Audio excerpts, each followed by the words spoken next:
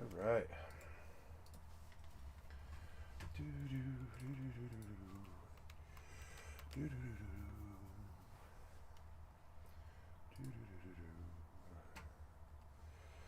Alright, we'll go into this first. And I would like to load this and go to Audible. Resume your journey. Yeah. No. What? No.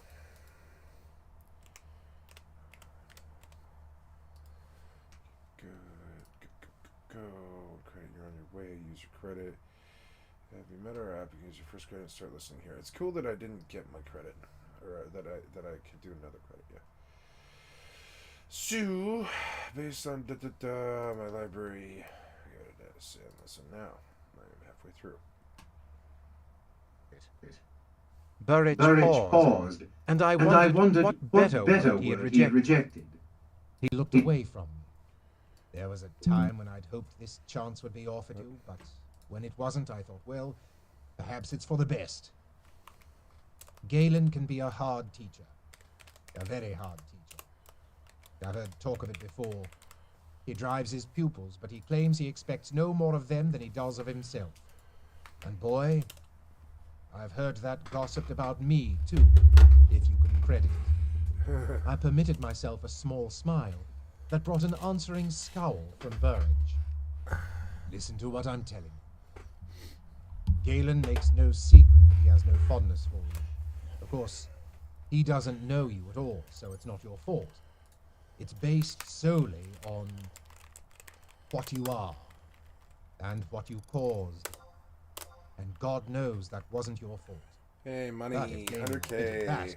Then he'd have to admit it was chivalry's fault. And I've never known him to admit that chivalry had any faults. But you can love a man and know better than that about him. Burridge took a brisk turn around the room, then came back to the fire. Just tell me what you want to say, I suggested. I'm trying, he snapped. It's not easy to know what to say. I'm not even sure if I should be speaking to you. Is this interference or counsel?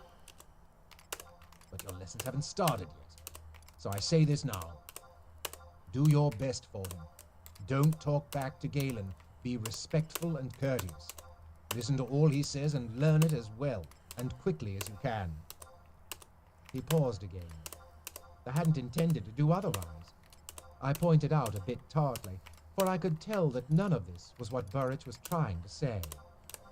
I know that fits. He sighed suddenly, and threw himself down at the table opposite me. With the heels of both hands, he pressed at his temples as if pained. I had never seen him so agitated. A long time ago, I talked to you about that other magic, the wit, the being with the beasts, almost becoming one of them. He paused and glanced about the room, as if worried someone would hear. He leaned in closer to me and spoke softly but urgently. Stay clear of it. I've tried my best to get you to see it's shameful and wrong, but I've never really felt that you agreed. Oh, No, wow. I know you've abided by my rule against it most of the time, but a few times I've sensed or suspected that you were tinkering with things no good man touches. I tell you, Fitz, I'd sooner see you forged. Yes, don't look so shocked. That's truly how I feel. And as for Galen, look, Fitz, don't even mention it to him. Don't speak of it. Don't even think of it near him. It's little that I know about the skill and how it works. But sometimes when your father touched me with it, it seemed he knew my heart before I did, and saw things that I kept buried even from myself. A sudden deep blush suffused Burridge's dark face, and almost I thought I saw tears stand in his dark eyes. He turned aside from me to the fire, and I sensed we were coming to the heart of what he needed to say. Needed, not wanted. There was a deep fear in him, one he denied himself. A lesser man, a man less stern with himself, would have trembled with it.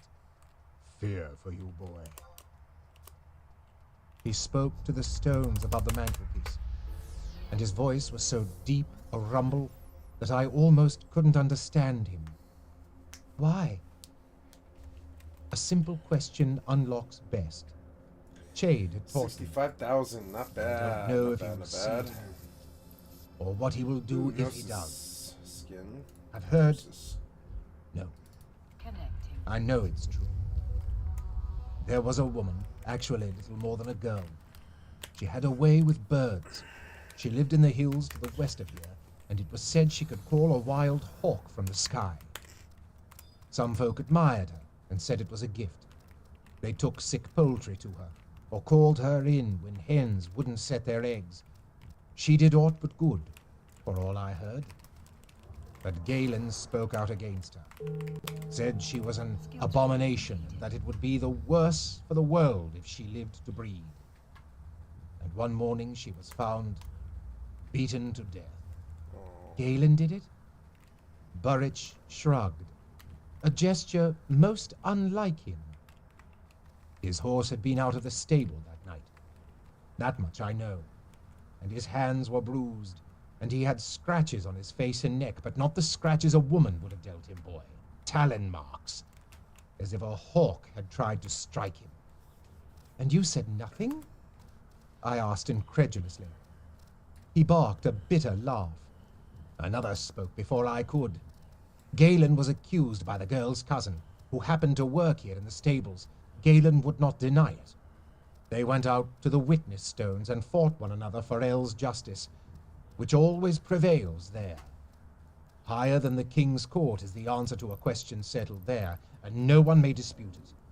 The boy died.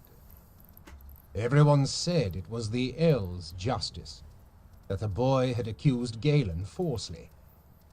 One said it to Galen, and he replied that El's justice was that the girl had died before she bred. And her tainted cousin, too. Burrich fell silent. 21 hours. I was queasy with what he had told me, and a cold fear snaked through me. A question once decided at the witness stones could not be raised again. That was more than law. It was the very will of the gods. So I was to be taught by a man who was a murderer, a man who would try to kill me if he suspected I had the wit. Yes, Burrich said, as if I had spoken aloud. Oh, Fitz, my son, be careful. Be wise.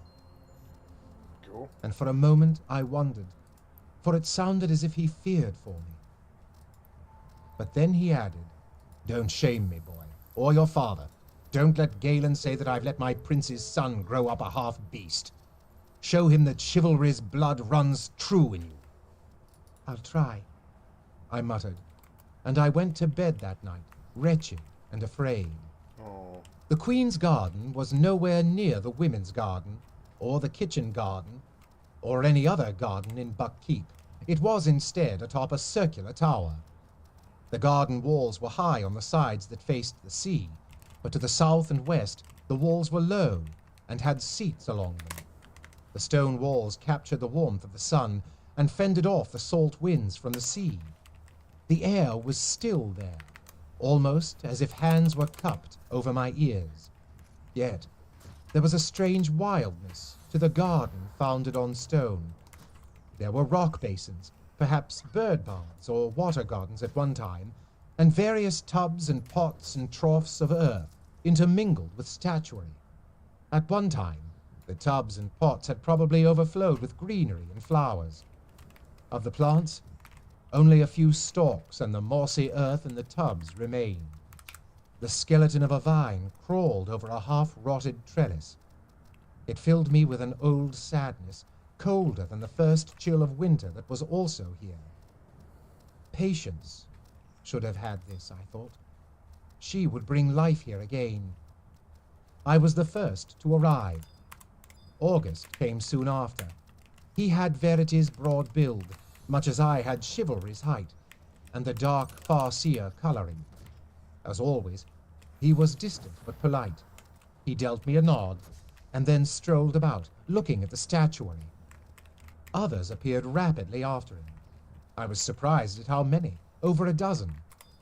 Other than August, son of the king's sister, no one could boast so much Farseer blood as I could. There were cousins and second cousins of both sexes, and both younger and older than I. August was probably the youngest, at least 2 years my junior, and Serene, a woman in her mid-20s, was probably the eldest. It was an oddly subdued group. A few clustered, talking softly, but most drifted about, poking at the empty gardens or looking at the statue. Then Galen came. He let the door of the stairwell slam shut behind him. Several of the others jumped. He stood regarding us, and we in turn looked at him in silence. There is something I have observed about skinny men. Some, like Chade, seem so preoccupied with their lives that they either forget to eat or burn every bit of substance they take in the fires of their passionate fascination with life. But there is another type, one who goes about the world cadaverously, cheeks sunken, bones jutting, and one senses that he so disapproves of the whole of the world that he begrudges every bit of it that he takes inside himself. At that moment, I would have wagered that Galen had never truly enjoyed one bite of food or one swallow of drink in his life. His dress puzzled me. It was opulently rich, with fur at his collar and neck, and amber beading so thick on his vest it would have turned a sore. But the rich fabrics strained over him, the clothing tailored so snugly to him that one wondered if the maker had lacked sufficient fabric to finish the suit. At a time when full sleeves, slashed with colors, were the mark of a wealthy man, he wore his shirt as tight as a cat's skin. His boots were high and fitted to his calves, and he carried a little quirt, as if come straight from riding. His clothing looked uncomfortable, and combined with his thinness to give an impression of stinginess. His pale eyes swept the Queen's garden dispassionately. He considered us and immediately dismissed us as wanting. He breathed out through his hawk's nose, as does a man facing an unpleasant chore. "Clear a space," he directed us. "Push all this rubbish to one side. Stack it there against the wall. Quickly now. I have no patience with sluggards." And so the last lines of the garden were destroyed. The arrangements of the pots and beds that had been shadows of the little walks and arbors that had once existed here were swept aside. The pots were moved to one side, the lovely little statues stacked crookedly atop them. Galen spoke only once to me. "Hurry up, bastard," he ordered me, as I struggled with a heavy pot of earth, and he brought down his riding crop across my shoulders. It was not much of a blow, more a tap, but it seemed so contrived that I stopped in my efforts and looked at him. "Didn't you hear me?" he demanded. I nodded and went back to moving the pot. From the corner of my eye, I saw his odd look of satisfaction. The blow, I felt, had been a test, but I was not sure if I had passed or failed it. The tower roof became a bare space, with only the green lines of moss and old runnels of dirt to indicate the garden that had been. He directed us to form ourselves in 2 lines. He ordered us by age and size, and then separated us by sex, putting the girls behind the boys and off to the right. "I will tolerate no distractions or disruptive behavior. You are here to learn, not dally," he warned us. He then spaced us out, having us stretch our arms in all directions to show that there we could not touch one another, not even so much as a fingertip. From this, I expected physical exercises would follow, but instead, he directed us to stand still, hands at our sides, and attend to him. So as we stood on the cold tower top, he lectured us. "For 17 years, I have been skill master of this keep.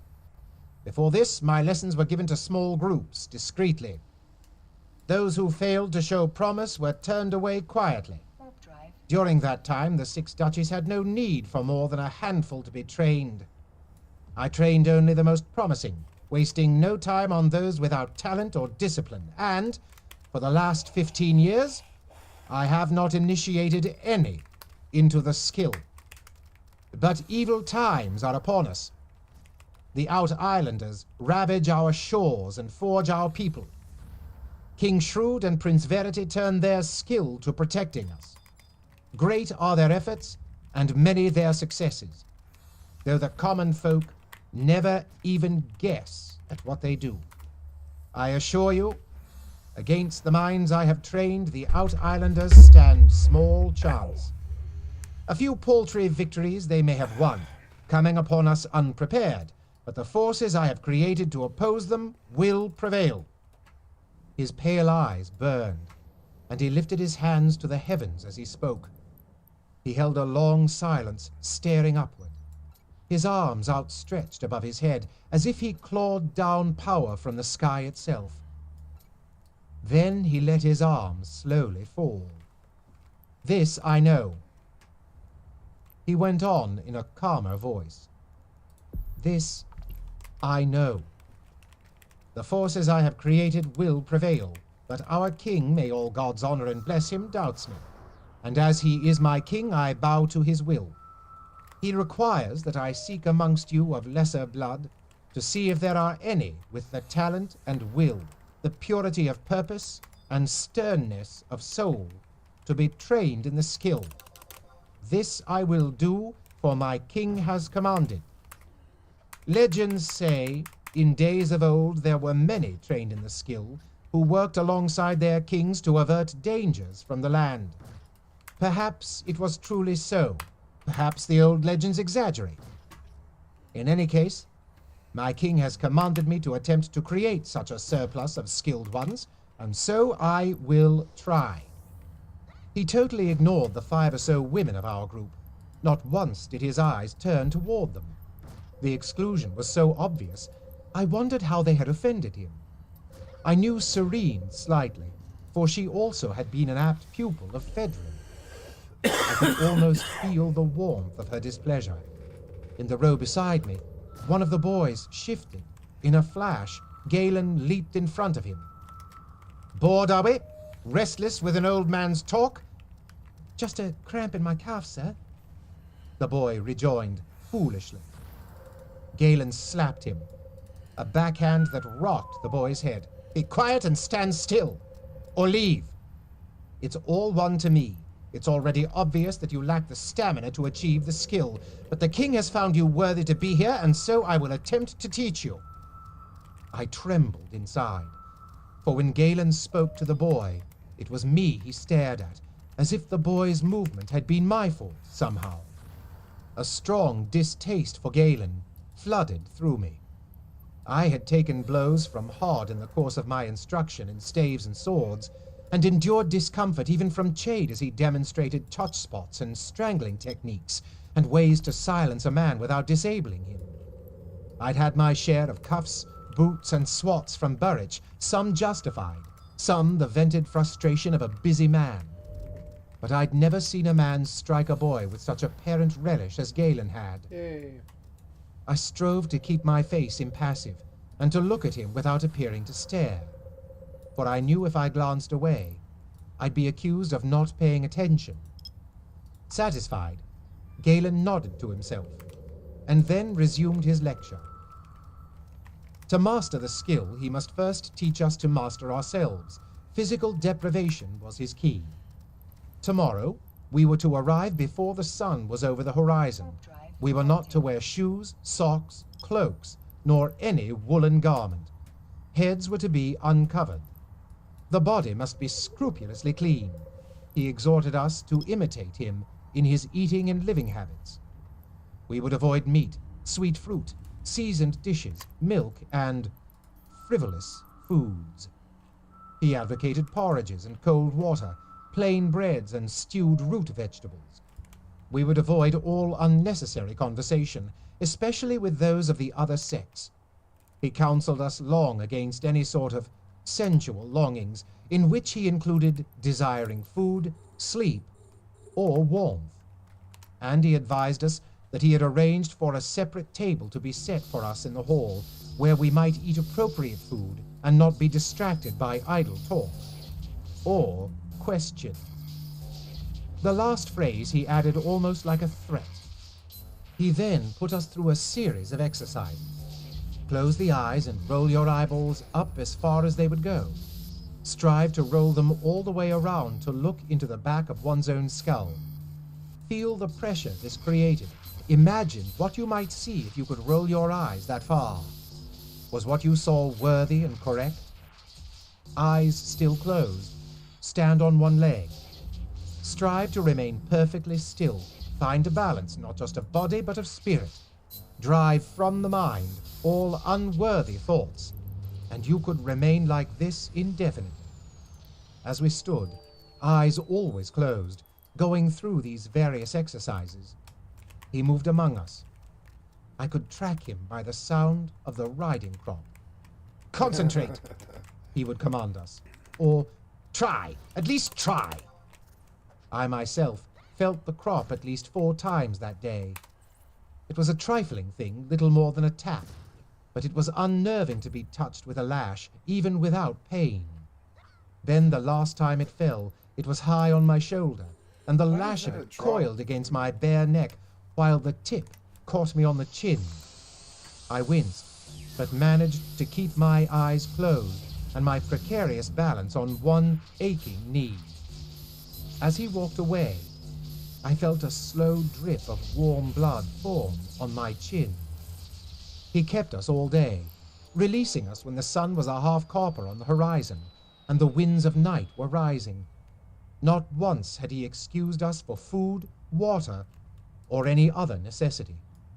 He watched us file past him, a grim smile on his face, and only when we were through the door did we feel free to stagger and flee down the staircase.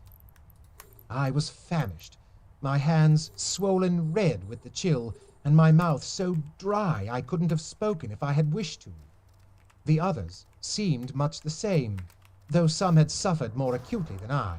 I at least was used to long hours, many of them outdoors. Mary, a year or so older than I, was accustomed to helping Mistress Hasty with the weaving. Her round face was more white than red with the cold, and I heard her whisper something to Serene, who took her hand as we went down the stairs. It wouldn't have been so bad if he had paid any attention to us at all, Serene whispered back.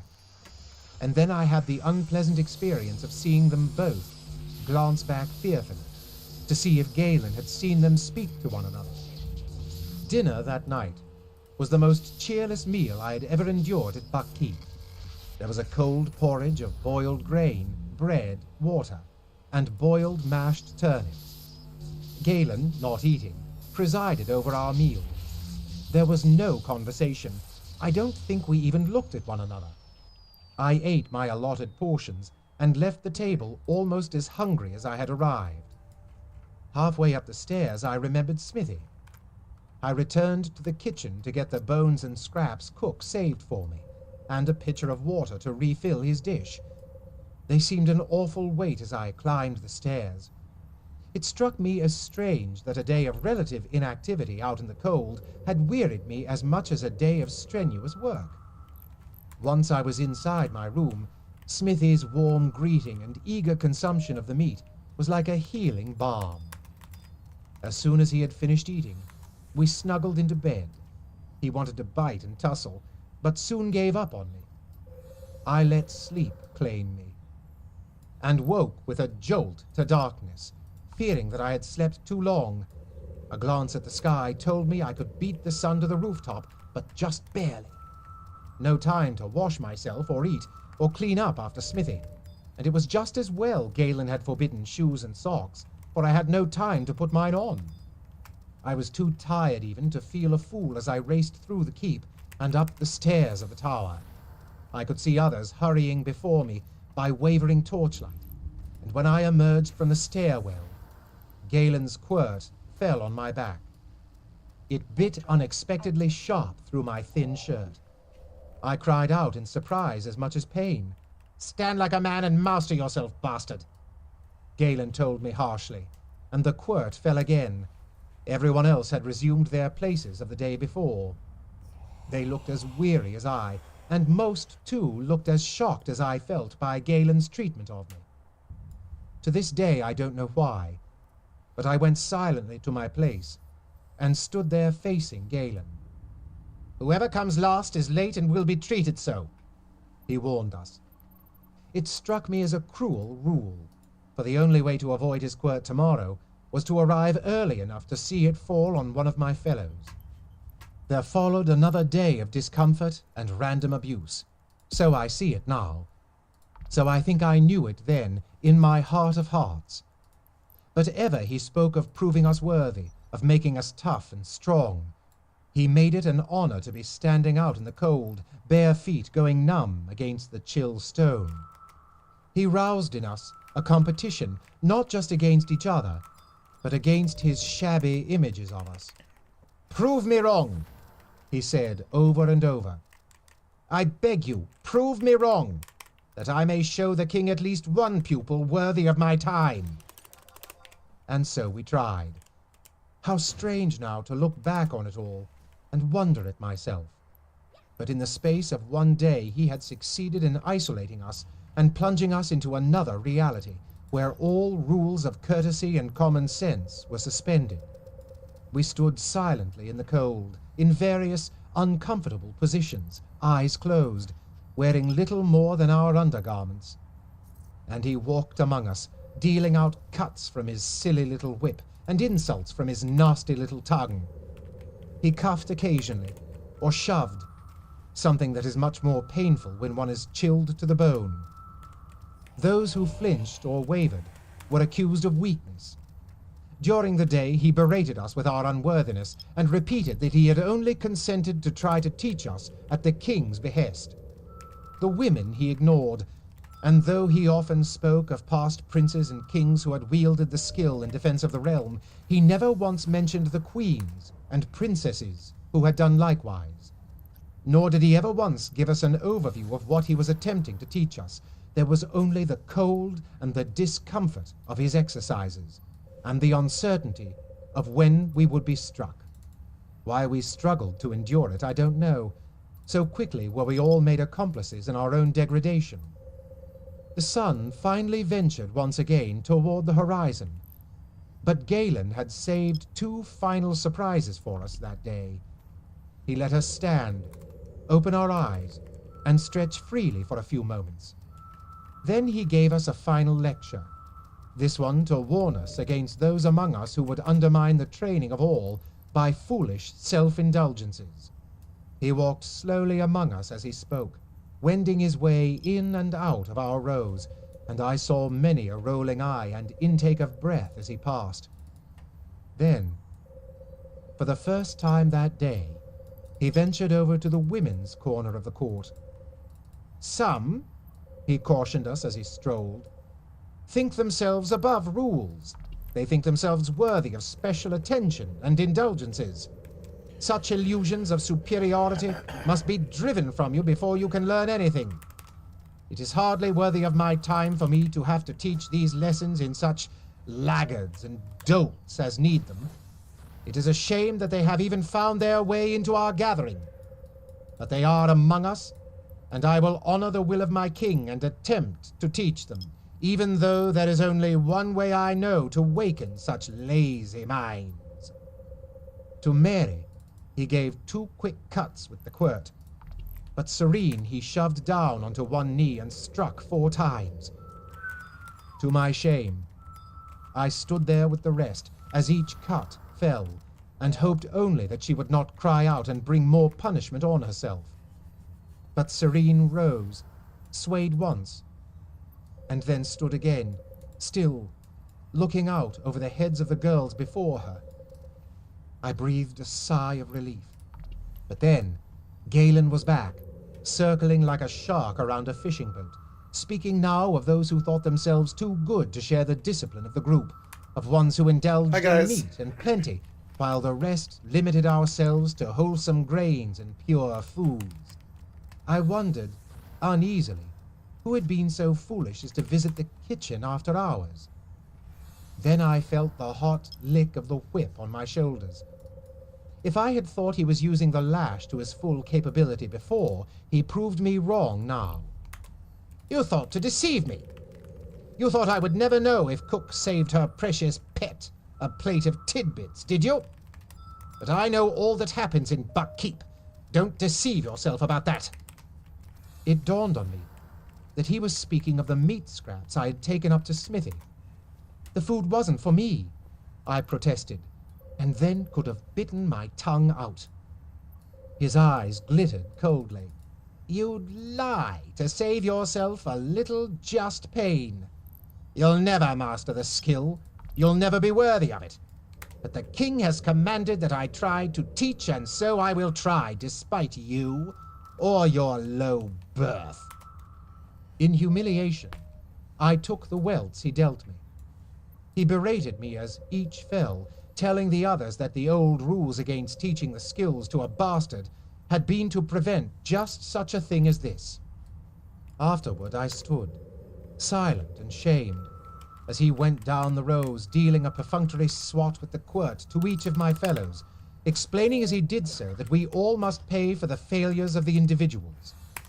It did not matter that this statement made no sense, or that the whip fell lightly compared with what Galen had just inflicted on me. It was the idea that they were all paying for my transgression. I had never felt so shamed in my life. Then he released us, to go down to another cheerless meal, much the same as yesterday's. This time, no one spoke on the stairs or at the meal, and afterward, I went straight up to my room. Meet soon, I promised the hungry pup that waited for me. Aww. Despite my aching back and muscles, Poor I baby. forced myself to clean up the room, scrubbing up Smithy's messes, and then making a trip for fresh Smithy's stewing messes. reeds. Smithy was a bit sulky Dad being said left yay. alone all day, and I was troubled when I realized I had no idea how long this miserable training would last. I waited until late, when all ordinary folk of the keep were in their beds, before venturing down to get Smithy's food for him. I dreaded that Galen would find out, but what else was I to do? I was halfway down the staircase when I saw the glimmering of a single candle being borne toward me. I shrank against the wall, suddenly sure it was Galen. But it was the fool who came toward me, glowing as white and pale as the wax candle he carried. In his other hand was a pail of food and a beaker of water balanced atop it. Soundlessly, he waved me back to my room. Once inside, the door shut, he turned on me. I can take care of the pup for you, he told me dryly, but I can't take care of you. Use your head, boy. What can you possibly learn from what he's doing to you? I shrugged, then winced. It's just a toughness. I don't think it will go on much longer before he gets down to actually teaching us. I can take it. Then, wait, I said, as he fed bits of meat to Smithy from the pail.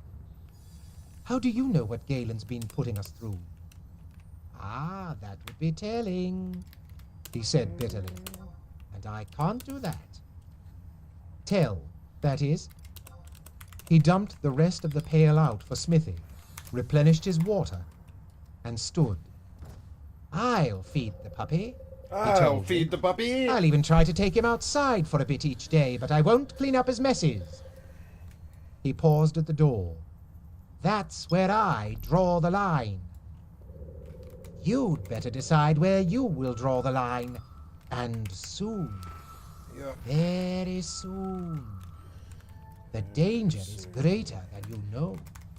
I got And it. then Local he was gone, Garistas taking his protection. candle and warnings with him. I lay down and fell asleep to the sounds of Smithy worrying a bone and making puppy growls to himself. 15. The Witness Stones. The skill, at its simplest, is the bridging of thought from person to person. It can be used a number of ways. During battle, for instance, a commander can relay simple information and commands directly to those officers under him, if those officers have been trained to receive it. One powerfully skilled can use his talent to influence even untrained minds, or the minds of his enemies, inspiring them with fear or confusion or doubt. Men so talented are rare, But, if incredibly gifted with the skill, a man can aspire to speak directly to the elderlings, those who are below only the gods themselves. Few have ever dared to do so, and of those who did, even fewer attained what they asked. For it is said, one may ask of the elderlings, but what they answer may not be the question you asked, but the one you should have asked. And the answer to that question may be one a man cannot hear and live. For when one speaks to the elderlings, then is the sweetness of using the skill strongest and most perilous. And this is the thing that every practitioner of the skill, weak or strong, must always guard against.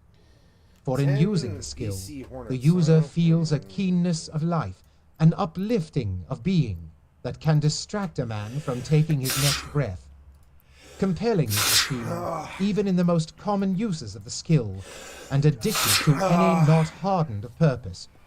But the intensity of this exaltation when speaking to the elderlings is a thing for which we have no comparison. Both senses and sense may be blasted forever from a man who uses the skill to speak to an elderling. Such a man dies raving. But it is also true, he dies raving of his joy. The fool was right. I had no idea of the peril I faced. I plunged on doggedly. I have no heart to detail the weeks that followed. Suffice to say that with each day, Galen had us more under his sway, and that he also became more cruel and manipulative. Some few pupils disappeared early on. Mary was one. She stopped coming after the 4th day. I saw her only once after that, creeping about the keep with a face both woe-begone and shamed. I learned later that Serene and the other women had shunned her after she had dropped the training, and when they later spoke of her, it was not as if she had failed at a test, but rather had committed some low and loathsome act for which she could never be forgiven. I know not where she went, only that she left Buck Keep and never returned. As the ocean sorts pebbles from sand on a beach and stratifies them at the tide mark, so did the poundings and caressings of Galen separate his students. Initially, all of us strove to be his best. It was not because we liked or admired him. I know not what the others felt, but in my heart was nothing but hate for him. But it was a hatred so strong that it spawned a resolution not to be broken by such a man. After days of his abuse, to wring a single grudging word of acknowledgement from him was like a torrent of praise from any other master. Days of his belittling should have made me numb to his mockery. We're all a little bit sadist. Instead, We I all came to think believe we can much of take what the he abuse. said, and tried futilely to change. I know I did. We vied constantly with one another to come to his attention. Some emerged clearly as his favorites. August was one, and we were often exhorted to imitate him. I was clearly his most despised, and yet this did not stop me from burning to distinguish myself before him. After the first time, I was never last on the tower top. I never wavered from his blows, nor did Serene, who shared my distinction of being despised. Serene became Galen's groveling follower, never breathing a word of criticism about him after that first lashing. Yet he constantly found fault with her, berated and reviled her, and struck her far more often than he struck any of the other women. Yet it made her only more determined to prove that she could withstand his abuse, and she, after Galen, was the most intolerant of any who wavered or doubted in our teaching. Winter deepened. It was cold and dark on the tower top, save for what light came from the stairwell. It was the most isolated place in the world, and Galen was god of it. He forged us into a unit. We believed ourselves elite, superior, and privileged to be instructed in the skill. Even I, who endured mockery and beatings, believed this to be so. Those of us he broke we despised. We saw only one another for this time. We heard only Galen.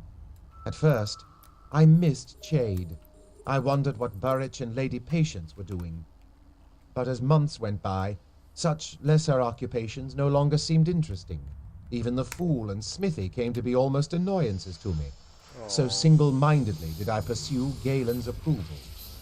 The fool came and went silently then, though there were times when I was sorest and weariest, when the touch of Smithy's nose against my cheek was the only comfort I had, and times when I felt shamed by how little time I was giving to my growing puppy. After 3 months of cold and cruelty, Galen had whittled us down to 8 candidates. The real training finally began, and also he returned to us a small measure of comfort and dignity. These seemed by then not only great luxuries, but gifts from Galen to be grateful for. A bit of dried fruit with our meals, permission to wear shoes, brief conversation allowed at the table, that was all. And yet, we were grovelingly grateful for it. But the changes were only beginning. It comes back in crystal glimpses. I remember the first time he touched me with the skill. We were on the tower top, spaced even farther now that there were fewer of us. He paused a moment before each, while the rest of us watched in reverent silence. "Ready your minds for the touch. Be open to it, but do not indulge in the pleasure of it. The purpose of the skill is not pleasure." He wended his way among us, in no particular order. Spaced as we were, we could not see one another's faces, nor did it ever please Galen that our eyes followed his movements. And so we heard only his brief, stern words, and heard the indrawn gasp of each touched one. To Serene, he said in disgust, "Be open to it," I said, "not cower like a beaten dog." And last he came to me. I listened to his words, and as he had counseled us earlier, I tried to let go of every sensory awareness I had, and be open only to him. I felt the brush of his mind against mine, like a soft tickle on my forehead. I stood firm before it. It grew stronger, a warmth, a light, but I refused to be drawn into it. I felt Galen stood within my mind, sternly regarding me, and using the focusing techniques he had taught us. "Imagine a pail of purest white wool and pour yourself into it." I was able to stand before him, waiting. Dude, why would you aware waste my of the time? skill's elation, Damn it, man! Don't but waste not my giving time. into it. It's disrespectful. Thrice, it's like goddamn the 9 warmth minutes to get into rushed this through bitch me, and no loot and at all. thrice I stood before That's it. like almost disrespectful. And then he A withdrew. little bit. Like, He gave me a grudging it's a nod, gamble, I but in guess. his eyes I saw not approval, but a trace of fear. It's still That first disrespectful. touch was It like should the never be spark 0 that loot. I'm finally okay with kindled 100 the ISK. I'm I not okay with grasped 0. what Like, it that's was. a total disrespect to I my could not time. do it yet. Like I could not kinda send my disses me a thoughts little out from bit. me, Makes but I this had a less knowing fun. that would not fit into Makes words it less I would likely be that I will able want to to do it. skill. And with that knowing, my resolve hardened, and there was nothing Galen could have done that would stop me learning it. I think he knew it. For some reason it frightened him, for he turned on me in the days that followed with a cruelty that I now find incredible.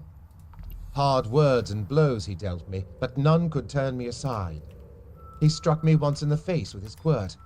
It left a visible welt, and it chanced that when I was coming into the dining hall, Burrich was also there. I saw his eyes widen. He started up from his place at table, his jaw clenched in a way I knew too well. But I looked aside. I'll kill him! And down. He stood a moment glaring at Galen, who returned his look with a supercilious stare. Then, fists clenched, Burrich turned his back and left the room. I relaxed, relieved there would be no confrontation. But then Galen looked at me, and the triumph in his face made my heart cold. I was his now, and he knew it. Pain and victories mixed for me in the next week. He never lost an opportunity to belittle me, and yet I knew I excelled at each exercise he gave us. I sensed the others groping after his touch of skill, but for me it was as simple as opening my eyes. I knew one moment of intense fear. He had entered my mind with the skill and given me a sentence to repeat aloud. "I am a bastard, and I shame my father's name," I said aloud, calmly. And then he spoke again within my mind. "You draw the strength from some Nothing. bastard. God This damn is it, not man. your skill. Do you think I will not find the source?" And then I quailed before him and drew back from his touch, hiding Smithy within my mind. His smile showed all his teeth to me. In the days that followed, we played a game of hide and seek. I must let him into my mind to learn the skill. Once there, I danced on coals to keep my secret from him. Not just Smithy, but Chade and the Fool did I hide, and Molly and Carey and Dirk, and other older secrets I would not reveal even to myself. Abuse is He sought them all, abuse. and I juggled them desperately out of his reach. Goddamn But despite right. all that, or perhaps Discipline because of the mind. You can't I felt have myself the growing things that I stronger in the love. skill. You can't have them. Don't mock me! He roared after one session, and then grew infuriated as the other students exchanged shocked glances. Attend to your own exercises! He roared at them. He paced away from me, then spun suddenly and flung himself at me. Fist and boot, he attacked me, and as Molly once had, I had no more thought than to shield my face and belly. The blows he rained on me were more like a child's tantrum than a man's attack. I felt their ineffectiveness, and then realized with a chill that I was repelling at him. Not so much that he would sense it, just enough that not one of his blows fell exactly as he had intended. I knew more, that he had no idea what I was doing. When at last he dropped his fists and I dared to lift my eyes, I felt momentarily I had won. For all the others on the tower top were looking at him with gazes mingled of disgust and fear. He had gone too far for even Serene to stomach. White-faced, he turned aside from me. In that moment, I felt him reach a decision. That evening in my room I was horribly tired, but too enervated to sleep. The Fool had left food for Smithy, and I was teasing him with a large beef knuckle. He had set his teeth in my sleeve and was worrying it, while I held the bone just out of his reach. It was the sort of game he loved, and he snarled with mock ferocity as he shook my arm. He was near as big as he would get, and I felt with pride the muscles in his thick little neck. With my free hand, I pinched his tail, and he spun snarling to this new attack. From hand to hand, I juggled his bone, and his eyes darted back and forth. Thank as he God for snapped animals. after me. Wolves have no brain, kings. I teased him. All you can think of is what you want. No brain. No brain. Just like his owner. I startled. And in that second, Smithy had his bone. He flopped down with it, giving the Fool no more than a perfunctory wag of his tail. I sat down, out of breath. I never even heard the door open. Or shut. He ignored that, and went straight to his topic. Do you think Galen will allow you to succeed? I grinned smugly. Do you think he can prevent it? The Fool sat down beside me with a sigh. That's how I feel. I know he can. No, So no, does he he. can't. No, he can't. This is my thing. When somebody goes up against me, all these people around me are like, you can't win that, you can't win that. And I go, yes, I can. You think he can prevent me? I've gone through every problem I've ever encountered. Through it, you understand? It might have taken me years, but I got through it. Through it. Like literally pierced through the problems. Like, no problem. I'll go through anything. I don't care what it is. Can you prevent me is the actual question. Can the law prevent me? Can the cops prevent me? Can people who like to beat on me prevent me? Can the women who have messed with me prevent me, etc.? Like all this, you know, like, you know, it's just, you know, nothing can stop me. Nothing can, nothing is undoable, nothing is unstoppable, nothing is unbeatable, nothing is impossible, you know?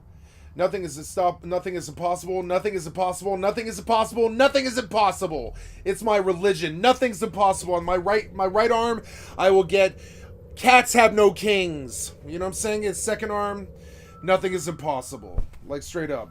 Like, after my mom passes, eventually I will know that I have no one left in humanity. Nobody left. Except for the people I see through my screen every day. And that's it, you know? And I'm going to be like, yep. Cats have no kings, I have no duty, I have no, like, you know, etc. to anyone but myself. And I know that's selfish, but it's not I who turned my back, you know. What I cannot decide is if he is ruthless enough, but I suspect he is. So let him try, I said. Let him flippantly. try. Yeah. I have no choice in that. The fool was adamantly serious. What I had hoped to do was dissuade you from trying. You'd asked me Yeah, to but give I'm not up. like that. No. I'm not like that. I'm gonna win. was I don't incredulous. care. I'll win. I would. Why? I demanded. Because, he began, and then stopped in frustration. I don't know. Too many I don't things know. Too many converge. things. Yep. Perhaps if I pluck one thread loose, the knot will not form. I was suddenly tired, and the earlier elation of my He's triumph speaking riddles, collapsed before his prophet. dour warnings. My irritability won, and I snapped. If you cannot speak clearly, why do you speak at all? He's a He was prophet. He silent can't and help it. I stuck. have a friend who's a prophet. She can't help it either. That's another thing I don't know. I don't said at know. last. They don't know, and I don't know He what rose to do about it. to go. Yeah. Fool, I He's began. speaking riddles about moonshine, I and am it's that. I don't know. He said, and left. And so I persevered, growing stronger. I grew impatient with our slow pace of instruction. We went over the same practices each day, and gradually the others began to master what seemed so natural to me. How could they have been so closed off from the rest of the world, I wondered? How could it be so hard for them to open their minds to Galen's skill? My own task was not to open, but rather to keep closed to him what I did not wish to share. Often, as he gave me a perfunctory touch of the skill, I sensed a tendril of seeking slinking into my mind. But I evaded it. You are ready, he announced one chill day. It was afternoon, but the brightest stars were already showing in the blue darkness of the sky. I missed the clouds that had yesterday snowed upon us, but had at least kept this deeper cold at bay. I flexed my toes inside the leather shoes that Galen permitted us, trying to warm them to life again. Before, I have touched you with the skill to accustom you to it. Now, today, we will attempt a full joining. You will each reach out to me as I reach out to you, but beware. Most of you have coped with resisting the distractions of the skill touch, but the power of what you felt was the lightest brush. Today will be stronger. Resist it, but stay open to the skill. And again, he began his slow circuit among us. I waited, enervated, but unafraid.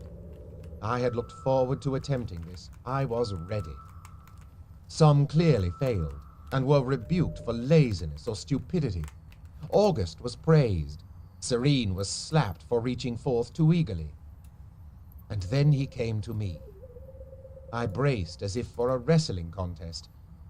I felt the brush of his mind against mine, and offered him a cautious reaching of thought. Like this? Yes, bastard. Like this. And for a moment we were in balance, hovering like children on a seesaw.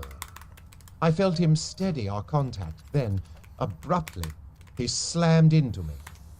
It felt exactly as if the air had been knocked out of me, but in a mental rather than physical way. Instead of being able to get my breath, I was unable to master my thoughts.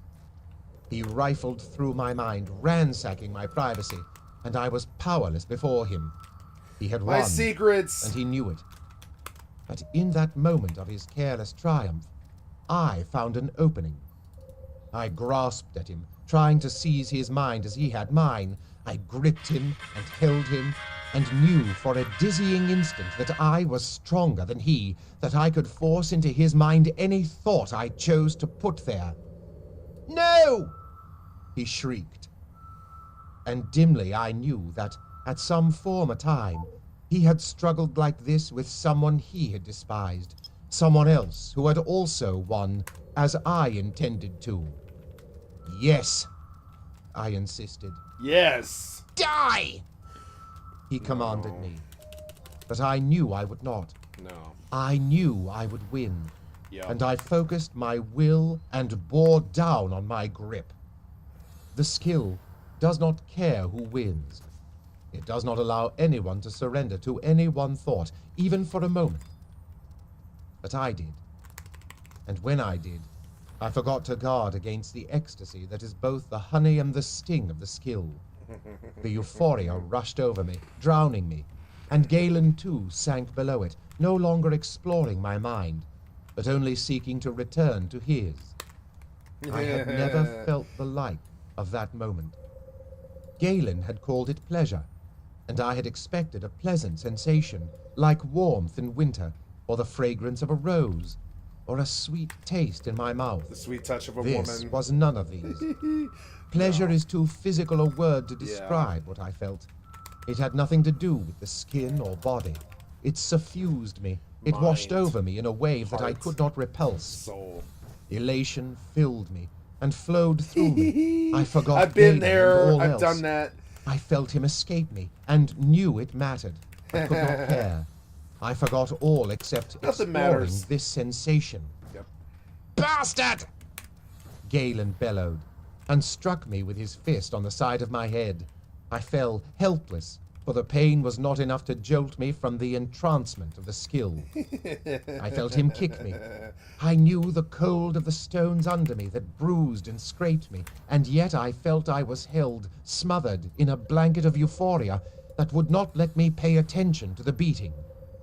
My mind assured me, despite the pain, that all was well. There was no need to fight or flee. Now this guy's a pussy. Somewhere You the haven't tide beat. was You're ebbing, stronger than he leaving will me ever be. beached and gasping. Just like the Galen man stood that I over me, faced down. disheveled and sweating. His breath smoked in the cold air as he leaned close over me. Die! He said, No. but I did not hear the words. I felt them. He let go of my throat, and I fell. And in the wake of the devouring elation of the skill, came now a bleakness of failure and guilt that made my physical pain as nothing. My nose was bleeding, it was painful to breathe, and the force of the kicks he had dealt me had scraped skin from my body as I had slid across the tower stones. The different pains so contradicted one another, each clamoring for attention, that I couldn't even assess what damage had been done to me. I could not even gather myself together to stand back up, but looming over all was the knowledge that I had failed. I was defeated and unworthy, and Galen had proved it. As if You from a passed the distance, test. I heard him Vince. shouting at the others, telling them to beware, for this was how he would deal with those so undisciplined that they could not turn their minds from pleasure to the skill. And he warned them all of what befell such a man who strove to use the skill, and instead fell under the spell of the pleasure of it, bore with it. Such a man would become mindless, a great infant, speechless, sightless, soiling himself, forgetting thought, forgetting even food and drink until he died. Such a one was beyond disgust. And such a one was I. I sank into my shame. Helplessly I began to sob. I merited such treatment as he had given me. I deserved worse. Only a misplaced pity had kept Galen from killing me. I had wasted his time, had taken his painstaking instruction, and turned it all to selfish indulgence.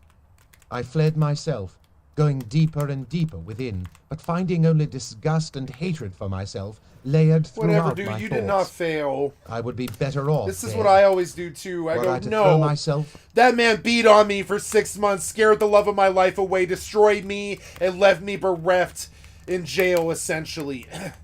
And in the back of my mind, I'm thinking, it's your failure. It's your fault. It's your fault that humanity is shit and turned their back on you and betrayed you and ignored you and left you to die and made your profession illegal and all these things, you know? Prohibition 2.0, fucking oppression and tyranny. It is my fault all these things happen because I did not fix them. That is how I view it. It is my failure, not theirs. It is my failure that they are that weak. I will fix them if ever given the chance. That is the thing. They can't give me the chance and never will. I will fix everything that ails all of them, and they will not permit me to do so. So okay, we say goodbye. Bye. Goodbye. It's my fault that you're so weak, but You won't give me a chance to fix you. I'm the only one who can fix you. They talk about how you can't fix a man. You can't fix a woman. You can't fix humanity. You can't fix stupid. I can. I can.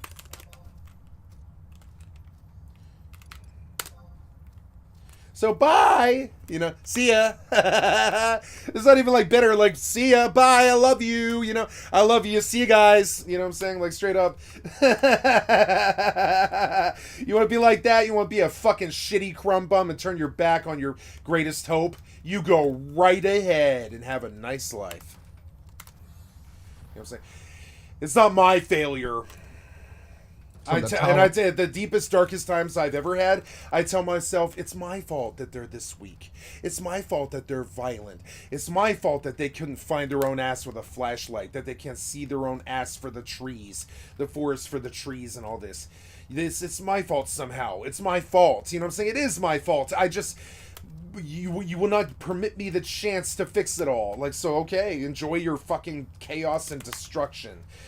True chaotic neutral turns their back and walks away. You know what I'm saying? Smart man doesn't sit there and take the abuse. You know what I'm saying? Or roof, it would still not be enough to destroy my shame. But at least I need I no feel longer shame be aware for of the weakness of humanity. I lay still and wept. I feel the pain of everyone, The others wept. And then I feel As each nothing. one passed, Nothing. They had a word, a goblet of spittle. I'm gonna follow the thread. I feel the pain of everyone, but then I feel nothing because that's what they felt for me. Fuck them, you know.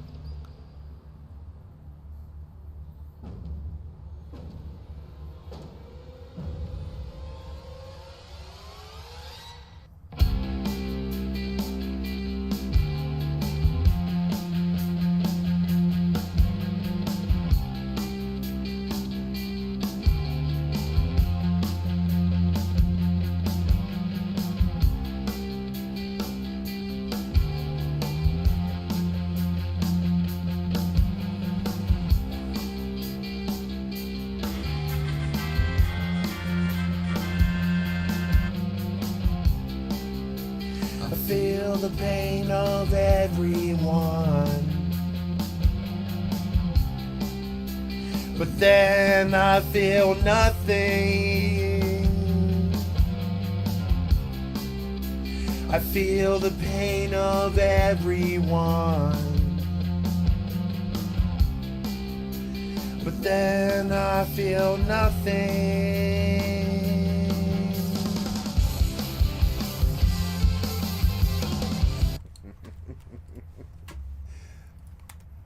I think it's funny now. I used to be really angry about it. Now I think it's just funny. Like, how really bad people actually are. Like, they're good too. You know, a person is good. Like, what makes humanity great is they want to be good. That doesn't make them good. They just want to be good, most of them, you know. And that's cool. Most of them are evil, but at least they want to be good. And that's their redeeming quality. That and the fact that, you know, everybody is seeking the meaning of life. And I think this is the weird part about it. Everybody knows the meaning of life. My best friend told me what it was one time. I'll tell you what the meaning of life is from a spiritual guru who would know such things. You know what I'm saying? Seek bliss, right? Most people think they're so lost and they don't know what the meaning of life is, or that they don't know why they're doing this, or whatever. It's seek bliss. Whatever that means to you. It doesn't matter if it's murder, rape, child molestation, whatever the fuck brings you bliss, or whatever the fuck. It doesn't matter if it's good, if it's like, you know, Ma Teresa, or motherfucking, you know, like all the good things like John Lennon and motherfucking, you know, Sweet Bapu and you know, I don't know, good things, right? Like good people, etc. You know, philanthropy and such. Doesn't matter what it is that makes you seek bliss, just that you seek bliss. And in my experience, most of all humanity does only seek bliss. That's actually what they do, you know?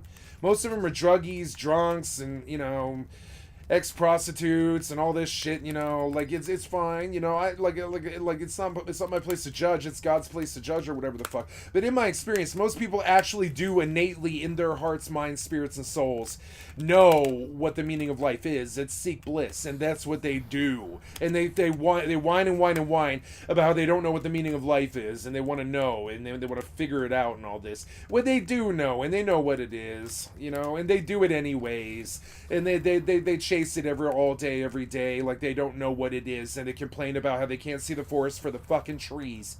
It's seek bliss.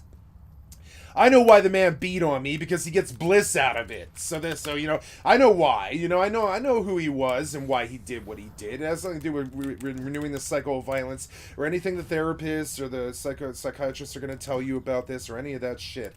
It has nothing to do with that. It has to do with that's what brings him happiness, is beating on others as he was beat on, or whatever, or some kind, or indulging in his crapulence, whatever it is that makes him seek bliss like that. It might be like, you never know the hardships people don't speak of or why it is he is that way. But like, whatever, it's still not my failure. It's not his failure. It just is what it is. Like like, you know, the only thing that I know is that I don't know what it is that makes them tick. I don't know. So, but I do know what the meaning of it all is, and this is why I can fix it. I know why it is that people do what they do. It's a little bit different. I was given a good gift by a good person who was like kind enough to tell me one day what the meaning was. You know what I'm saying? I wrote about this on my Facebook the other day about two things, right? Two things I wrote about this on my Facebook. The first one being, you know, I've been hunting for games. I would rather be drunk, homeless, crackhead on the streets being beaten by Tad again. You know what I'm saying? Like losing my ex-girlfriend over a billion times and all this over and over again. I'd rather be that than hunting for games. Hunting for games is my least favorite thing in the world to do. I would rather be raped or murdered. It is literally my least favorite thing to do. Hunt. Because guess what? It isn't there. Hunting for things that isn't there, right? Looking for things that aren't there. Trying something over and over and over again and expecting a different result. You know what that is, right? It's insanity, right? So I talked about this on my Facebook, and I thank Channing, and I thank Channing in a verdant, you know, in a you know, kind of a like roundabout way, as he would do with me, right? And I told him, like, you know, I was like, right? Sometimes your closest friends knew the solution to the hardest problem you ever faced. He introduced me to EVE Online because he knew I was going to be hunting for games. He's this good of a genius. He's this good of a spiritual advisor and a friend. He knew what battles I would face in the future and what would matter to me. And so he introduced me to EVE Online, which has been a wonderful, like, cradle of life for me in a very dark time, and you know, of restitution and rebuilding and revolution in my mind and in my soul. And I needed some place to go. I needed faith in some kind of place, some kind of, because I've always lived online. My home is online. It's never been here. I have this wonderful home. I don't value it. I don't keep it clean. I don't care about it because my home online, my home has always been online. And when my home online, it sucks and I don't want to be there, it's almost like you want to commit suicide. Like if the game you're on sucks and you don't want to be there, it's like bad enough for me to want to commit suicide. And so on top of this, there's something else Channing told me about, which is the meaning of life is to, in his words and his experience and what he has seen, he told me the meaning of life is to seek bliss. And he told me what the solution was to all these problems 15 years ago, which was to seek bliss and just be myself and let them, and say fuck them. If they want to be like this and turn their back on me, make my profession illegal so I can't support my friends and family and change the world and all this shit, fine, fuck them. Fuck you, government. You're done. You're gone out of my life, right? If they want to fuck me and stick me with a bunch of goddamn fucking charges and shit, fine, fuck you. I won't deal with you then. I'll never break the law again, etc. If my friends never want to speak to me again, my friends never want to speak to me again. Bye! You know what I'm saying? It's the same thing. Like, you know, it's like I am stronger. I knew the solution in the end. And I can enrich their lives. I have a lot of power. I'm a generator. I've moved things. I've changed things. I've saved lives before. I am a catalyst. But okay, you don't want to be a catalyst. You don't want to be catalysted? That's fine by me. That's my motherfucking name. You can see it right there. I am the catalyst. My name has been Catalyst for 10 years. I am the catalyst. I am Skycat. I am Catalysta. I am both things. I am the cata and the list. I am the sky and the cat. I am, you know, etc. I am the alpha and the omega. And so they're, you know, and they're, you know,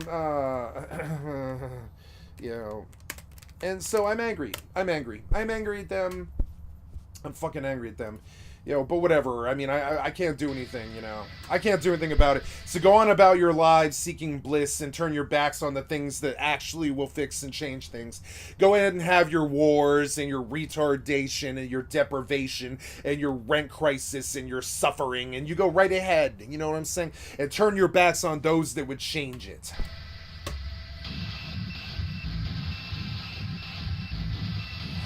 I am the Alpha and the Omega of this situation. I'm not God. I am just the Alpha and the Omega of this fucking situation. You understand me? Who the fuck made you?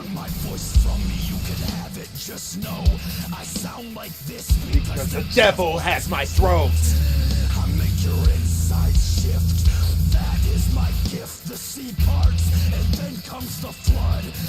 And men have died to make this. You can't imitate shit. The talent I have, I paid for in blood. I can tell you about things you'll die never having known. And I can take you places you could never ever go. And I've been there, so just know that death comes slow and life goes fast before you know it. Through with your ass! Bitch, I am the powers that be. I am Christ crucified on the T. I am the Alpha and the Omega. I'm the Messiah, the gnashing of teeth. No one meets death until they see me. I am the Alpha and the Omega.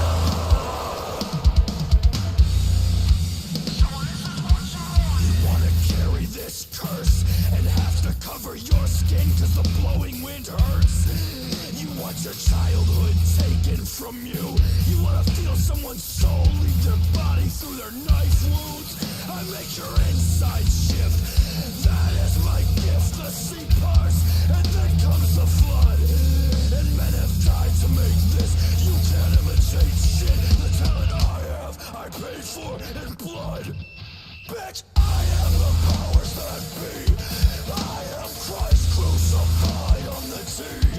I am the Alpha and the Omega. I'm the Messiah, the gnashing of teeth. No one meets death until they see me. I am the Alpha and the Omega.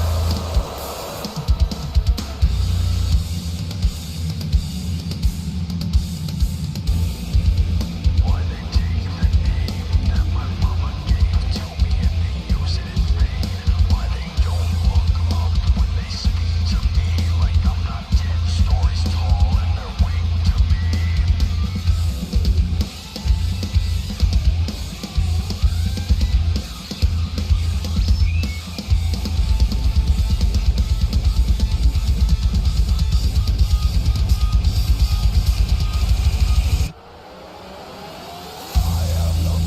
Flint, Michigan.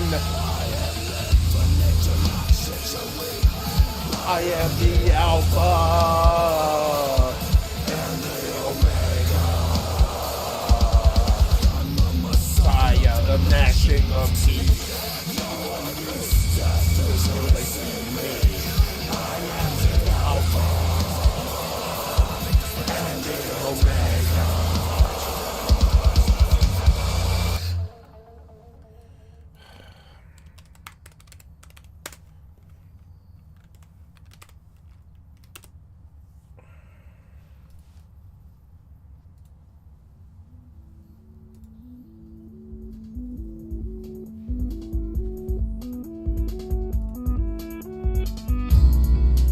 I heard a voice through the Discord.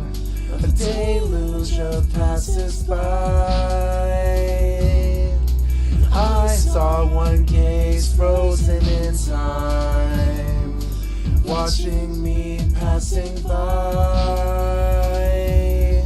And I know your face in the crowd.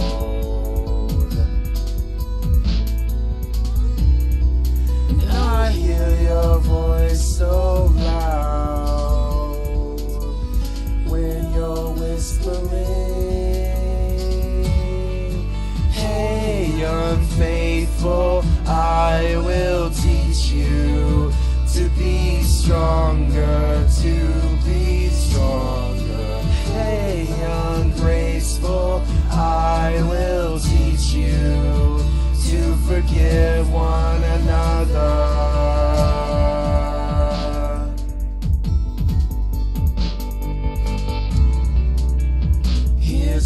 kiss to betray, desperate to brush the lips of glaze. Did you feel hollow when you think of how I lied? Oh, sweet angel of mercy, with your grace like the morning, wrap your loving arms around me. Oh, sweet angel of mercy, with your grace like the morning, wrap your loving arms around me. Hey, unfaithful, I will teach you to be stronger, to be stronger. Hey, ungraceful, I will teach you to forgive one another. Hey, unfaithful, I will teach you to be stronger, to be stronger. Hey, unloving, I will love you, I will love you, I will love you. But Jesus, I'm ready to come home. Jesus, I'm ready to come home.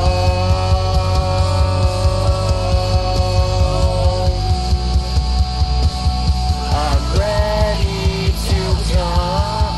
Hey, ungraceful. Hey, unfaithful. Hey, unloving. I will love you. Hey, unloving. I will love you.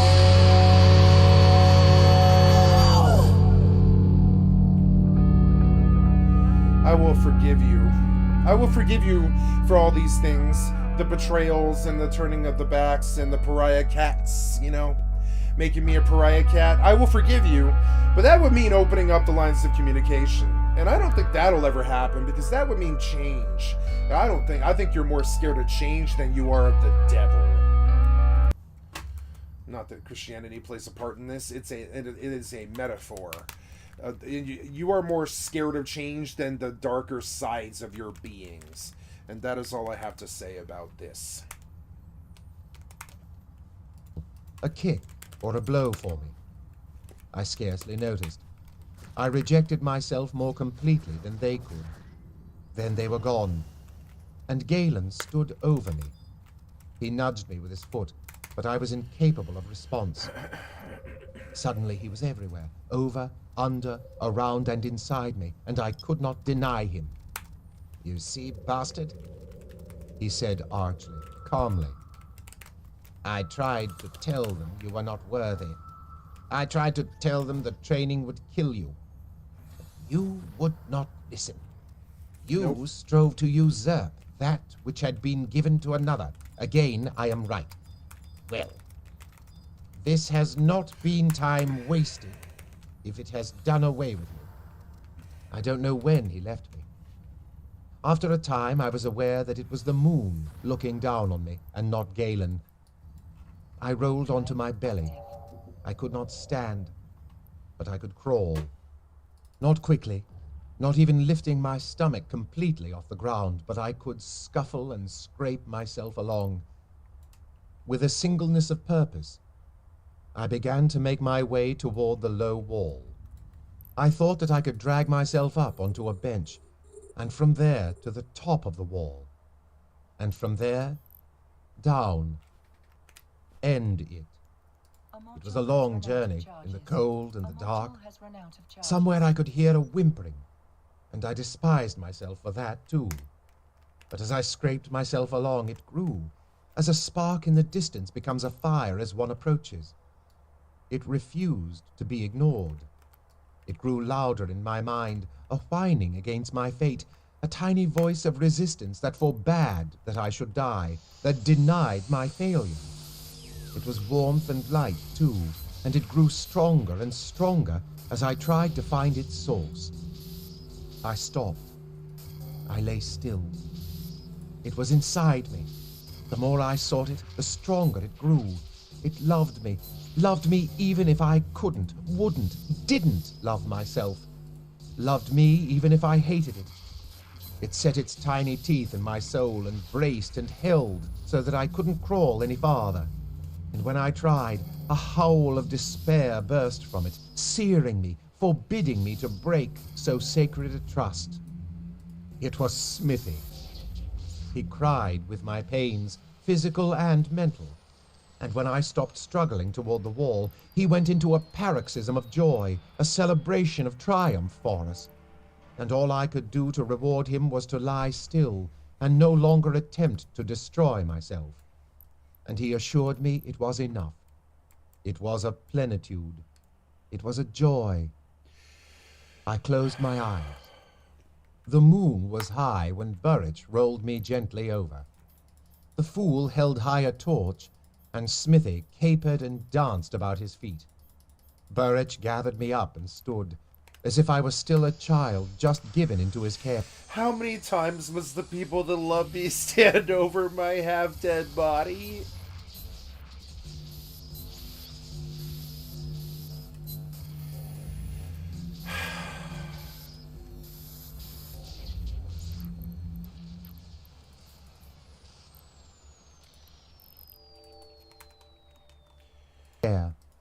I had a glimpse of his dark face, but read nothing there. He carried me down the long stone staircase, and the fool bore the torch to light the way. And he took me out of the keep, and back to the stables, and up to his room. There, the fool left Burrich and Smithy and me, and I do not recall that there had been one word spoken. Burrich set me down on his own bed, and then dragged it, bedstead and all, closer to the fire. With returning warmth came great pain, and I gave my body over to Burrich, my soul to Smithy, and let go of my mind for a long while. I opened my eyes to the night. I knew not which one. Burrich sat next to me still, undozing, not even slumped in his chair. I felt the strictures of bandaging on my ribs. I lifted a hand to touch it, but was baffled by two splintered fingers. Burrich's eyes followed my motion. They were swollen with more than cold. Too swollen for me to tell if they were breaks or just sprains. I splintered them in case. I suspect they're just sprained. I think if they were broken, the pain of my working on them would have wakened even you. He spoke calmly, as if telling me that he had purged a new dog for worms as a preventative against contagion. And just as his steady voice and calm touch had worked on a frantic animal, so it worked on me. I relaxed, thinking that if he were calm, not much could be wrong. He slipped a finger under the bandages supporting my ribs, checking the tightness. What happened? Complete waste of time. I need He to stop asked, doing those. and turned aside from me to pick up a cup of tea as he I'm spoke, gonna stop doing those. as if the question and my answer I'm were looking of no for great I'm looking import. for event sites they actually pay. I pushed my mind back over These the pieces last of shit. few I don't know weeks, how a high-sec trying pilot to would find a way to ever make a explain. living off this. Events It's like literally danced in my 10,000 mind, ISK slipped an away hour from me. or something. You'd have to I play remembered for only 100 defeat. years before you ever Galen made it. Before tested. you ever made $1 billion. You know. I said slowly, Whatever. I don't know. I I don't know. and he punished me for it.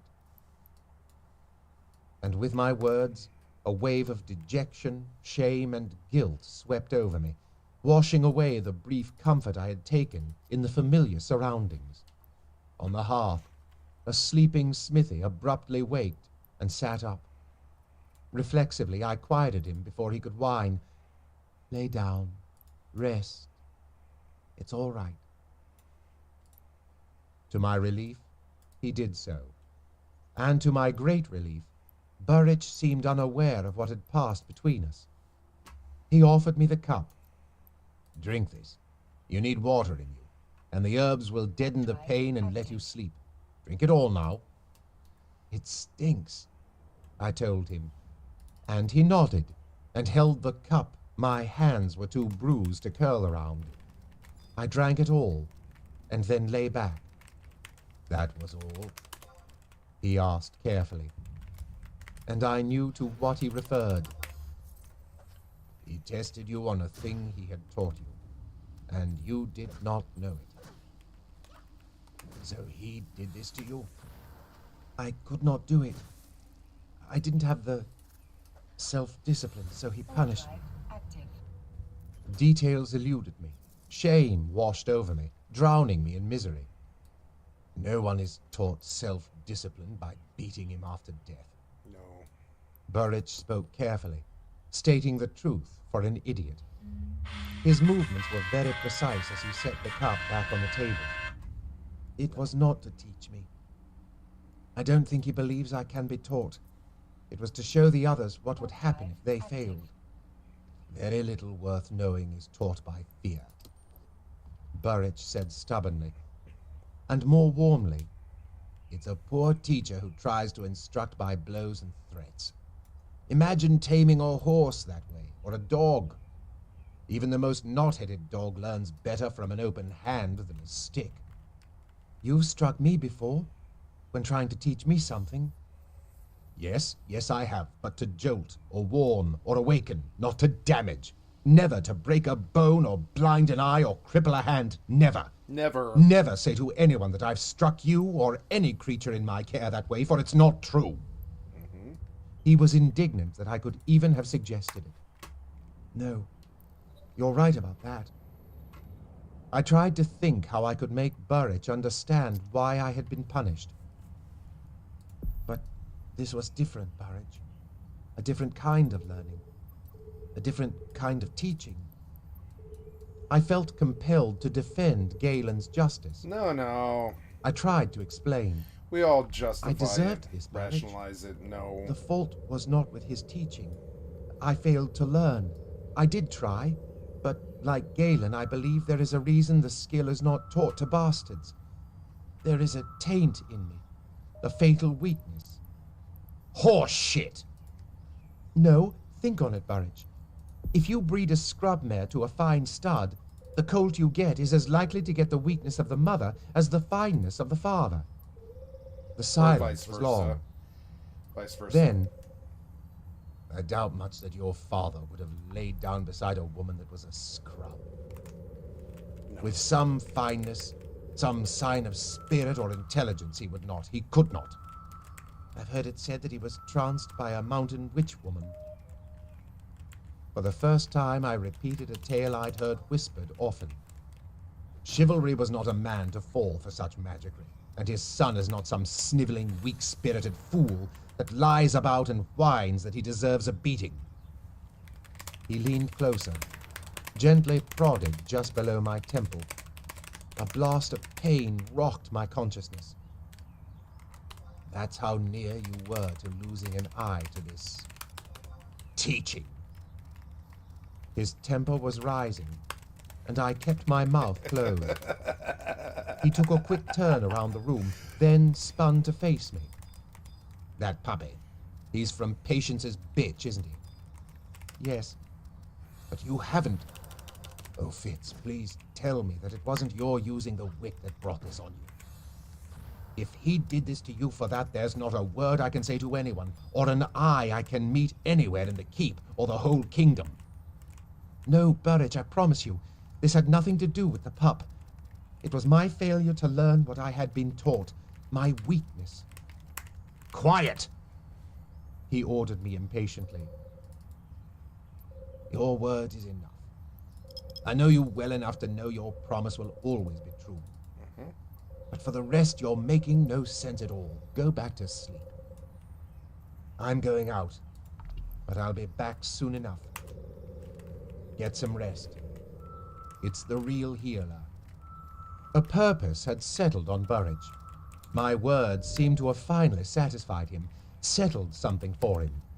He dressed quickly, pulling on boots, changing his shirt for a loose one, and putting only a leather jerkin over it. Smithy stood and whined anxiously as Burrich went out, but could not convey his worry to me. Instead, he came to the bedside and scrabbled up, to burrow into the covers beside me and comfort me with his trust. In the bleak despair that settled over me, he was my only light. I closed my eyes and Burridge's herbs sank me into a dreamless sleep. I awoke later that afternoon.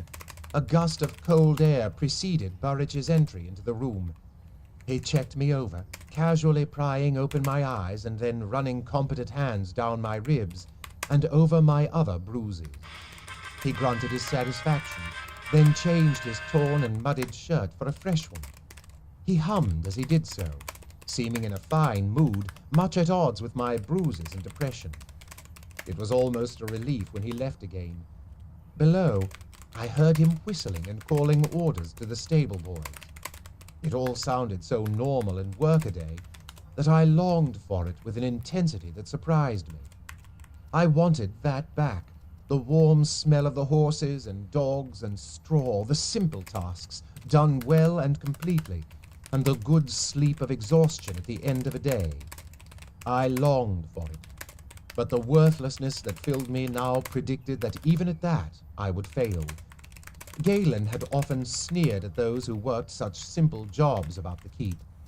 He had only contempt for the kitchen maids and cooks, derision for the stable boys, and the men-at-arms who guarded us with sword and bow were, in his words, ruffians and dolts, doomed to flail away at the world and control with a sword what they can't master with their minds.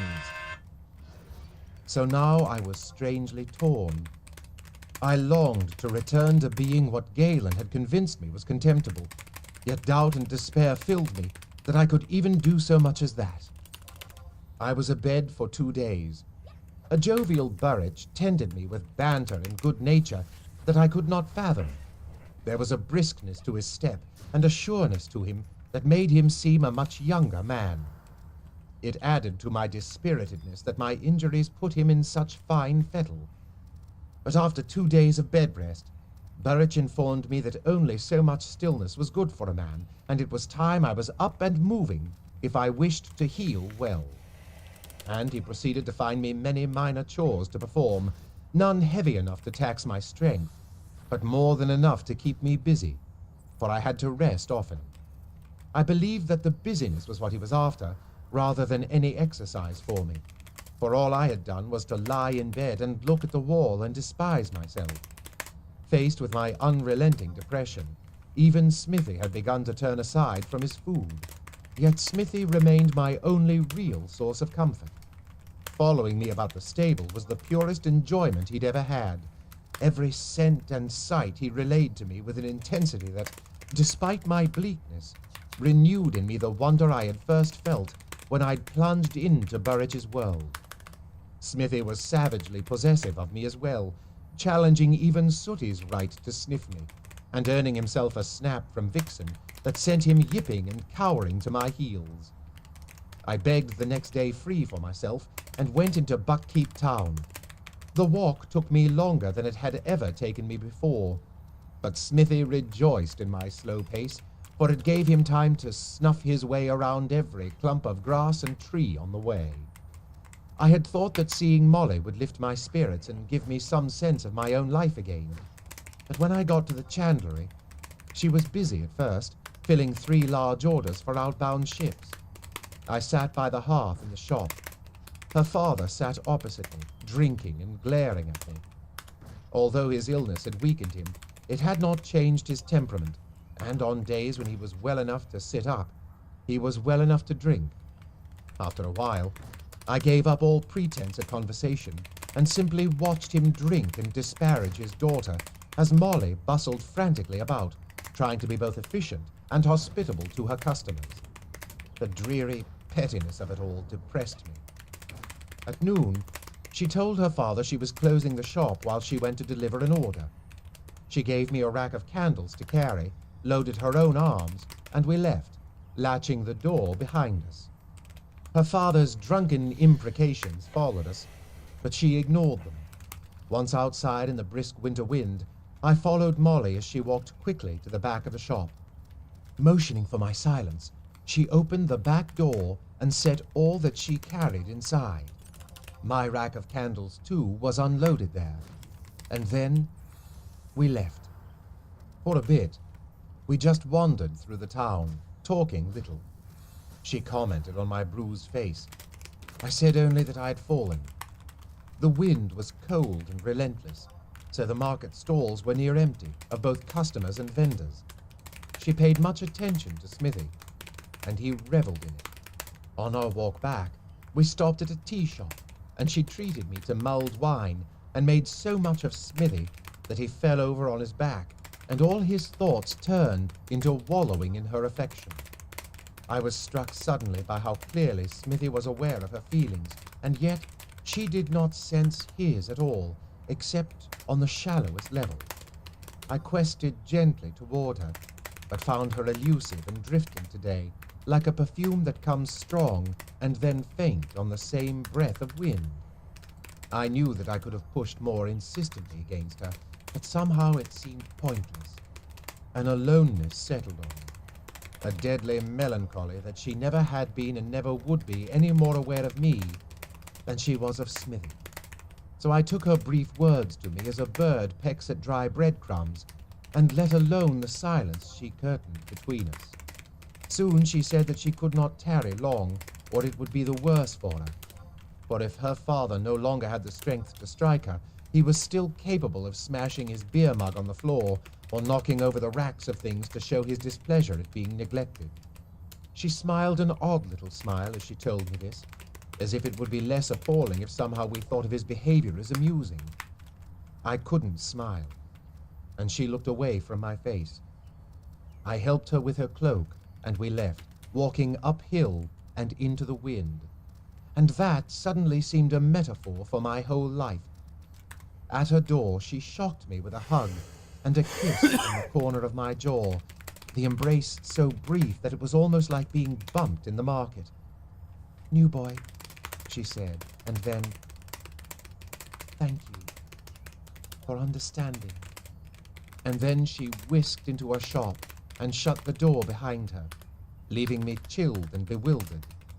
She thanked me for understanding her at a time when I had never felt more isolated from her and everyone else. All the way up to the keep, Smithy kept prattling to himself about all the perfumes he'd smelt on her and how she had scratched him just where he could never reach in front of his ears, or on the sweet biscuit she'd fed him in the tea shop. It was mid-afternoon when we got back to the stables. I did a few chores and then went back up to Burridge's room, where Smithy and I fell asleep. I awoke to Burridge standing over me, a slight frown on his face.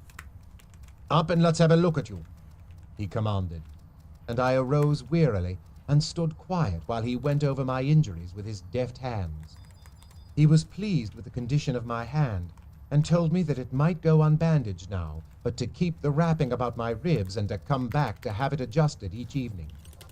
As for the rest of it, keep it clean and dry and don't pick at the scabs. If any of it starts to fester, come and see me. He filled a little pot with an unguent that eased sore muscles and gave it to me, by which I deduced that he expected me to leave. I stood, holding the little pot of medicine. A terrible sadness welled up in me, and yet I could find no words to say. Burridge looked at me, scowled, and turned away. "Now stop that!" he commanded me angrily. "What?" I asked. "You look at me sometimes with my lord's eyes," he said quietly. And then, as sharply as before, "Well, what did you think to do? Hide in the stables the rest of your life? No, you have to go back. You have to go back and hold up your head and eat your meals among the keep folk and sleep in your own room and live your own life. Yes. And go finish those damn lessons in the skill." His first commands had sounded difficult, but the last I knew was impossible. "I can't," I said, not believing how stupid he was. "Galen wouldn't let me come back to the group, and even if he did, I'd never catch up on all I've missed. I've already failed at it, Burridge. I failed and that's done, and I need to find something else to do with myself. I'd like to learn the hawks, please." The last I heard myself say with some amazement, for in truth, it had never crossed my mind before. Burridge's reply was at least as strange. "You can't, for the hawks don't like you. You're too warm and you don't mind your own business enough. Now listen to me. You didn't fail, you fool. Galen tried to drive you away. If you don't go back, you'll have let him. You have to go back and you have to learn it. But... And here he turned on me, and the anger in his eyes was for me. You don't have to stand there like a carter's mule while he beats you. You've a birthright to his time and his knowledge. Make him give you what is yours. Don't run away. No one ever gained anything by running away. He paused, started to say more, and then stopped. I've missed too many lessons. I'll never... You haven't missed anything, Burridge said stubbornly. He turned away from me, and I couldn't read his tone as he added. There have been no lessons since you left. You should be able to pick up just where you left off. I don't want to go back. Don't waste my time by arguing with me, he said tightly. Don't dare to try my patience that way.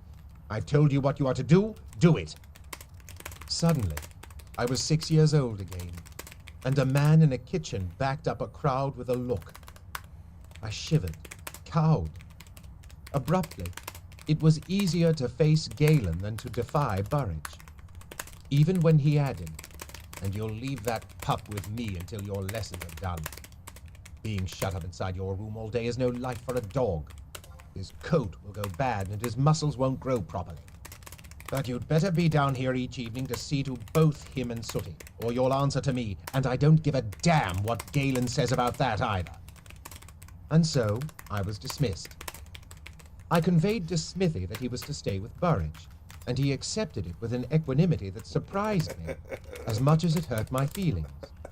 Dispirited, I took my pot of unguent and plodded back up to the keep. I took food from the kitchen, for I had no heart to face anyone at table, and went up to my room. It was cold and dark, no fire in the hearth, no candles in the sticks, and the fouled reeds underfoot stank. I fetched candles and wood, set a fire, and while I was waiting for it to take some of the chill off the stone walls and floors, I busied myself with taking up the floor rushes. Then, as Lacey had advised me, I scrubbed the room well with hot water and vinegar. Somehow I got the vinegar that had been flavored with tarragon, and so when I was finished, the room smelled of that herb. Exhausted, I flung myself down on my bed and fell asleep, wondering why I'd never discovered how to open whatever hidden door it was that led to Chade's quarters. But I had no doubt that he would have simply dismissed me, for he was a man of his word, and would not interfere until Galen had finished with me, or until he discovered that I was finished with Galen. The fool's candles awoke me. I was completely disoriented as to time and place until he said, "You've just time to wash and eat, and still be first on the tower top." He'd brought warm water in a ewer, and warm rolls from the kitchen ovens. I'm not going. It was the first time I'd ever seen the fool look surprised. Why not? It's pointless. I can't succeed. I simply haven't the aptitude, and I'm tired of beating my head against the wall. The fool's eyes widened further. I thought you had been doing well before. It was my turn to be surprised. Well, why do you think he mocks me and strikes me? As a reward for my success? No. I haven't been able to even understand what it's about. All the others have already surpassed me. Why should I go back? So Galen can prove even more thoroughly how right he was? Something, the fool said carefully, is not right here. He considered a moment. Before, I asked you to quit the lessons. You would not. Do you recall that? I cast my mind back. I'm stubborn sometimes, I admitted. And if I asked you now to continue, to go up to the tower top and continue to try? Why have you changed your mind? Because that which I sought to prevent came to pass. But you survived it. So I seek now to... His words trailed off. It is as you say. Why should I speak at all when I cannot speak plainly? If I said that, I regret it. It is not a thing one should say to a friend. I do not remember it. He smiled faintly. If you do not remember it, then neither shall I. He reached and took both of my hands in his. His grip was oddly cool. A shiver passed over me at his touch. Would you continue if I asked it of you? As a friend? The word sounded so odd from his lips. He spoke it without mockery, carefully, as if the saying of it aloud could shatter the meaning. His colorless eyes held mine. I found I could not say no, so I nodded. Even so, I rose reluctantly. He watched me with an impassive interest as I straightened the clothes I'd slept in, splashed my face, and then tore into the bread he'd brought. I don't want to go, I told him as I finished the first roll and took up the second. I don't see what it can accomplish. I don't know why he bothers you. The fool agreed. The familiar cynicism was back. Galen? He has to. The king... Burridge. He just likes bossing me about. I complained, and it sounded childish, even to me. The fool shook his head. You haven't a clue, have you? About what? About how the stable master dragged Galen from his bed, and from thence to the witness stones. I wasn't there, of course, or I would be able to tell you how Galen cursed and struck at him at first, but the stable master paid no attention.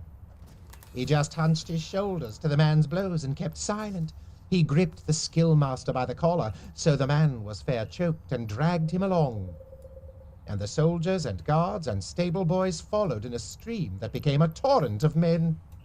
If I had been there, I could tell you how no man dared to interfere, for it was as if the stable master had become as Burridge once was, an iron-muscled man with a black temper that was like a madness when it came to him.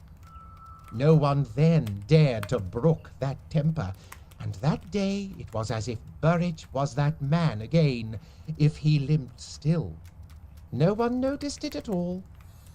As for the skill master, he flailed and cursed, and then he grew still, and all suspected that he turned what he knew upon his captor. But if he did, it had no effect, save that the stable master tightened his grip on the man's neck, and if Galen strove to sway others to his cause, they did not react. Perhaps being choked and dragged was sufficient to break his concentration, or perhaps his skill is not so strong as it was rumored, or perhaps too many remember his mistreatment of them too well to be vulnerable to his wiles. Or perhaps... Fool, get on with it! What happened? A light sweat cloaked my body, and I shivered, not knowing what I hoped for. I wasn't there, of course, the fool asserted sweetly. But I have heard it said that the dark man dragged the skinny man all the way up to the witness stones. Still gripping the skill master so he could not speak, he asserted his challenge. They would fight. No weapons, but hands only, just as the skill master had assaulted a certain boy the day before. And the stones would witness, if Burridge won, that Galen had had no call to strike the boy, nor had he the right to refuse to teach the boy. And Galen would have refused the challenge and gone to the king himself, except that the dark man had already called the stones to witness. Oh. And so they fought, in much the same way that a bull fights a bale of straw when he tosses and stamps and goes. When it was done, the stable master bent and whispered something to the skill master before he and all the others turned and left the man lying there with the stones witness to his whimpering and bleeding. What did he say? I demanded. I wasn't there. I saw and heard nothing of it. The fool stood and stretched. You'll be late if you tarry. He pointed out to me and left. And I left my room, wondering, and climbed the tall tower to the Queen's stripped garden, and was still in time to be the first one there. 16. Lessons. Lessons. According to the ancient chronicles, skill users were organized in coteries of 6. These groups did not usually include any of exceptional royal blood, but were limited to cousins and nephews of the direct line of ascension, or those who showed an aptitude and were judged worthy. One of the most famous, Crossfire's coterie, provides a splendid example of how they function. Dedicated to Queen Vision, Crossfire and the others of her coterie had been trained by a skill master called Tactic. The partners in this coterie were mutually chosen by one another, and then received special training from Tactic to bind them into a close unit.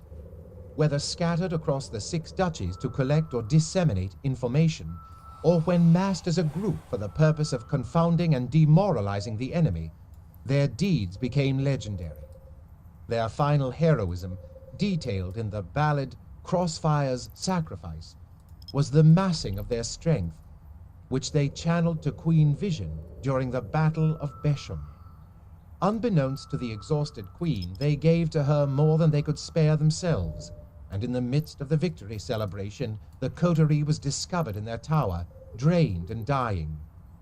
Perhaps the people's love of Crossfire's coterie stemmed in part from their all being cripples in one form or another. Aww. Blind, lame, hair-lipped, or disfigured by fire were all of the 6.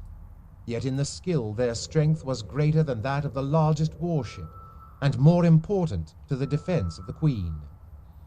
During the peaceful years of King Bounty's reign, the instruction of the skill for the creation of coteries was abandoned. Existing coteries disbanded due to aging, death, or simply a lack of purpose. Instruction in the skill began to be limited to princes only, and for a time it was seen as a rather archaic art. By the time of the Red Ship raids, only King Shrewd and his son Verity were active practitioners of the skill. Shrewd made an effort to locate and recruit former practitioners, but most were aged or no longer proficient. Galen, then skill master for Shrewd, was assigned the task of creating new coteries for the defense of the kingdom. Galen chose to set aside tradition. Coterie memberships were assigned rather than mutually chosen. Galen's methods of teaching were harsh, his training goal that each member would be an unquestioning part of a unit, a tool for the king to use as he needed. This particular aspect was designed solely by Galen, and the first skill coterie he created, he presented to King Shrewd as if it were his gift to give. At least one member of the royal family expressed his abhorrence of the idea. But times were desperate, and King Shrewd could not resist wielding the weapon that had been given into his hand.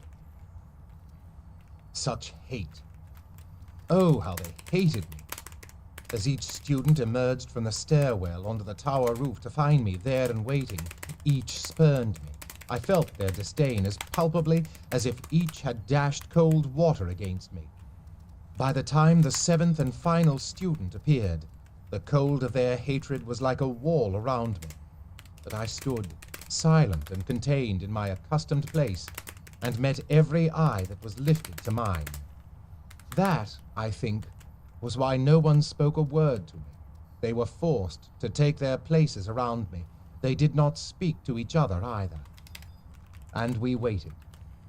The sun came up and even cleared the wall around the tower, and still Galen had not come. But they kept their places and waited, and so I did likewise. Finally, I heard his halting steps upon the stairs. When he emerged, he blinked in the sun's pale wash, glanced at me, and visibly started. I stood my ground. We looked at one another. He could see the burden of hatred that the others had imposed on me, and it pleased him, as did the bandages I still wore on my temple. But I met his eyes and did not flinch. I dared not. And I became aware of the dismay the others were feeling. Not one could look at him and not see how badly he had been beaten. The witness stones had found him lacking, and all who saw him would know. His gaunt face was a landscape of purples and greens washed over with yellows. His lower lip was split in the middle, and cut at the corner of his mouth. He wore a long-sleeved robe that covered his arms, but the flowing looseness of it contrasted so strongly with his usual tightly laced shirts and vests that it was like seeing the man in his nightshirt. His hands, too, were purple and knobby, but I could not recall that I had seen bruises on Burridge's body. I concluded that he had used them in a vain attempt to shield his face. He still carried his little whip with him, but I doubted he had the capability to swing it effectively. And so we inspected one another. I took no satisfaction in his bruises or his disgrace. I felt something akin to shame for them. I believed so strongly in his invulnerability and superiority that this evidence of his mere humanity left me feeling foolish. That unbalanced his composure. Twice he opened his mouth like an to speak eye. to me. Looks like The looks third like a big time, bloody eye. He turned his back on the class and said, "Begin your physical limbering. I will observe you to see if you are moving correctly." The ends of his words were soft, spoken through a painful mouth, and as we dutifully stretched and swayed and bowed in unison, he crabbed awkwardly about the tower garden. He tried not to lean on the wall or to rest too often. Gone was the slap, slap, slap of the whip against his thigh that had formerly orchestrated our efforts. Instead, he gripped it as if afraid he might drop it. For my part, I was grateful that Burridge had made me get up and move.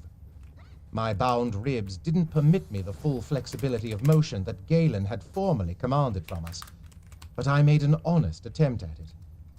He offered us nothing new that day, only going over what we had already learned, and the lessons came to an early end before the sun was even down.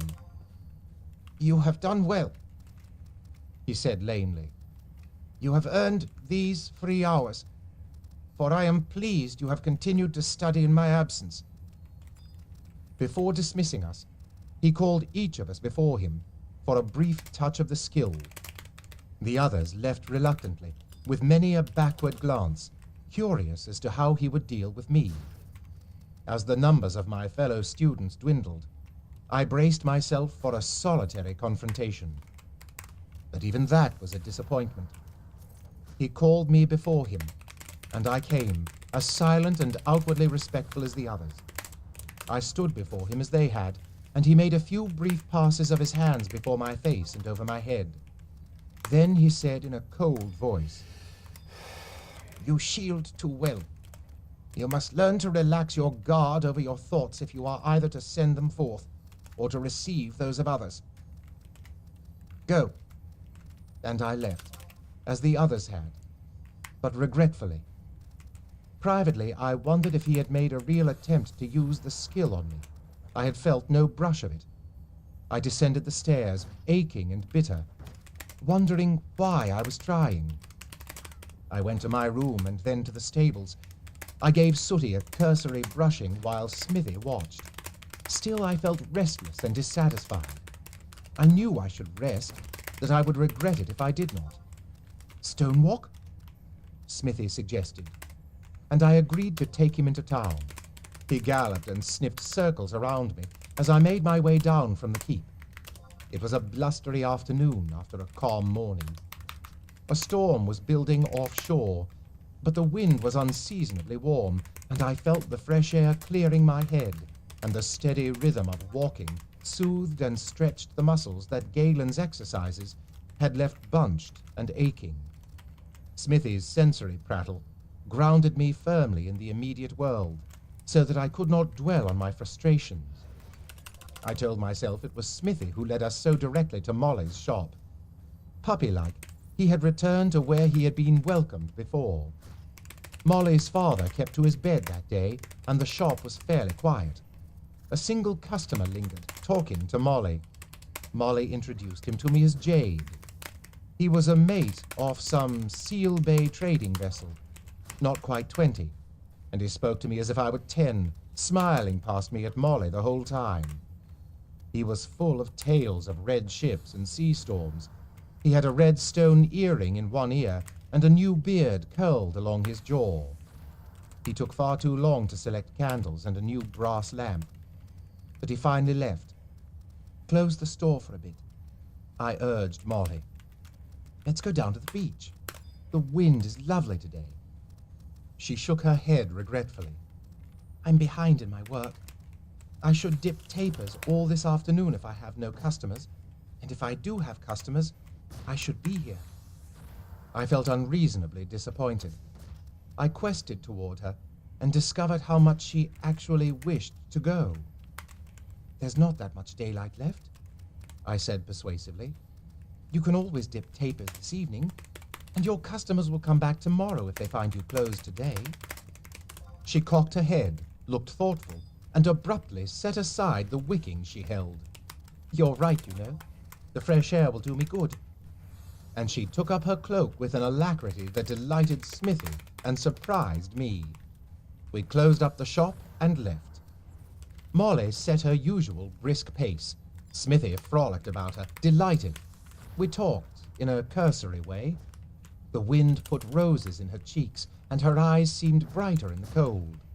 And I thought she looked at me more often and more pensively than she usually did. The town was quiet, and the market all but deserted. We went to the beach and walked sedately where we had raced and shrieked but a few years before. She asked me if I had learned to light a lantern before going down steps at night, and that mystified me, until I remembered that I had explained my injuries as a fall down a dark staircase. She asked me if the school teacher and the horsemaster were still at odds, and by this I discerned that Burrich and Galen's challenges at the witness stones had become something of a local legend already. I assured her that peace had been restored.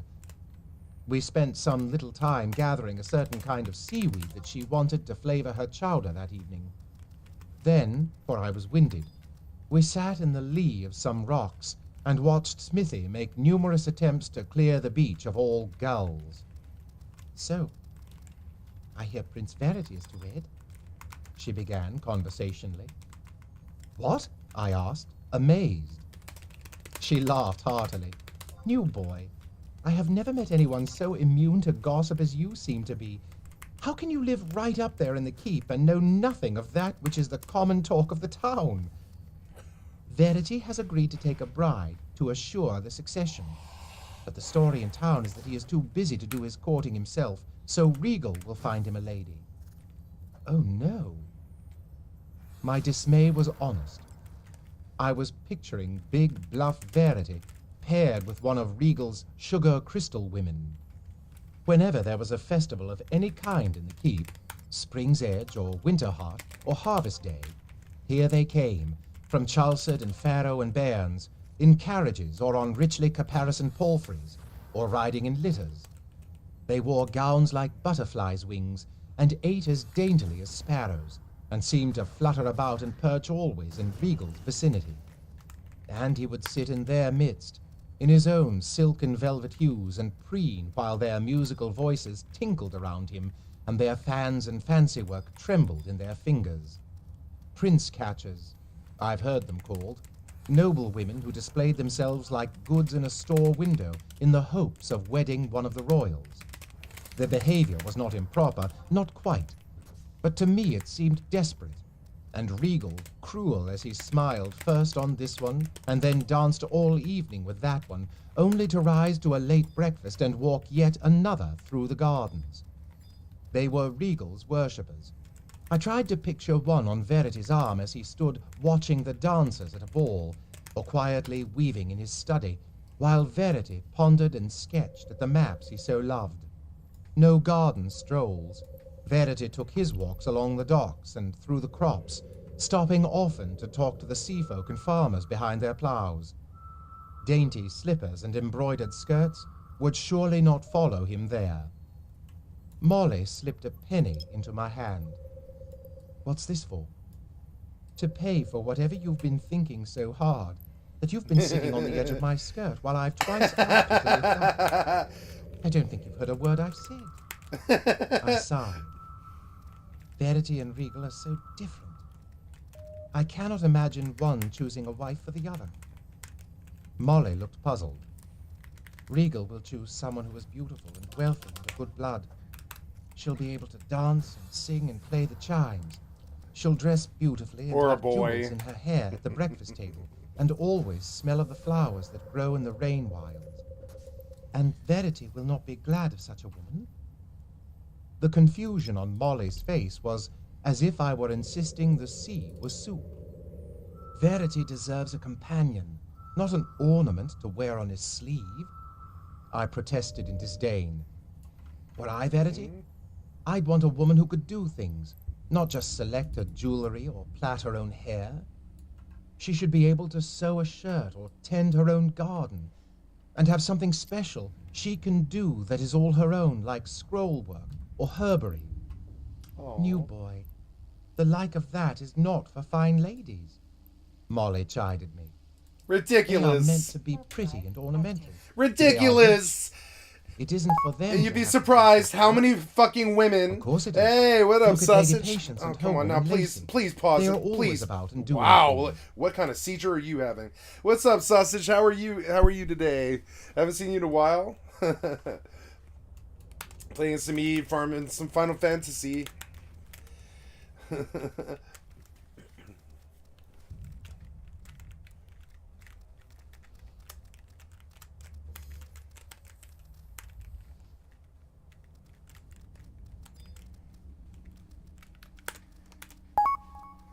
Getting some sleep. Yeah. I've been going to bed at 5 in the morning. I have like this daily routine I've been in for like a week, right? Or well, like 3 days anyways. Although it's been busy, I've been doing a lot of real life stuff. Been opening EVE Online because it's Cap's a Lear event thingy, so like there's good is to be had. Well, there's good skins to be had for a lot of different ships, like 10 or 20 or something like that. I've just been enjoying EVE a lot, doing like level 4s and flying in a Astero around high sec, looking for the event data sites and stuff.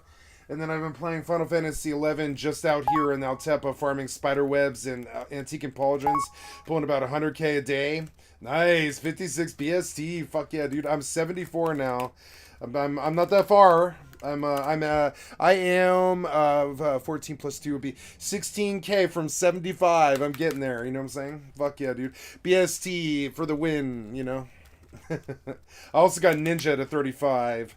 So I have to get 2 more levels on Ninja, but I also got the sub for when I hit 75 too, so I can get Utsusemi Ni, dual some axes, and I'm gonna probably take a look at high level single hand axes, But it's a process. I'm not rushing it.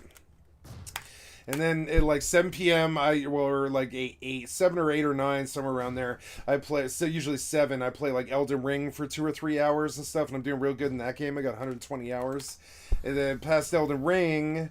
I've been playing World of Warcraft for 3 days because usually I would play Rust, but I kind of quit Rust a little bit. It's too toxic, too many offline raids. And then do that till like 11, 12, 1, 2, 3 in the morning, about like 5 hours or so. Play WoW for 5 hours. I've gotten 30 levels on Mistweaver in the last 3 days or something. So like 10 levels a day or something, pretty good. And it's going as it's going. Writing macros and fixing my UI and all that. And then at like 3 in the morning, I play Disco Elysium until 5 in the morning. And I look up and I've got like 14 to 16 hours clocked on my stream. And I'm like, oh no. But yeah, so that's been my days. Yesterday I had to go grocery shopping and I went to donate blood and all this other crap. But that's pretty much my days if I don't have some other physical thing going on. But yeah. But yeah, that's where I've been, and I've been listening to an ebook.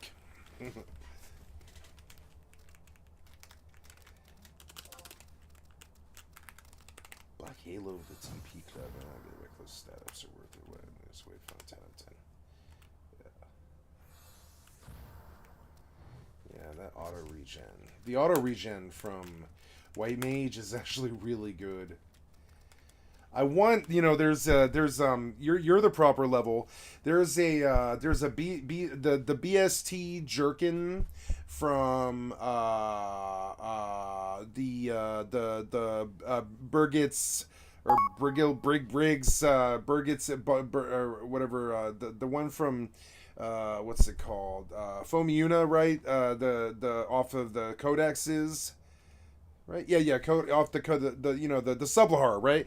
The Sublahar, the BST chess piece gives you regen like permanently. I kind of been thinking about going and getting that. You know, that would be a good BST get for me, because I mean, like normally I would run this this scorpion harness because it has no negatives to it, you know, and that's a big deal for me. I don't like -10 bonus on like these sniper rings and stuff, but like overall, I would like that regen jerkin pretty bad, because then I wouldn't have to sit down when I'm farming. I can just put on the gherkin for, you know, like 20 minutes, because I'm such a slow period farmer.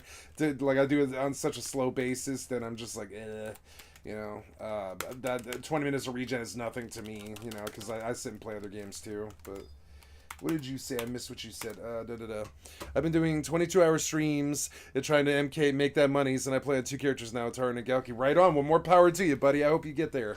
Fuck yeah. I haven't had too many follows lately, but I'm getting, you know, I'm slowly getting up, you know, getting there. Starting to see 2 or 3 people in the channel every day. I think that's a good sign. If I can get 3 people, I can get 3 million. No, I'm just kidding.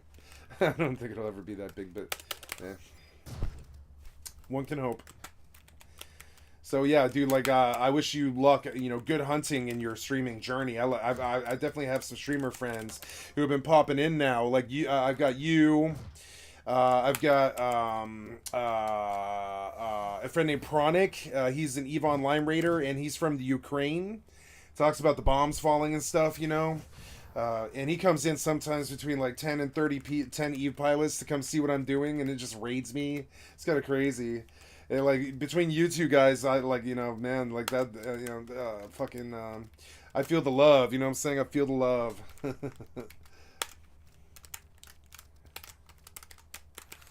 I have another friend too, who I never see anymore, Magic the Otaku, and he's a brand new EVE pilot, and he's got like, I don't know, 7 or 8 weeks. He started EVE pretty much the same time I started streaming, so it's probably been about 2 months for him. But like he used to raid me with like 30 people and stuff. That dude's fucking awesome too. It's cool to meet other streamers, you know. Like I hope we look up one day, you know, like a year, 5, 10 years from now, something like that, and like we're all successful. You know what I'm saying? Like I like peers. I like you guys as peers. I think you fit. I think you fit for good peer friends. You know. But yeah. Okay, dice like that. Oh wait, that was not what I wanted to do. Oops, I hit the wrong button. I just weapon skilled out of habit. Yeah, kill the ant. Yeah, kill that ant, and then come over here. Wait for the spider to stop moving. I've learned that if you're a thief, you have a much higher success rate on steal if you hit them when they're not moving and their back is turned. Right? See it? Like, I swear to God, like, I'm not imagining it. I know it, because anytime that I steal, like, facing them in combat with them, it drops the success rate by, like, 80% or something like that. And you, as a Final Fantasy, you know, private server players should know this. Like, if you're going to steal from something, do it when they're out of combat with their back turned and they're not moving, right? And it seriously ups your success rate. I had somebody on Nas teach me about this, but I didn't really believe it at first. You do fail stills sometimes, but not nearly as much. Yeah, I'm not imagining it. Like I definitely pulled a lot more webs. Like, damn, I'm coming up here. I did good today. Here, 25, 50, 75, 100, and almost 125K. And it's only been, I don't know, 3 hours. Like I came on at 1 o'clock and it's 4 p.m. 3 hours. I pulled 125K without really paying too much attention, because I've mainly been playing EVE. Yeah. Oh, you're going back to... Okay, well, okay. Good to see you, Dave. You know, thank you for popping in. I fucking love it. You know what I'm saying? And you know, I understand getting back to your stream. I know that feeling. So, yeah, anyways, you have a lovely day, sir, and thank you for coming in and being social with me. It's good content for my stream. You know what I'm saying? I'll come see you at some point this evening. Like, right now, I'm kind of on a vibe with the ebook, but I'll come in around prime time here in like 3 hours, and I'll check on you. You know what I'm saying? And I'll bring a raid maybe if I can. Fuck yeah, you know what I'm saying? Peace. Their apartments are a jungle of the lady's plants. Fuck yeah. And the cuffs of her gowns are sometimes a bit sticky from her paper making. or she will have bits of leaves in her hair from her herbery work. But she is still just as beautiful. And prettiness is not all that important in a woman. I've watched Lacey's hands making one of the keep children a fishnet from a bit of jute string. Quick and clever as any webman's fingers down on the dock are her fingers. Now that's a pretty thing that has nothing to do with her face. And Hod, who teaches weapons, she loves her silverwork and graving. She made a dagger for her father's birthday with a grip like a leaping stag, and yet done so cleverly that it's a comfort in her hand, with not a jag or edge to catch on anything. Now that's a bit of beauty that will live on long after her hair grays or her cheeks wrinkle. Someday her grandchildren will look at that work and think, what a clever woman she was. Do you think so, really? Certainly. I shifted, suddenly aware of how close Molly was to me. Aww. I shifted, yet did not really move farther away. Down the beach, Smithy made another foray into a flock of gulls. His tongue was hanging nearly to his knees, but he was still galloping. But if noble ladies do all those things, they'll ruin their hands with the work. Oh and no, the their wind will dry their hands. hair and tan their Oh, they have faces. calluses on their Surely little then he dainty doesn't princess deserve a woman who hands. looks like a No, deckhand. no. Surely he does. Far more than he deserves a woman who looks like a fat red carp kept in a bowl. Molly giggled. Someone to ride beside him of a morning when he takes Hunter out for a gallop. Or someone who can look at a section of map he's just finished and actually Damn understand it, what is just with how fine you? a What piece are of you work it is. doing? Look at that fucking That's what spastic bed- shit. There you go. Anyways, I'm gonna follow the thread here because this is a thread for me. One of my top 5 favorite songs. This is the thread for me. Willio Winsbury, right?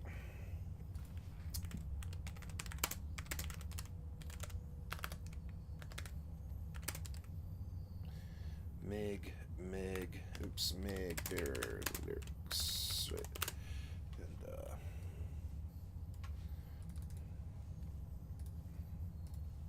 well, why did you do that? Okay. Willio Winsbury is a very classic old Irish tale. Pentangle sang it. I want to hear Meg Bear. Actually, I don't see why I need to do this here.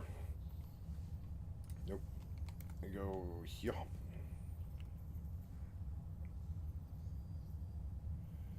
Get better sound quality. Willie. Right.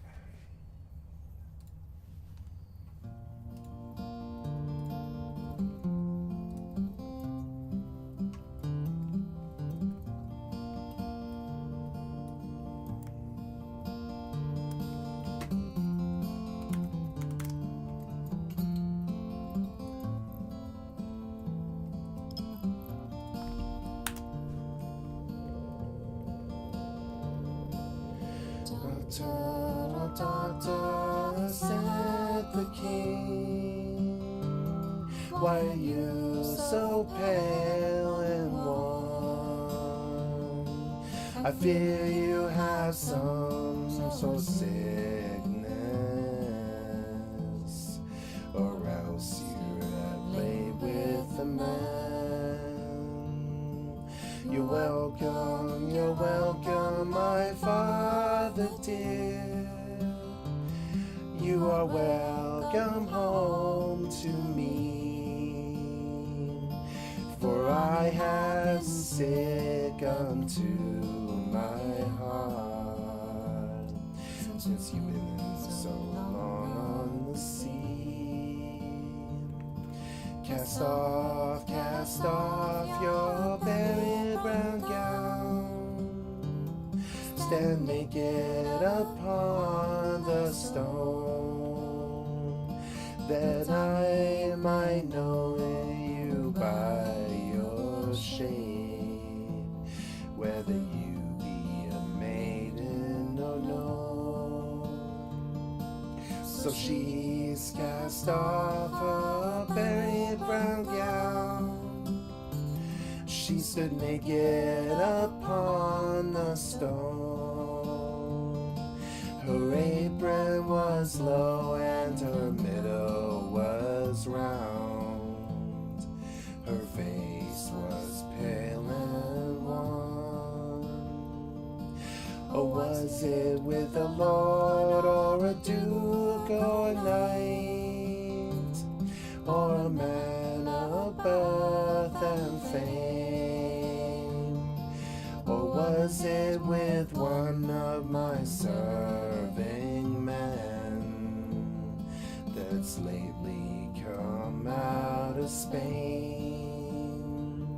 No, it wasn't with a lord, nor a duke, nor a knight, nor a man of birth and fame, but it was with Willie Owensbury. I could bide no longer alone. The wing has sent for his merry men all, by 30 and by 3, saying, fetch me this Willie Owensbury, for hanged he shall be.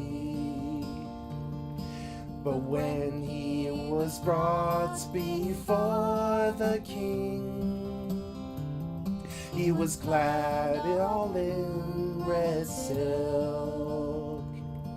His hair was like the strands of gold.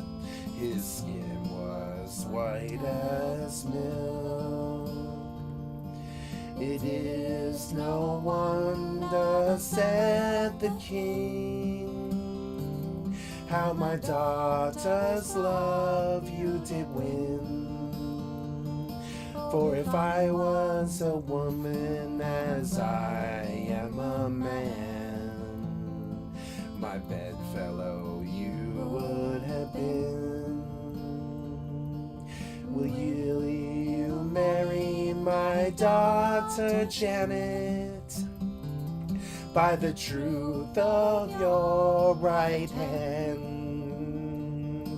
And if you'll marry my daughter Janet, I will make you lord of my lands. Yes, I will marry your daughter Janet, by the truth of my right hand. But I'll not have your gold, and I'll not have your gear, and I'll not be the lord of your land. For I have houses and I have land, I have men at my command, and were it for your daughter fair, I would not be your servant man. He set her upon a milk-white steed, and myself on a dapple gray, has made her the lady of as much land as she can ride in a long summer's day.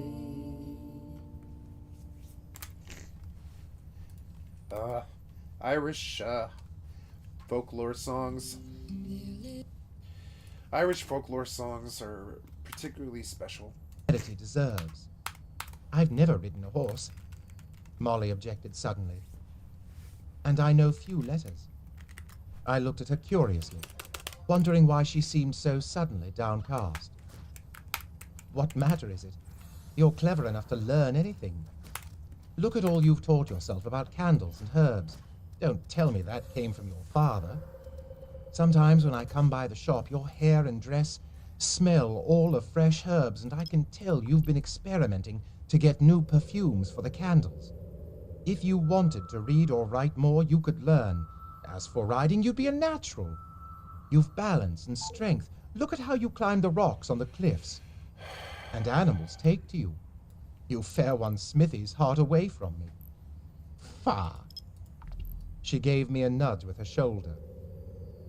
You talk as if some lord should come riding down from the keep and carry me off. I thought of August with his stuffy manners, or Regal simpering at her. Ida forbid. You'd be wasted on them. They wouldn't have the wit to understand you, or the heart to appreciate you. Molly looked down at her work-worn hands. Who would then? She asked softly. Boys are fools. The conversation had grown and twined around us, my words coming as naturally as breathing to me. I had not intended any flattery or subtle courtship. The sun was beginning to dip into the water, and we sat close by one another, and the beach before us was like the world at our feet. If I had said at that moment, I would, I think her heart would have tumbled into my awkward hands like ripe fruit from a tree. Hey, what's up, Tara? She might have kissed me, and see. Hey, people be visiting me today. How you doing? How you doing? I am farming Final Fantasy XI in EvE.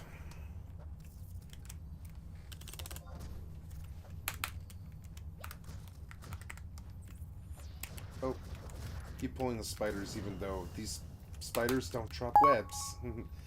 Oh, doing pretty good. I had a pretty good day yesterday. I went down to try and donate blood, but they were like, we can't find a vein, and I was like, you know what, I'm okay with that. I was like, okay.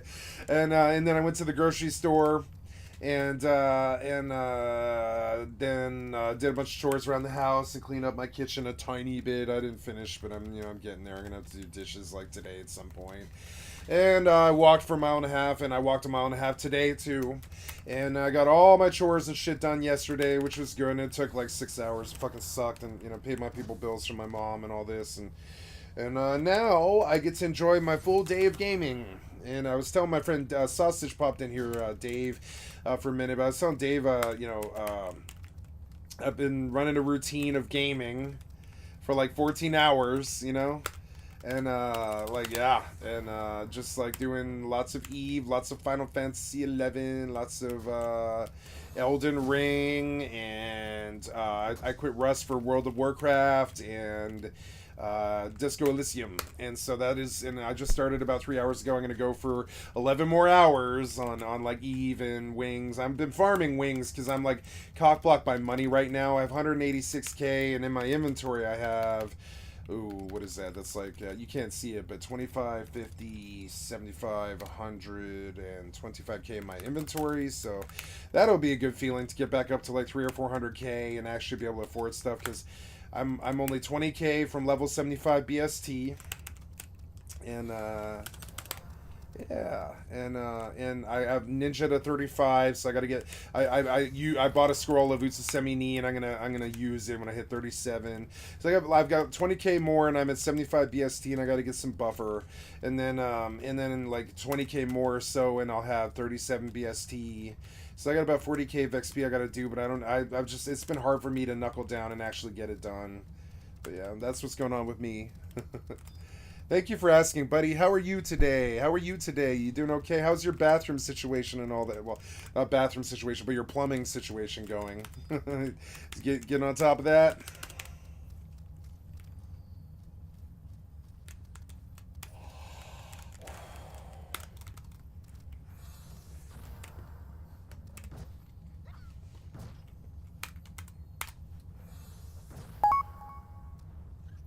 Yeah, I can come help you kill leeches, no problem. Yeah. Meet me in. Tell me when you're ready, and I'll keep my schedule free here. It's fixed, thank the gods. Yay! Slaying shit, getting shit done. You know what I'm saying? Fuck yeah. And absolutely, I will come help you kill leeches. That is no skin off my nose. It takes like 10 minutes, but let me know when you reach Bastock, and I can teleport dem you if you need it. Let me know. I will have to come back to Bastock to do so, but I don't mind that. If you need a teleport dem, let me know. Otherwise, oh yeah, like what are you? You're Sandy. Let's see if Oh no! Oh wait, Kuzat. Bastock owns Gustaberg. It's a shame, but you know, running from Gustaberg is fastest, I think. But I don't know if Sandy's had that. I don't know, but yeah, it's faster than Chocobo from down. Um, Yeah, so do the footwork, and I'll keep my schedule free here. Though I will warn you, it is 4:30 for me. Around 6:30 or 7:30. I'm sorry, 6:30 or 7. Excuse me, 6:30 or 7. I am likely to switch games to Elden Ring, but even then I can come help you. Never mind. It doesn't matter. Like I'm free all day. I will come help you. It doesn't matter when. You take your time. It doesn't matter.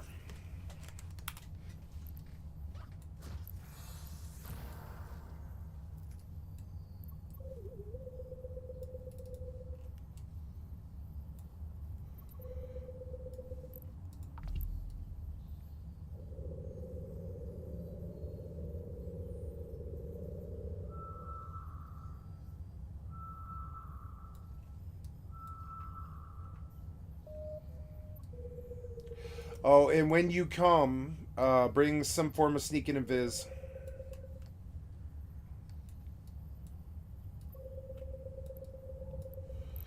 What is it? Let's see, maybe.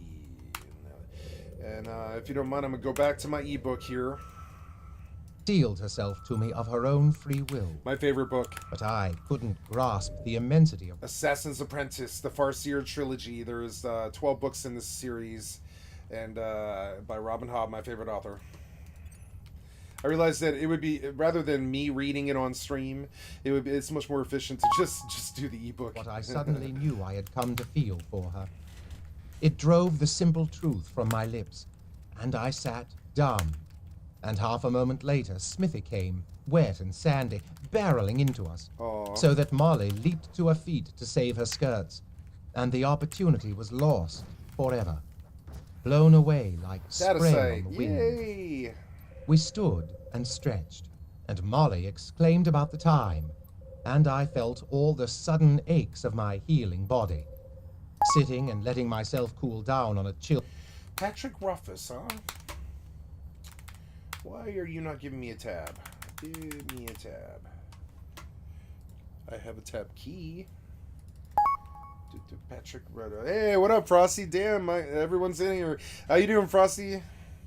Patrick Rothfuss, American author, Gates of Stone, Slow Regard of Silent Things, The Name of the Wind. Isn't that a fairly... Patrick Rothfuss, The Name of the Wind. Ooh. But I suppose he would want me to go to his website. Fuck yeah. Damn, that dude's grisly. Best known as Projected Trilogy, The King Killer Chronicle, which has won him several awards, including the Quill Award. Ooh, I shall probably buy this. I shall probably buy The King Killer Chronicle, which is a fantasy trilogy. Hey, it's good to see another fantasy fan. You know what I'm saying? I love high fantasy, and it's been missing from my life for some odd years. 15, 20 years now. I've been staying away from reading books. I've just been playing games. Like goddamn, or working more so than games. But now it's more like gaming more than work. Gaming hard or hardly gaming, right? So sorry, a little bit of video game humor there, but you know. So I'm these days I'm gaming more, but I used to just work like 60-hour weeks, like pretty much all the time, and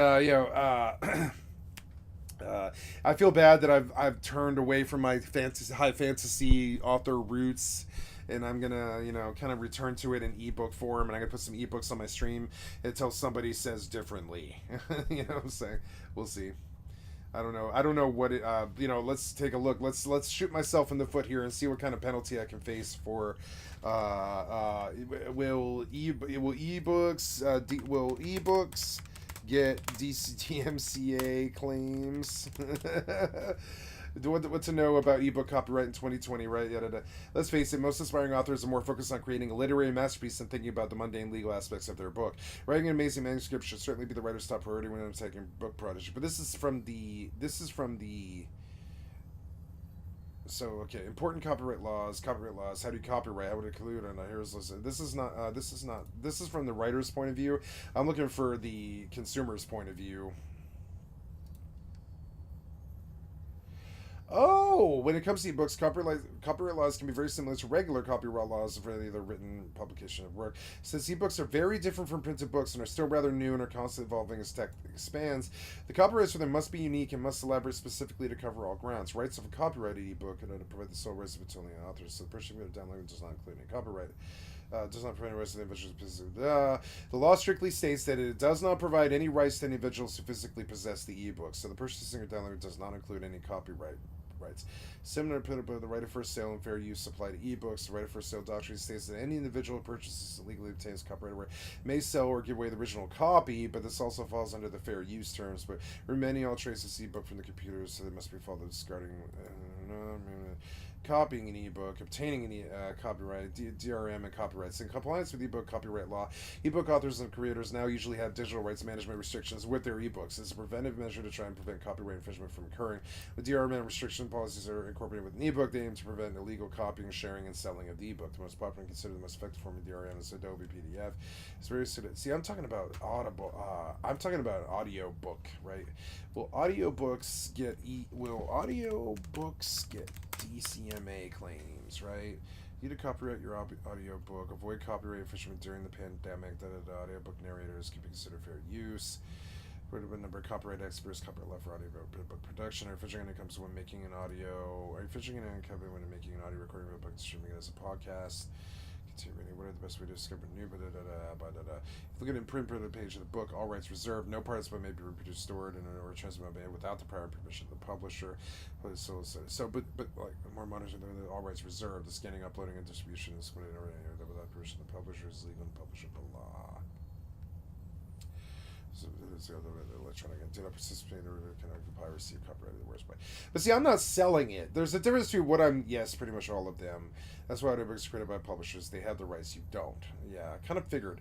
Sure, the press would assure that the public domain are allowed. Check out the Library of Vox and Music Statement more efficient how the free and this podcast, right? But see, I'm not doing a podcast. I am doing a video game stream with the audiobook in the background. They can e-strike me if they want, but I don't believe that is appropriate. Beach was a stupid thing I certainly wouldn't have done to any horse. I walked Molly home, and there was an awkward moment at her door before she stooped and hugged Smithy goodbye. And then I was alone, save for a curious pup demanding to know why I went so slowly and insisting he was half-starved and wanting to run and tussle all the way up the hill to the keep. I plodded up the hill, chilled within and without. I returned Smithy to the stables and said good-night to Sooty, and then went up to the keep. Galen and his fledglings had already finished their meager meal and left. Most of the keep folk had eaten, and I found myself drifting back to my old haunts. There was always food in the kitchen and company in the watchroom off the kitchen.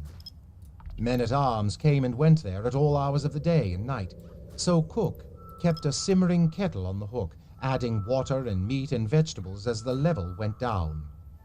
Wine and beer and cheese were also there, and the simple company of those who guarded the keep. They had accepted me as one of their own since the first day I'd been given into Burridge's care. So I made myself a simple meal there, not near as scanty as Galen would have provided me, nor yet as ample and rich as I craved. That was Burridge's teaching. I fed myself as I would have an injured animal. And I listened to the casual talk going on around me, focusing myself into the life of the keep as I hadn't for months. I was amazed at all that I had not known because of my total immersion in Galen's teaching. A bride for verity was most of the talk. There was the usual crude soldier's jesting one could expect about such things, as well as a lot of commiseration over his ill luck in having Regal choose his future spouse. That the match would be based on political alliances had never been in question. A prince's hand could not be wasted on something as foolish as his own choice. That had been a great part of the scandal surrounding Chivalry's stubborn courtship of Patience. She had come from within the realm, the daughter of one of our nobles, and one already very amicable to the royal family. Yeah, I don't always do ebooks. I will. Tara, I will. I don't always do ebooks. I do music and videos and stuff too. But like, I think I am going to phase in ebooks more. I think I'm less likely to get DMCA on those than I am on anything else. You know, I think I would think most authors wouldn't mind having their books read on stream. So I'm gonna see if I can follow that thread and I will actually. I would not mind listening to something new. Though something old is good because I can turn my brain off, you know. But I find myself not turning my brain off when I'm listening to this. So we go to Audible, right? Audible. Next great listen for King Killer Chronicles. The Name of the Wind is the Chronicle Book 1. I will add to cart. Oh wait, no, I need the sequel to this book, but $21. God damn, man. This is gonna cost me like motherfucker. Why is the third one only $10? That's weird. Oh, 2.5. Wait, what do you mean 2.5? The slow regard of silent things. This looks good. I've heard of The Name of the Wind, I think. I've heard of The Name of the Wind. I was like I think I've heard about this book actually. So, anyways, I want to add to wish list, right? Yeah, add to wish list. Add to wish list. Slow regard of silent things. Sounds like a good writer. Neil Gaiman, huh? Rogues. Unfettered by Tales of Master Fantasy, yes, etc. And yeah. Also, I am going to play. Or I'm sorry, I'm gonna listen to a Vonnegut collection. There's a book of that I want to listen to. The collection Vonnegut collection of short works, right? The short stories, right? Science fiction collection, Slaughterhouse 5 Face Worth, the ultimate science fiction for best. See, Vonnegut collection, right? What is this called? It's called like I have it on my shelf, right? Like I have this on my shelf. I'll go pull it. Like I have this on my shelf, and I want to read it again because I did about 15 years ago, and it was so good. Changed my life, I think, especially as it has. It's the entire. Look at this mofo. This shit's dope. Kurt Vonnegut. I gotta get some light on, right? Kurt Vonnegut, complete stories like that. I was thinking about this would be a good book to like, you know, to audio book and just do the entire Vonnegut collection. You know what I'm saying? Fucking amazing. Cat's Cradle is my other favorite book. Farseer Trilogy is my favorite, and then short second is fucking Cat's Cradle, but like I don't know. I'm looking for short stories, not collection, but short stories. Vonnegut short stories, right? Nope. That's okay though. They really want a lot of money for this. I may consider some piracy, but we'll see about that. I kind of doubt it. They want a lot of money for that, and I am fucking poor, so we'll see. Confiscated smuggler hideout. No. The Curus didn't, or lidocaine didn't work. Okay, is that this? Oh, nearest. I see nearest. Okay, so blah blah blah. Oh, I missed something that somebody said. I own the hard copies of the KKC, Dev the King Killer. Yeah, I own the hard, or I used to own the hard copies of the Farseer trilogy. I bought it like 7 times or something, but I always give them away in the end. All my best friends have read them, you know. My ex got my ex Monica before she died. She definitely read my entire. She's kind of stole my entirety of my Farseer collection. It's kind of funny. But yes, and then the Farseer trilogy. Right. While I'm at it, I may as well do book 2, which is Royal Assassin. We will add to cart. Before I get tempted to spend this on something else, I'm going to definitely confirm. That is not good. Maybe a little bit of warning, you know what I'm saying, motherfucker? A little bit of warning there would be appropriate.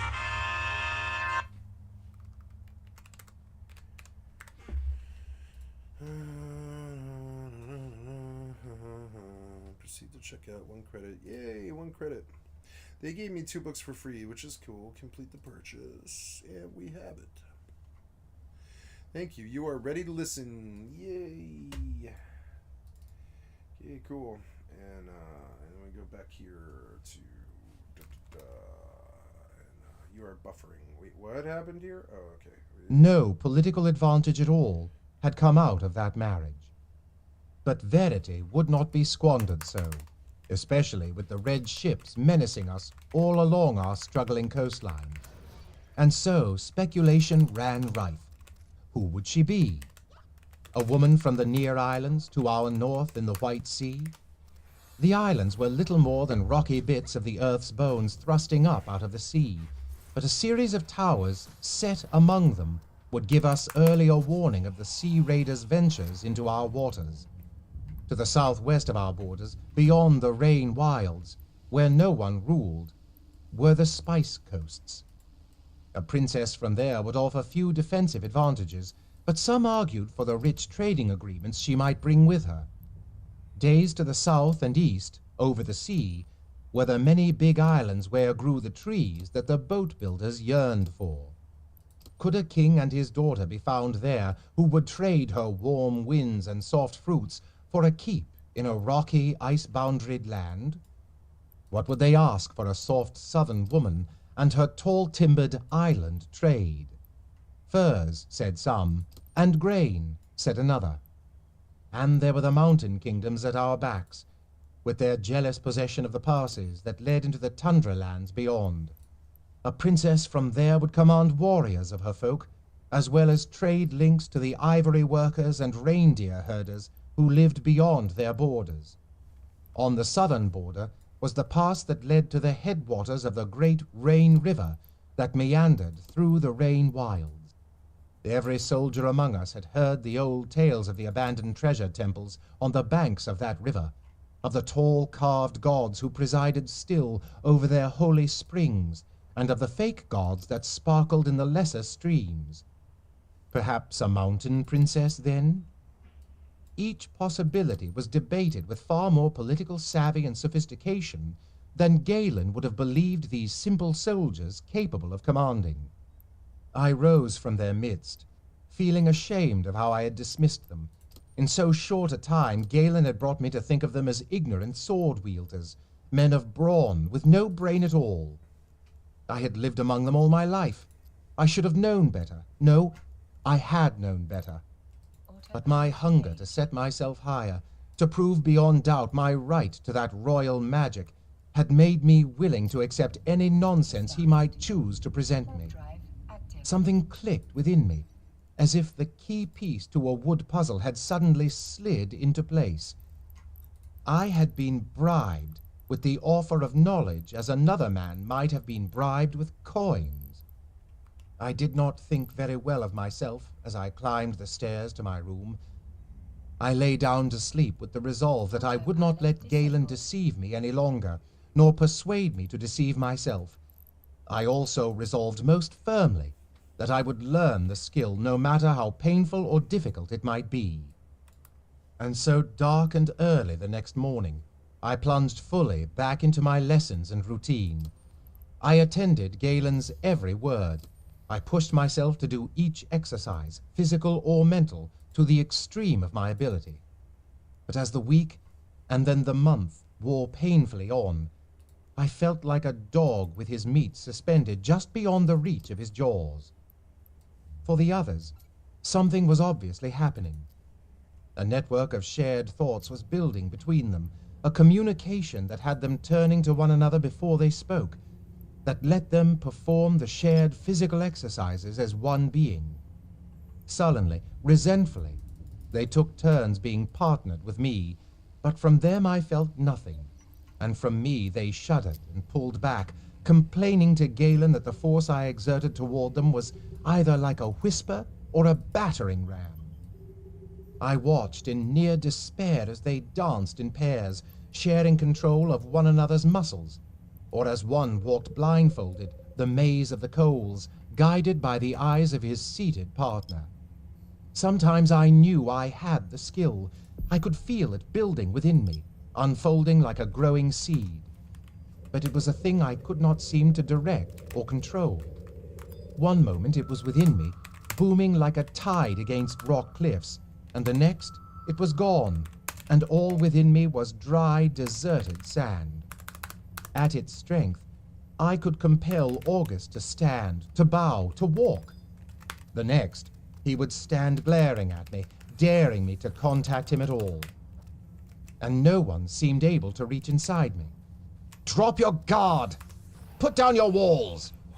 Galen would angrily order me as he stood before me, vainly trying to convey to me the simplest direction or suggestion. I felt the barest brush of his skill against me, but I could no more allow him inside my mind than I could stand complacent while a man slid a sword between my ribs. Try as I might to compel myself, I shied from his touch, physical or mental, and the touches of my classmates I could not feel at all. Daily, they advanced, while I watched and struggled to master the barest basics. A day came when August looked at a page, and across the rooftop his partner read it aloud, while another set of two pairs played a chess game in which those who commanded the moves could not physically see the board at all. And Galen was pleased with all of them, save me. Each day he dismissed us after a touch I seldom felt. And each day I was the last free to go, and he coldly reminded me that he wasted his time on a bastard only because the king commanded him to do so. Spring was coming on, and Smithy grown from a puppy to a dog. Sooty dropped her foal while I was at my lessons, a fine filly sired by Verity's stallion. I saw Molly once, and we walked together near wordlessly through the market. There was a new stall set up, with a rough man selling birds and animals, all captured wild and caged by him. He had crows and sparrows, Night Eyes! And one young fox so weak with worms he could scarcely stand. Death would free him sooner than any buyer, and even if I had had the coin for him, he had reached a state where the worm medicines would only poison him as well as his parasites. It sickened me, and so I stood questing toward the birds with suggestions of how picking at a certain bright bit of metal might unpin the doors of their cages. But Molly thought I stared at the poor beasts themselves, and I felt her grow cooler and farther from me than ever she had been before. As we walked her home, Smithy whined beggingly for her attention, and so won from her a cuddle and a pat before we left. I envied him the ability to whine so well. My own seemed to go unheard. With spring in the air, all in the seaport braced, for soon it would be raiding weather. I ate with the guards every night now, and listened well to all the rumors.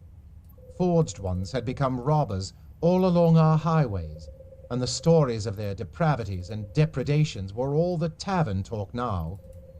As predators, they were more devoid of decency and mercy than any wild animal could be. It was easy to forget they had ever been human, and to hate them with a venom like nothing else. The fear of being forged increased proportionately. Markets carried candy-dipped beads of poison for mothers to give their children in the event the family was captured by raiders. There were rumors that some seacoast villagers had packed up all their belongings in carts and moved inland, forsaking their traditional occupations as fishers and traders to become farmers and hunters away from the threat of the sea. Certainly, the population of beggars within the city was swelling. A forged one came into Buckkeep Town himself and walked the streets as untouchable as a madman as he helped himself to whatever he wanted from the market stalls.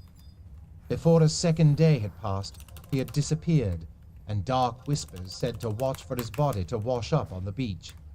Other rumors said a wife had been found for Verity among the mountain folk. Some said it was to secure our access to the passes. Others, that we could not afford a potential enemy at our backs when all along our seacoast we must fear the red ships. And there were yet other rumors. No, the barest whispers, too brief and fragmented to be rumors, that all was not well with Prince Verity.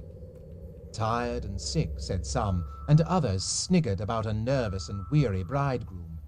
A few sneered that he had taken to drink and was only seen by day when his headache was worst. I found my concern over these last rumors to be deeper than I would have expected.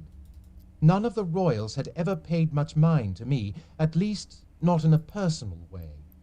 Shrewd saw to my education and comfort, and had long ago bought my loyalty, so that now I was his without even giving thought to any alternative.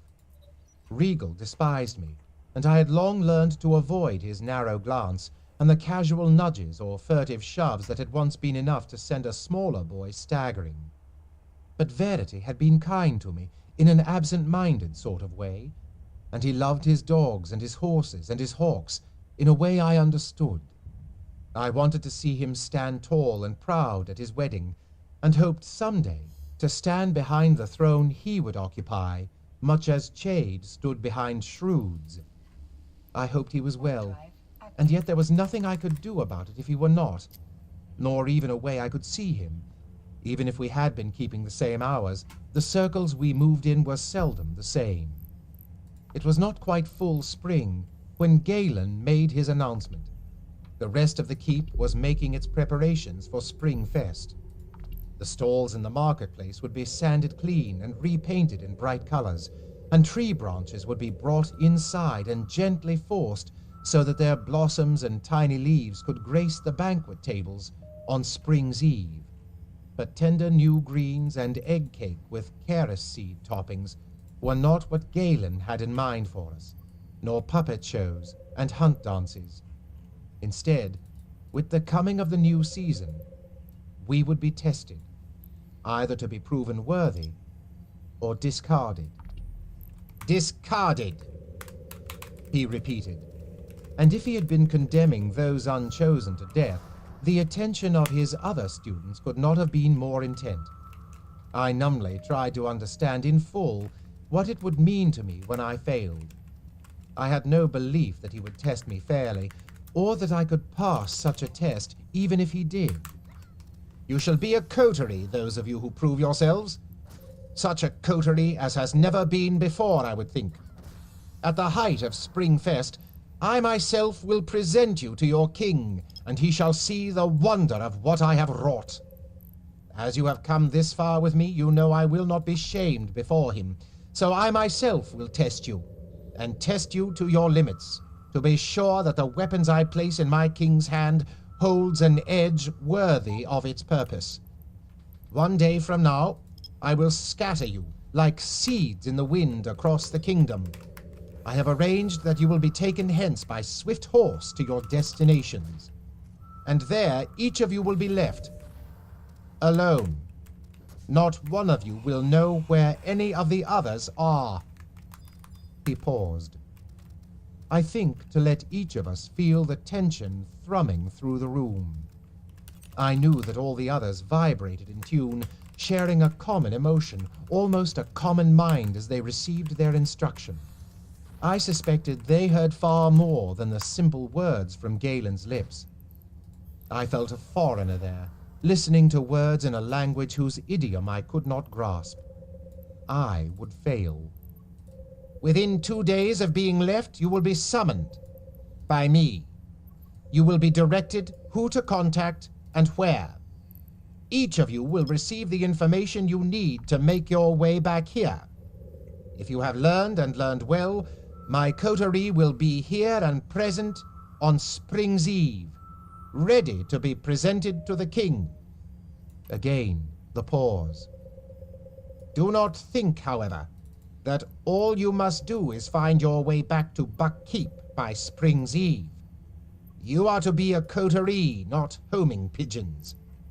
How you come and in what company will prove to me that you have mastered your skill. Be ready to leave by tomorrow morning.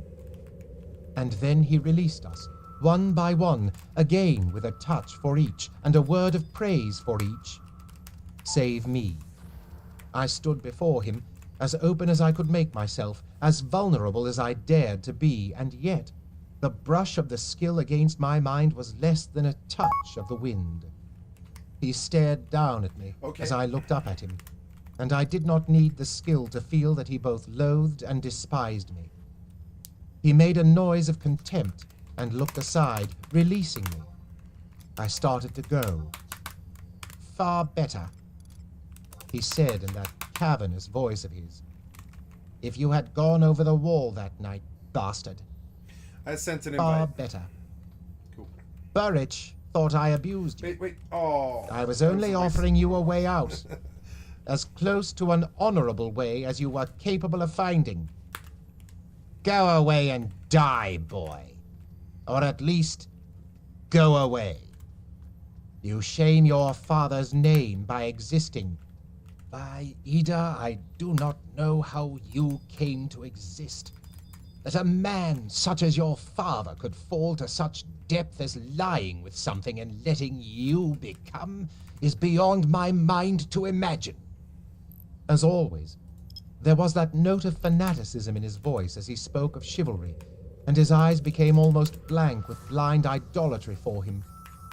Almost absent-mindedly, he turned away and walked off. He reached the top of the stairs and then turned, very slowly.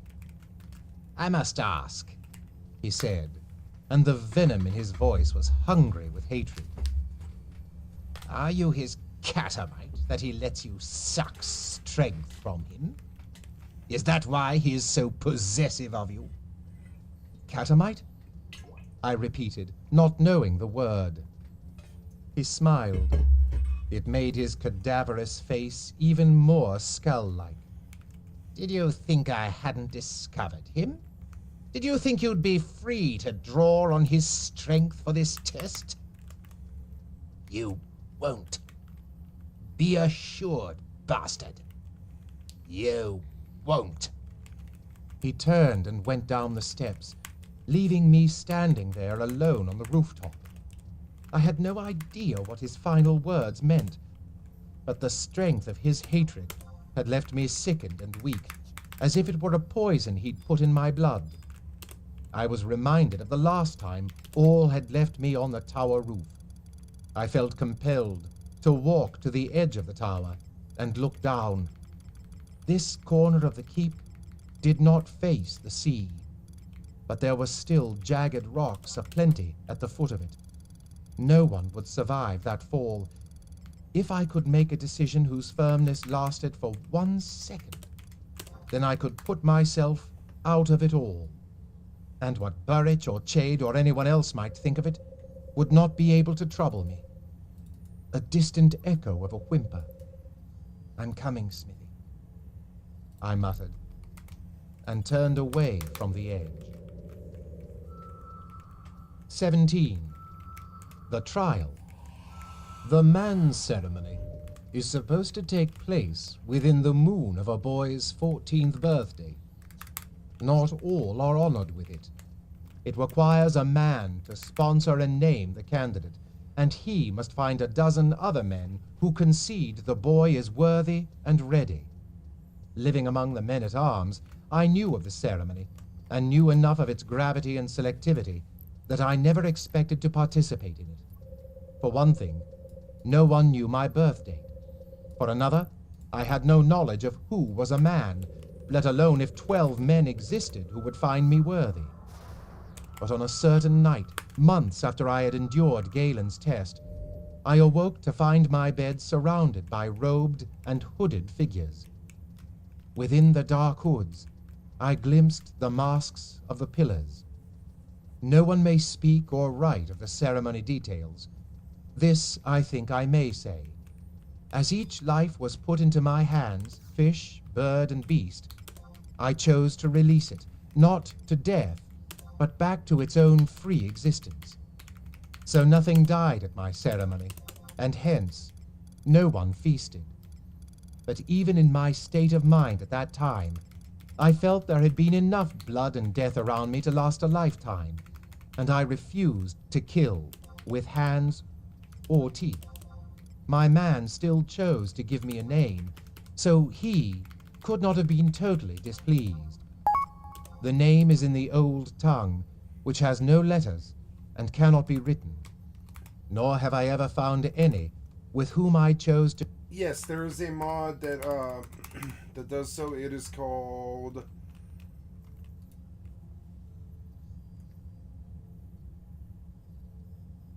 Eternity. Removes the need to press enter during cutscenes and other dialogue. Eternity. I don't have it installed for some reason, but now I do.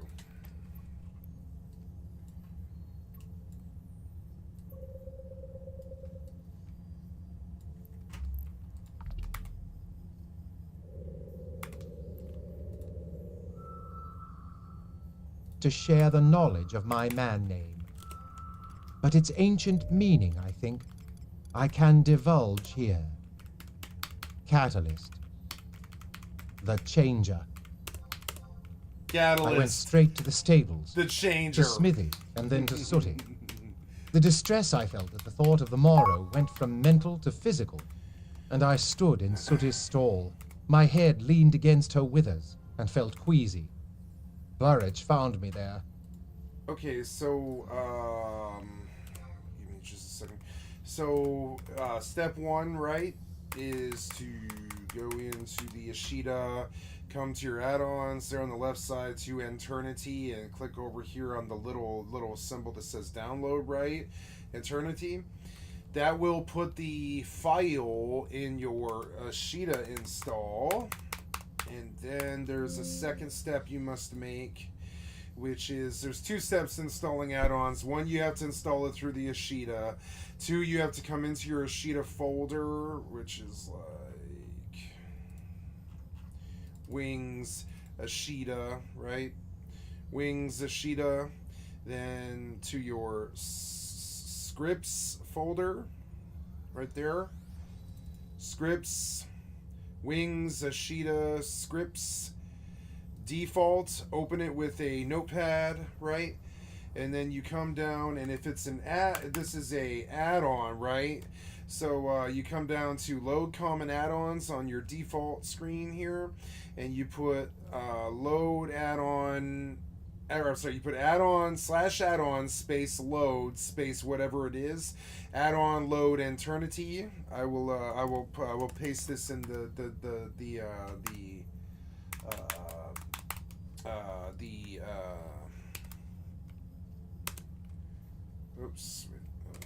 right, add-on load Eternity, right, and the location of your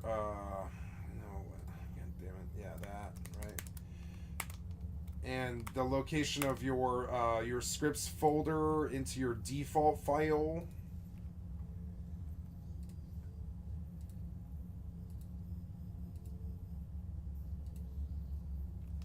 is here, right? And then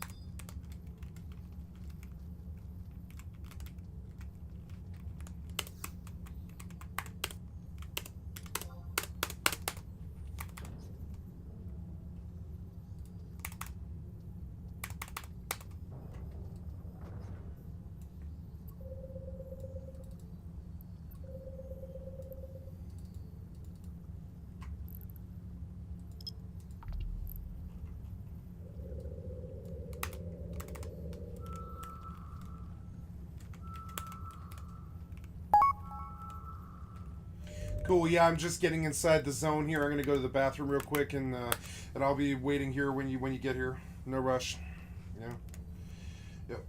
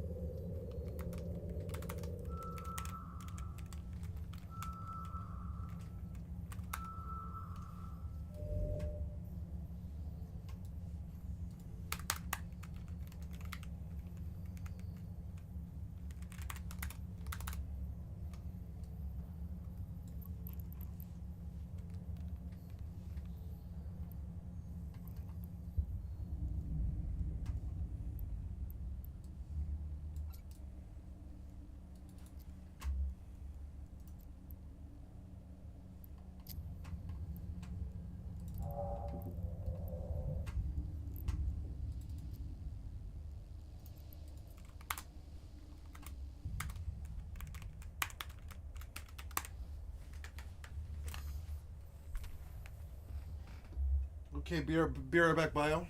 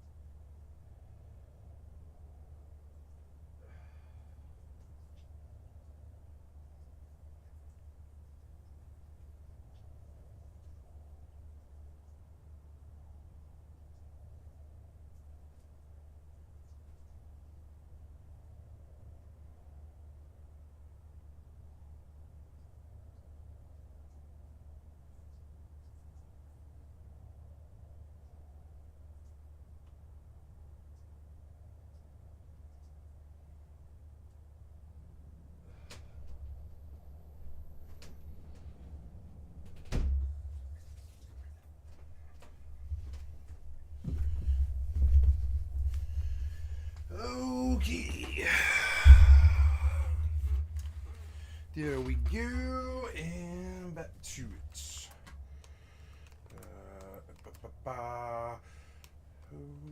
Okay.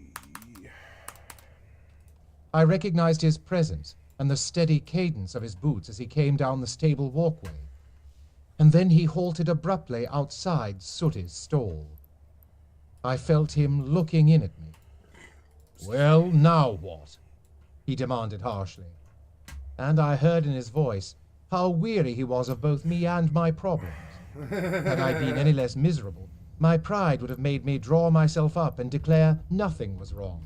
Instead, I muttered into Sooty's coat, "Tomorrow Galen plans to test us." "I know. He's demanded quite abruptly that I furnish him horses for this idiotic scheme. I would have refused had he not a wax signet from the king giving him authority, and no more do I know than that he wants the horses, so don't ask," he said gruffly, as I looked up suddenly at him. "I wouldn't," I told him sullenly. "I would prove myself fairly to Galen, or not at all." "You've no chance of passing this trial he's designed, do you?" Burridge's tone was casual, but I could hear how he braced himself to be disappointed by my answer. "None," I said flatly, and we were both silent a moment, listening to the finality of that word. "Well," he cleared his throat and gave his belt a hitch. "Then you'd best get it over with and get back here, then. It's not like you haven't had good luck with your other schooling. A man can't expect to succeed at everything he tries." He attempted to make my failure of the skill sound as if it were of no consequence. "I suppose not. Will you take care of Smithy for me while I'm gone?" "I will." He started to turn away, then turned back, almost reluctantly. "How much is that dog going to miss you?" I heard his other question, but tried to avoid it. "I don't know. I've had to leave him so much during these lessons, I'm afraid he won't miss me at all." "I doubt that," Burridge said ponderously. He turned away. "I doubt that a very great deal," he said, as he walked off between the rows of stalls. And I knew that he knew, and was disgusted, not just that Smithy and I shared a bond, but that I refused to admit it, as if admitting it were an option with him. I muttered to Sooty.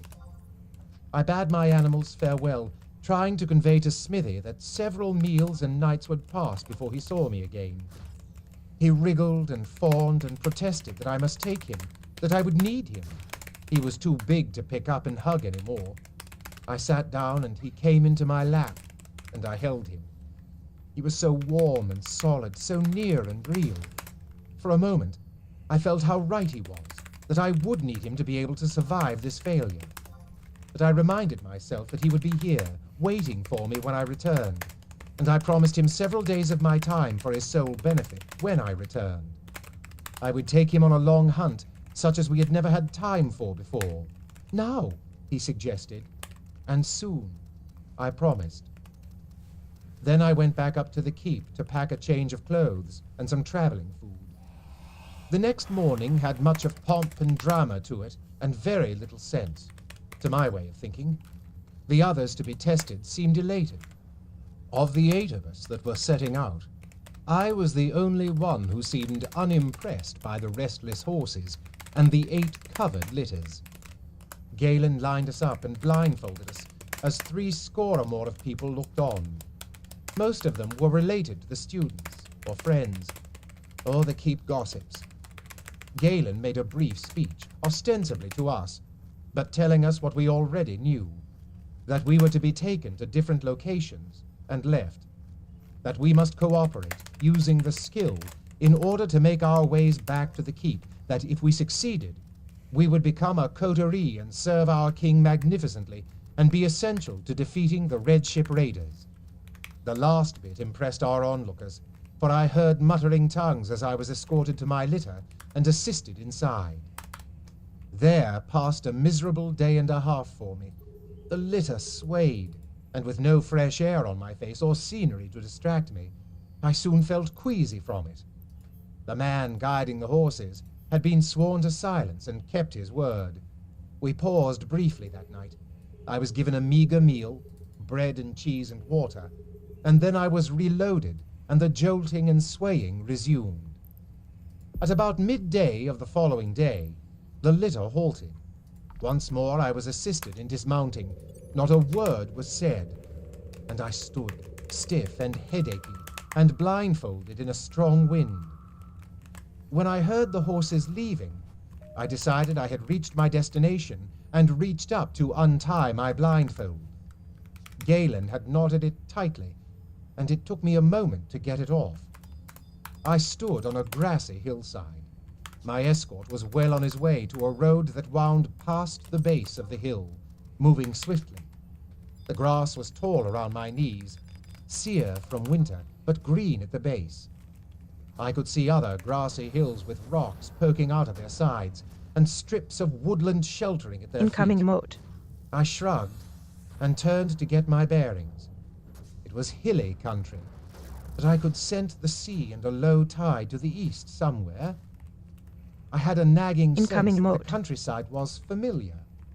Not that I had been to this particular spot before, but that the lay of the terrain was familiar somehow. I turned, and to the west saw the Sentinel. There was no mistaking the double jag at its peak. I had copied over for Fedrin a map less than a year ago, and the creator had chosen the Sentinel's distinctive peak as a motif for the decorative border. So, the sea over there, the Sentinel there, and with a suddenly dipping stomach, I knew where I was. Not too far from Forge. I found myself quickly turning in a circle to survey the surrounding hillside and woodlands and road. No signs of anyone. I quested out almost frantically, but found only birds and small game and one buck who lifted his head and snuffed, wondering what I was. For a moment I felt reassured, until I remembered that the forged ones I had encountered before had been undetected by that sense. I moved down the hill to where several boulders jutted out from its side and sat in their shelter. It was not that the wind was cold, for the day promised spring soon. It was to have something firmly against my back, and to feel that I was not such an outstanding target as I had been atop the hill. I tried to think coolly what to do next. Galen had suggested to us that we should stay quietly where we were deposited, meditating and remaining open in our senses. Sometime in the next 2 days, he should try to contact me. Nothing takes the heart out of a man more than the expectation of failure. I had no belief he would really try to contact me, let alone that I would receive any clear impressions if he did. Nor did I have faith that the drop-off he had chosen for me was a safe location. Without much more thought than that, I rose, again surveyed the area for anyone watching me, then struck out toward the sea smell. If I were where I supposed myself to be, from the shore I should be able to see Antler Island and, on a clear day, possibly Scrim Isle. Even one of those would be enough to tell me how far from Forge I was. As I hiked, I told myself I only wanted to see how long a walk I would have back to Buck Heath. Fucking weird. Only a fool would imagine that the forged ones still represented any danger. Surely, winter had put an end to them, or left them too starved and weakened to be a menace to anyone. I gave no credence to the tales of them banding together as cutthroats and thieves. I wasn't afraid. I merely wanted to see where I was. If Galen truly wanted to contact me, location should be no barrier. He had assured us innumerable times that it was the person he reached for, not the place. He could find me as well on the beach as he could on the hilltop. By late afternoon, I stood atop rocky cliffs, looking out to the sea, Antler Island, and a haze that would be Scrim beyond it. I was north of Forge. The coast road home would go right through the ruins of that town. It was not a comforting thought. So now what? By evening, I was back to my hilltop, scrunched down between two of the boulders. I had decided it was as good a place to wait as any. Despite my doubts, I would stay where I had been left until the contact time was up. I ate bread and salt fish and drank sparingly of my water. My change of clothes included an extra cloak. I wrapped myself in this and I go the wrong sternly way. rejected all thoughts of making a I fire. can't remember. However small, it would have been a beacon to anyone on the dirt road that passed the hill. I don't think there is anything more cruelly tedious than unremitting nervousness. I tried to meditate, to open myself up to Galen's skill, all the while shivering with cold and refusing to admit that I was scared. The child in me kept imagining dark, ragged figures creeping soundlessly up the hillside around me, forged went the wrong way, who would beat and kill me for the cloak I wore and the food in my bag. I had cut myself a stick as I made my way back to my hillside, and I gripped it in both hands. No, but I'm it okay. seemed a poor weapon. I did it right. Sometimes I dozed despite my fears, but my dreams were always of Galen gloating over my failure as forged ones closed in on me. And I always woke with a start to peer wildly about to see if my nightmares were true. I watched the sunrise through... Yeah, no, but I know where this is, though. I've done it like 180 times or something.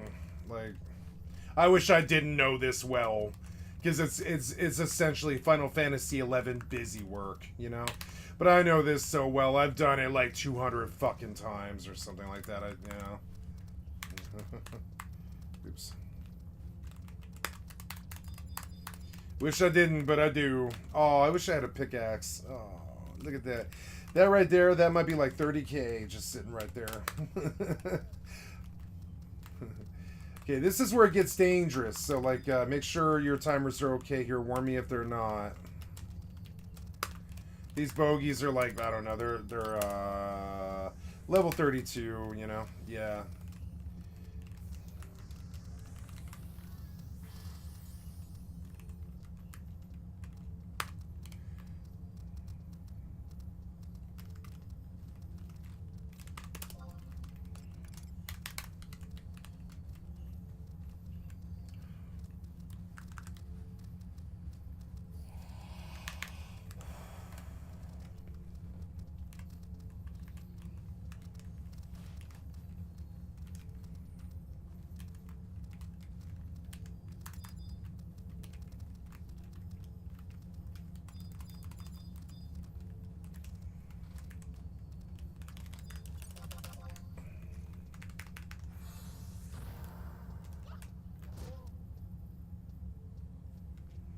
Fuck your sleep, bitch. God damn it. How did a level 30 mob land asleep on a fucking 74? I've never liked that about this game, but hey, it's proof that anything can kill you. Anything can fucking land a spell, pretty much, doesn't matter. And WoW, it would just be a 0. It would be like a resist.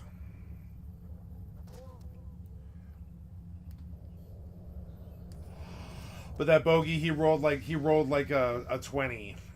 He rolled a 20 and he pulled the sleep on me, which is just hilarious. I love this game.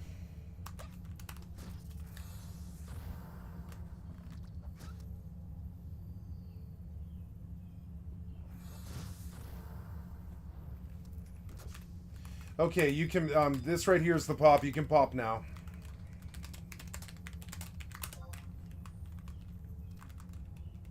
Oh, yeah, you're asleep? Okay. Yeah, no biggie. That's funny. Hey, a data site. Yay! Okay, so... smaller.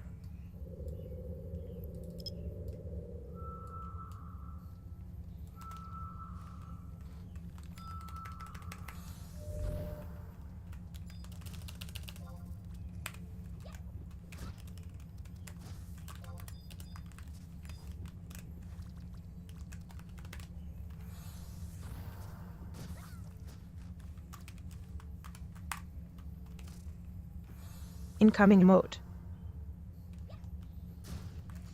Okay, and then click your question mark again to get your KI.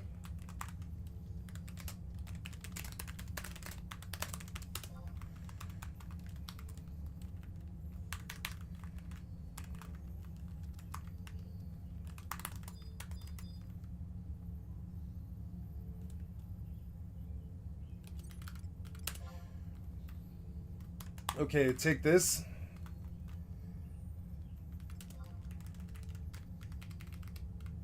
Before I forget. And then, and then we'll go back to Bastock.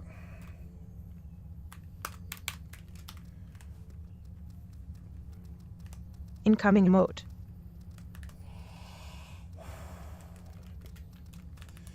You'll need sneak in a viz beyond here. Those bogeys will aggro. Yeah.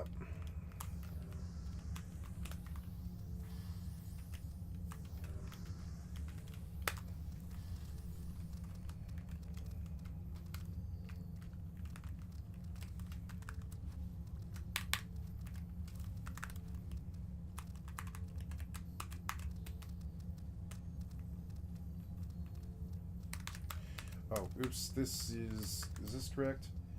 About this. Oops, I missed my turn. What I'm not so used to is running back. Oops.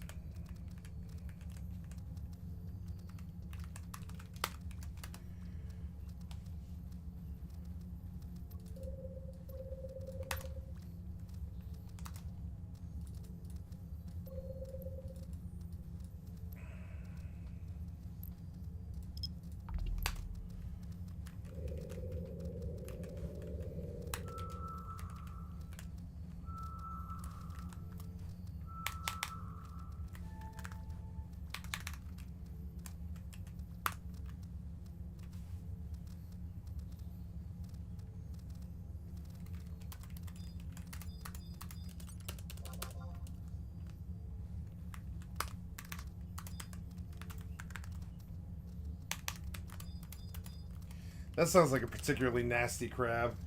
Lacerators. Hey, I found the other side. Yeah. Lesser Garesis Covert. No lesser. Damn it. That sucks. Now. Wow, I fell. Oh, come on, man. I alt-tabbed for 5 seconds and you couldn't run a straight fucking line. Of course not. Of course you couldn't. Sorry, I wasted like 2 minutes of our time. God fucking damn it. I won't alt-tab on the bridge.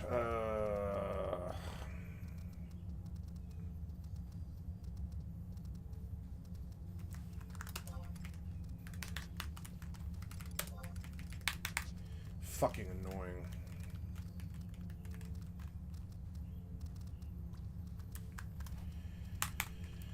Oh, the busy work of running everywhere in this game is so painful in 2022. It makes me want to play it less, because it's like, why would you make all this walking necessary?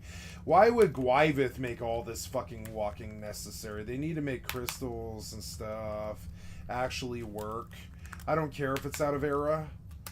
The walking sim nature of this game, how it takes 45 minutes to get anywhere, is literally what killed the game. It's not their fucking choices with Abbey Worms or Trust or any of that stuff that actually did full-blown kill the game, like, you know, were the nails in the coffin.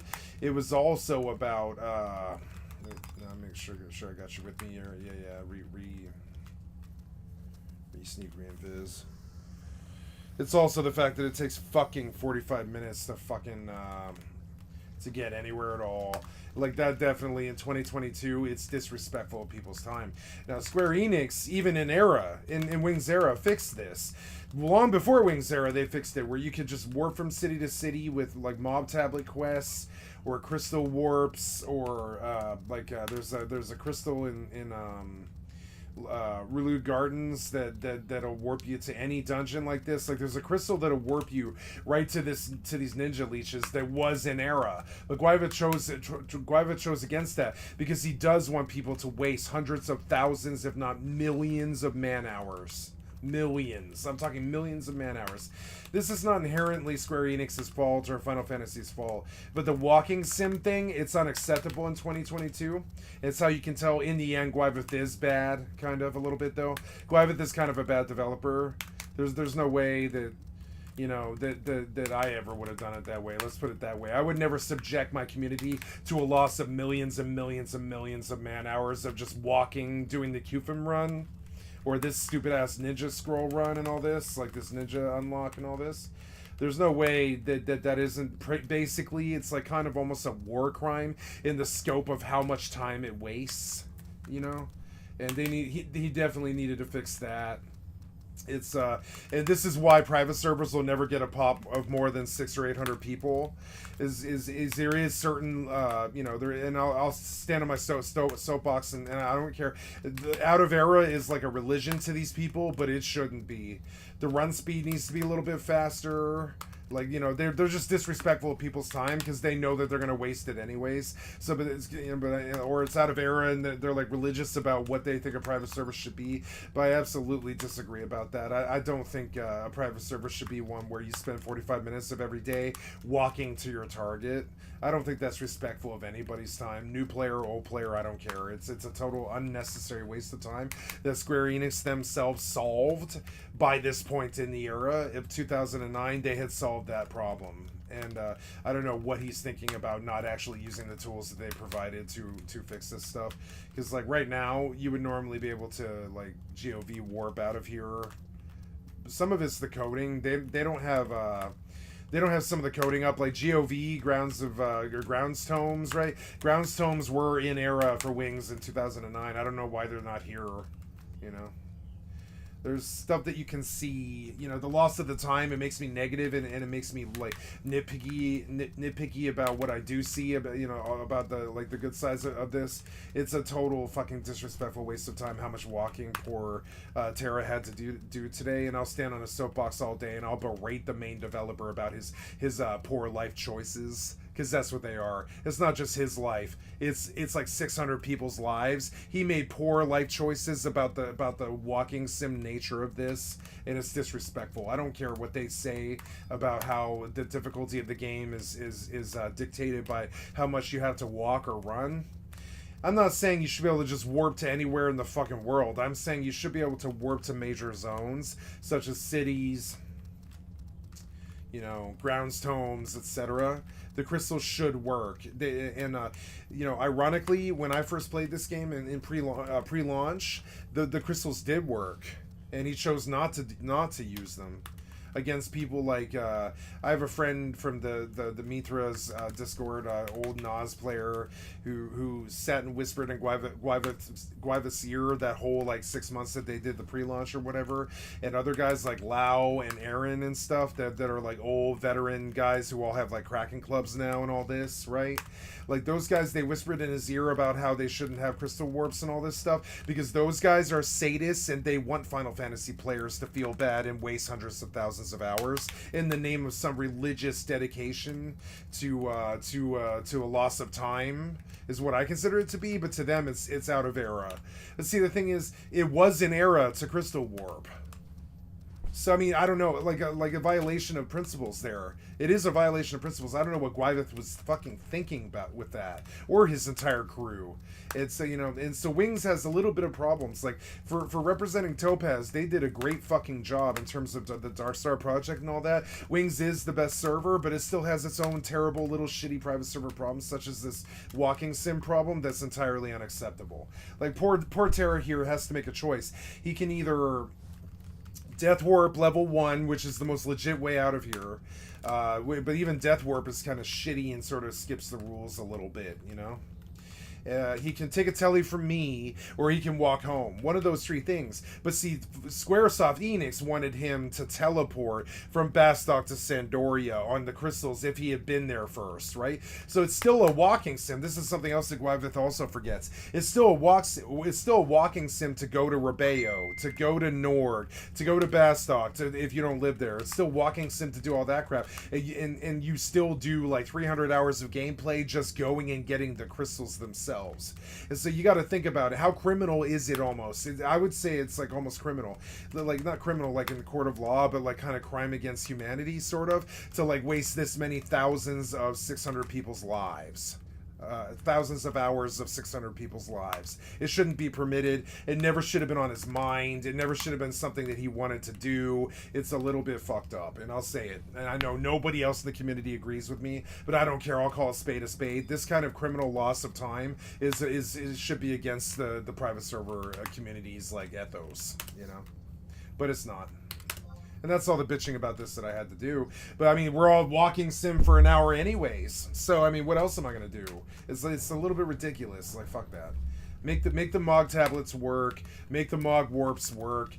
Get GOV running so they can teleport home from the dungeons. Get the crystals going so they can warp between cities. I'm not saying warp to the camp at Durfland or whatever, you know, or at you know, not to don't. I'm not saying they should be able to warp to the level 18 camp at you know, Rolandberry. I'm just saying you should be able to warp from Bastock to fucking Juno and then take a chocobo out there to the camp, as opposed to outpost warping for 1,000 gil to Durfland and then doing the long ass physical foot race run to the camp and all that. That's disrespectful, and it is not the core of Final Fantasy. That running was not the core of Final Fantasy. The core of Final Fantasy is the 6-man you know, cooperative you know, experience point party experience, right? And anything that you take away from that experience drives true fans away in this era of things. So Tara, you might consider doing your Zincor turn in Port Bastock if you haven't done it yet. As you'll have to come back here. There's no point in leveling a ninja unless you get Ususemi as well. And if you need a teleport, I'll be in Bastock here for another half an hour or something like that. So if you need a teleport, I'm here. I can come to port if you need it, and I'll teleport you to wherever the fuck you want to go. Except for Altepa, I don't have that, or Yotor. I don't have Altepa or Yotor, but I can at least get you closer to Sandy if walking's the way that you want to deal with that. I do represent the, or sorry, I do recommend the Death Warp idea. It'll sit in the end with a teleport. You'll lose 20 minutes. Death Warp will take you like 4 minutes. You know, then I say value the 16 minutes of your time and just go to the Port Bastock Mog House when you're done with all of your turns. You need 20k worth, which is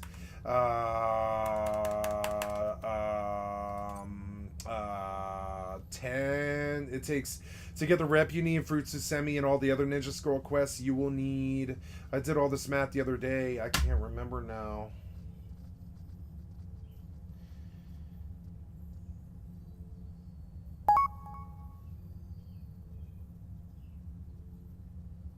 .6 stacks. So it's 8.6 stacks of Zincor. 20k will get you there. 8.6k. You know, or sorry, 8, basically 9 stacks. Call it 9 stacks. I would do 10 stacks of Zincor because you'll want the rep anyways, right? But that'll get you all the stuff you need to do all your major Ninja Scroll quests. And then as we walked through the other day, you'll also want to do your Ususemi starter quest, which is also in Port Bastock. Otherwise, you'll just have to do the hour-long commute back here, you know, and back. So I mean, I would get all that stuff done while you're here, because it's a pain in the ass. I don't know why Squaresoft made this such a pain in the ass, but they did. And it steals hundreds of thousands of people's hours of man time on top of all the walking sim shit. So yeah, I would get, if you're gonna do Ninja, you got to do it up right, which means getting your Ususemi Ichi scroll, which means paying your Zincor to the Bastock turn in, right, while you're here in Port Bastock. Then go take a outpost warp to Yatunga and go all the way to Norg and do the whole terrible Ususemi quest thing, and then go get your scroll for Tonko Ichi, and then I sent you a scroll of Monami Ichi, I think. So yeah. Excuse me for just a second. I get a DM from somebody. Oh, God damn it. Give me my fucking taskbar. Give me my taskbar, you piece of shit. Fucking taskbar, man. Yeah.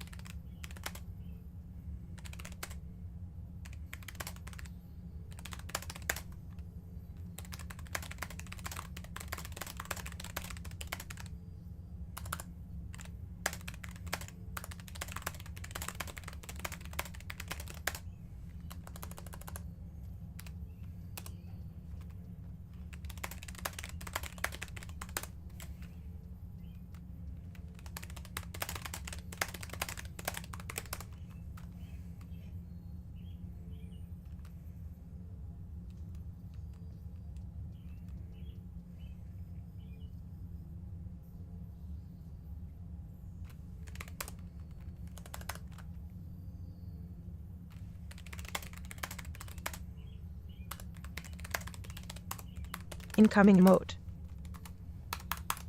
Oh yeah, what's up?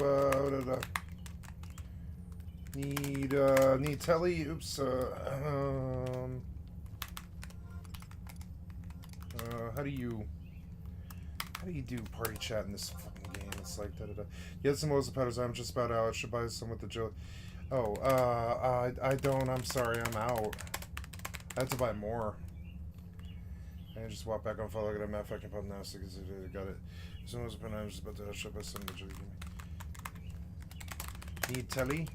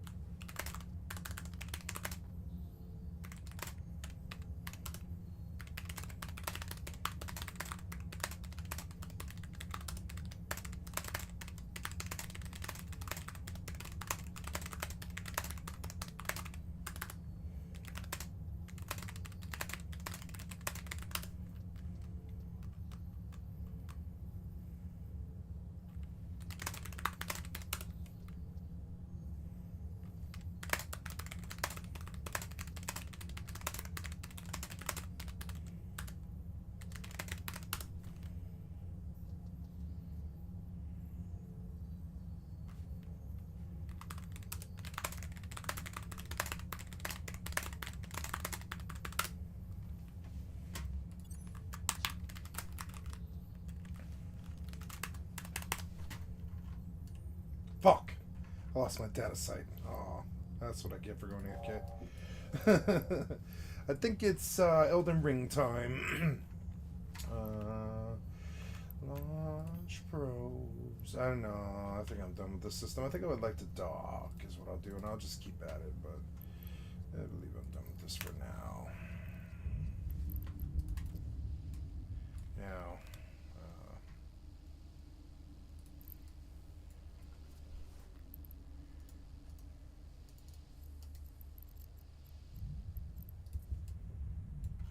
warp drive active. wait. Yeah, I pulled the drones back. I just want to dock your in Kausaja. Kausaja. Kausaja.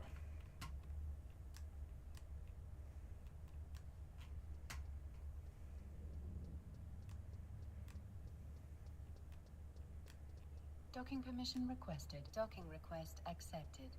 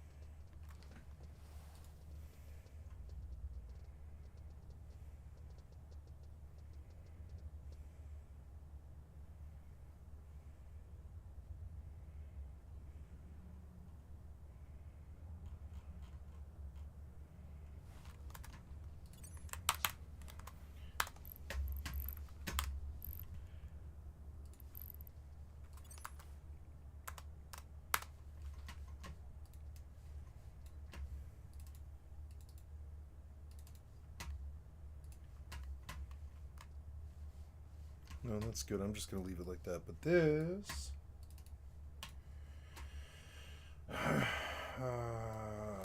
Elden Ringu. Elden Ringu. Elden Ringu. I like Japanese games. I like Japanese games. I like Japanese games. They're so much better than Western games. Not all of them, but most of them. Yeah. etc., etc. So I'm gonna pull you in here. Do I have anything else I have to do? I don't think I do. I think I can just go inside here. Avoid all the sounds of people teleporting around me. Close this, close that, close this, close... Oh yeah, you wanted to give me Salt and Sanctuary? I think you do want to give me Salt... Oh, Salt and Sacrifice. Wait. Oh, wait, no. That's the sequel? It's a sequel. Oh, I didn't know this hit. Salt and Sacrifice. Beyond Sanctuary. Salt and Sanctuary was really fucking good. It was like pretty good. Yeah. I really liked this game on PS4. It was so good. It was like... So speaking of this, so in the store we have...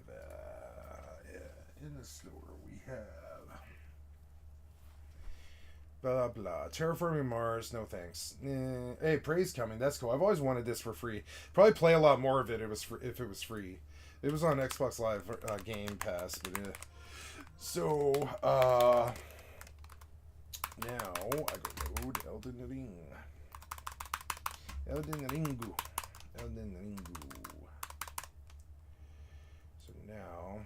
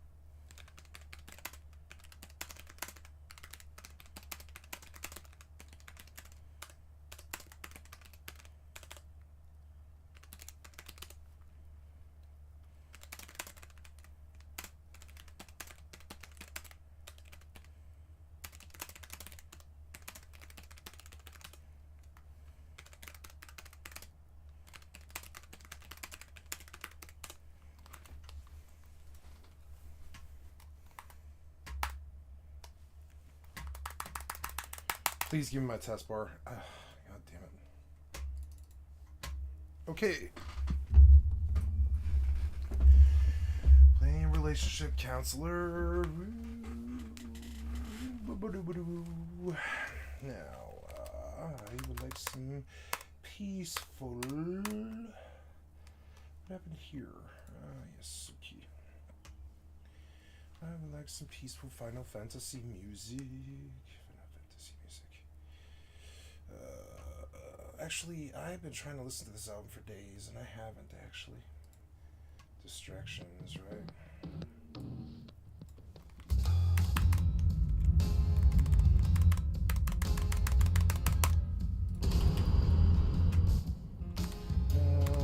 This isn't my mood. Could go a little harder. Yeah. That's a good pick. Oh, no. Wait, go back. Now playing, right? Fabula would be good. Can you play it? No. That sucks. Oh well.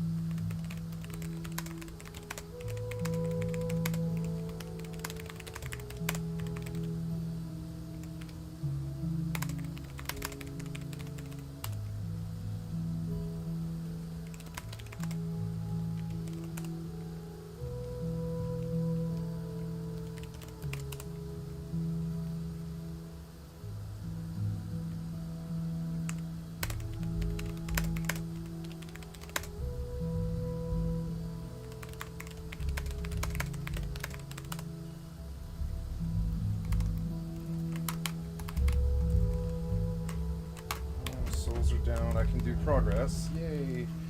Alright, something's been bugging me. There's like, I really want to see where that goes, but I also want to go east. I think I have to go that way, though. Oh, wait, no, I have to do this. Yeah, I forgot. Oh, cool, I have a dungeon. Yay. That'll be fun.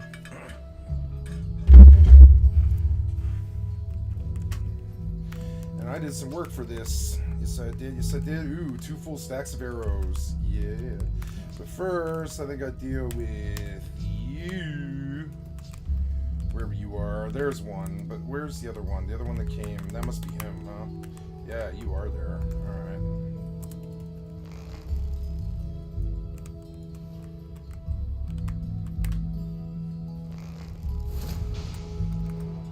Oops, wait.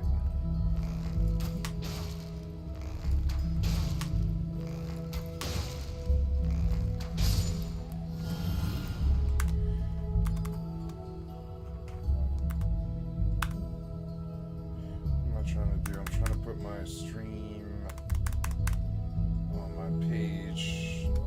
He's split for some reason. Okay. Sync pages, very good. What's up, people, by the way? I'm sorry if I've been ignoring you, just kind of off in my own world here. Yeah, oh yeah, we're gonna fuck you up, bitch. How far can I shoot? It's like... Oh, wait, don't shoot yet.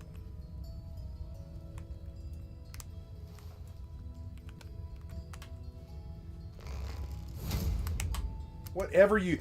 Wow, is that really... It's like going through his crotch? Come on, man. Piece of shit.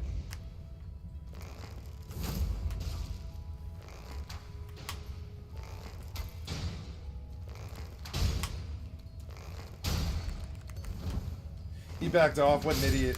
Don't back off. Hey, cool. That's actually cool. Can I get a summon here?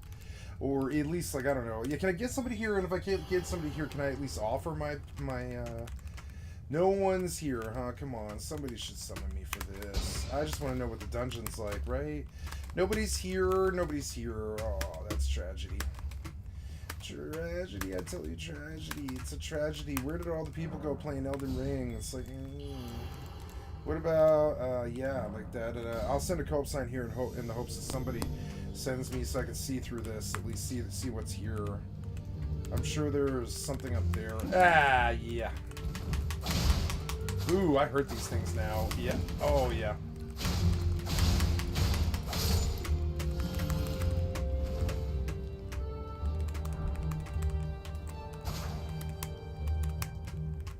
This is cool, the whole candle vibe with the tombs. I think that's really cool. Very good artwork.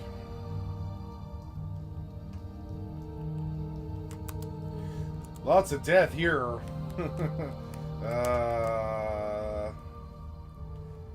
Yeah, like, where are you? Oh, I see you. I see you. Okay. Are you gonna throw things at me? Yeah, you are. Okay, well, I'm gonna shoot things at you. Is that fair? Is that fair? I mean, if we're gonna have a ranged battle here, let's have a ranged battle here then. Yeah. Oh yeah. Oh, I fire faster than you. I fire a bow faster than you can throw something. Oh no.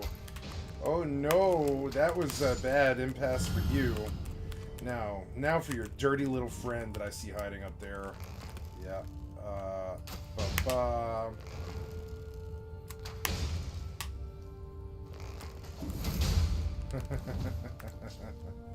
Sure, bring it, you little bitch. Oh, you're a ranger, huh? You're a ranger now? Is that kind of your vibe? Yeah.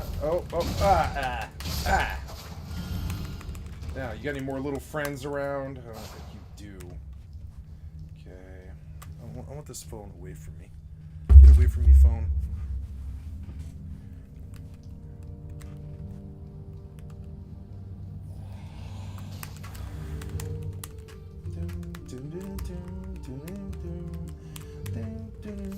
Grave violets.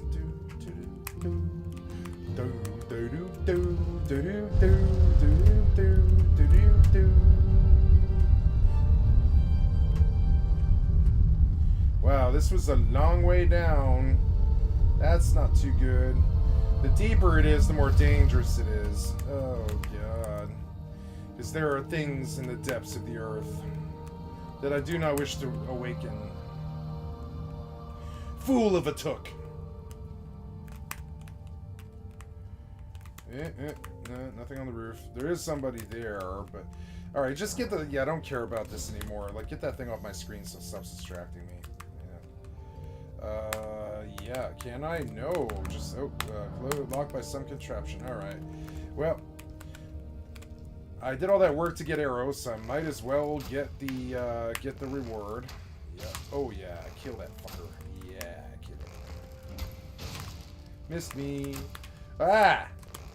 Fuck off. Ah! Okay.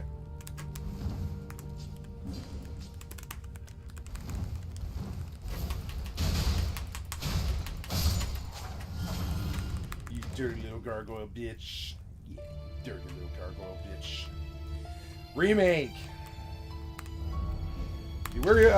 That was like a psionic bomb or something. Yeah, you kind of suck there, buddy. I admit it. Yeah, you're a little alarming, but be wary of group. Oh, yeah, there is group. Okay, well, will you come see me? Why don't you come up and see me sometime? Why don't you come up and see me sometime, huh? Yeah, come up and see me sometime. Yeah, why don't you come up and see me sometime? Why are you not firing the bow? Okay, there we go. Yeah. What's up, bitch? Headshot. Oh, headshot. Oh, yeah, but you can't throw that far, so that doesn't really matter. Ranging's a lot more fun in this, but it's still archaic and stupid, though. They could have done it way better. Kind of like Hanzo, you know? Instead, it's all like clunky and shitty. Yeah, just... Alright, you want a range battle, huh? You really want a range battle? I don't know about that. Okay. Damn it.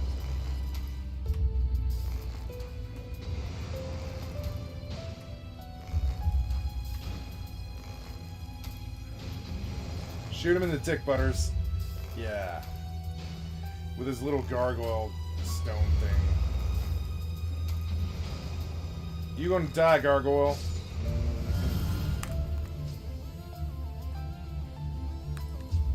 Are you gonna come over? Why don't you come up and see me sometime? Uh-oh. You missed. Sorry.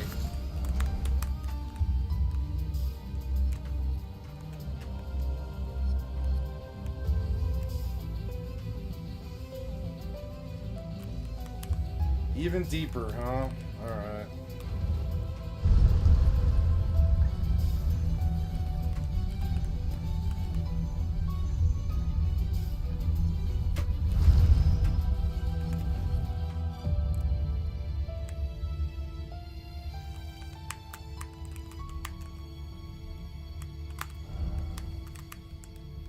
Oh, I've got that in spades. I don't need to seek that.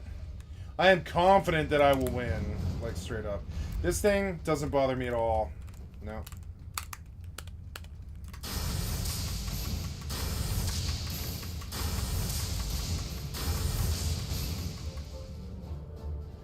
Yeah, you know, I think that was kind of expensive, so let's just shoot you a lot. Yeah. Yeah. Is he too fat to fit through the doorway? I think he is. What?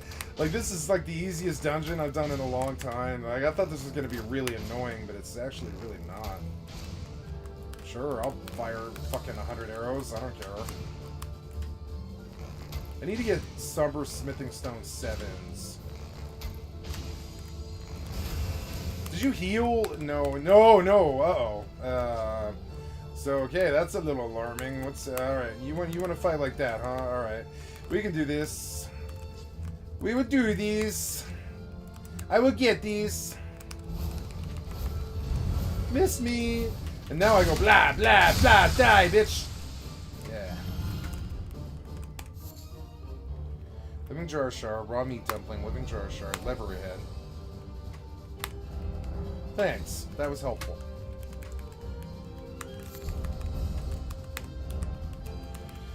Yeah, it's kind of my vibe. It's usually what I do. Okay, so they're saying through there is mobs. So maybe I backtrack? I don't know. Seems like west. Yeah, this is west. Thank you. Okay, that sucks a lot. Ouch, ouch. That sucked. Okay.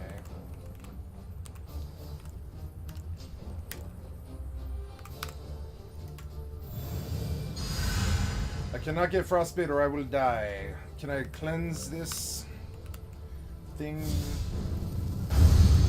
Yes, I can. Very good. Ah! Little pot. Oh, look at the little pot. He's so cute. He's got little legs. I just want to stop you! Die, little pot! Die! Die! Die! Die! Die! Fuck you. That's blood on the floor, you dirty pot. That's your blood on the fucking floor. Now, what is this shit? Like what is the nature of this? It's like some kind of weird pressure plate, I think. I don't know. Do I have an axe in my hand? Yeah, I do. Okay, so pressure plate? I don't know. Something. Try mushroom and then seek trap. What are you talking about? I don't know. Anyways. Explosion ahead. That's really very bad. Oh no. Well, okay.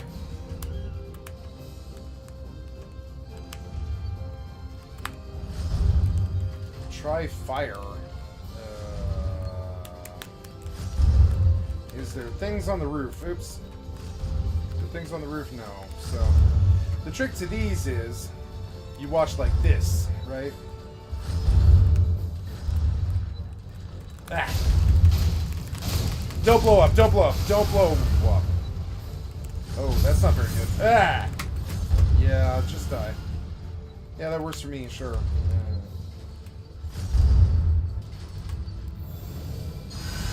Stupid pots.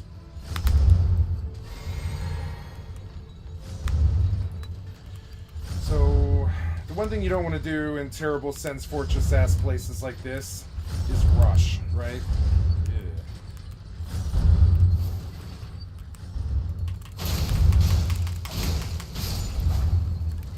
Yeah, it's gonna blow! Yeah, he is. Well, now I know. Okay. Gah. Love that. That's cool. I like that. Entertaining as hell.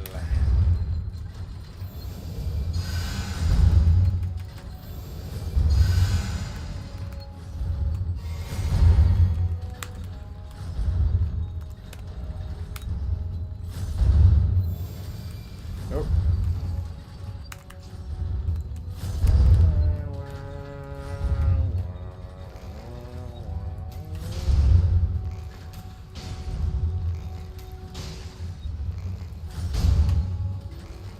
I headshot him? Yeah, I did.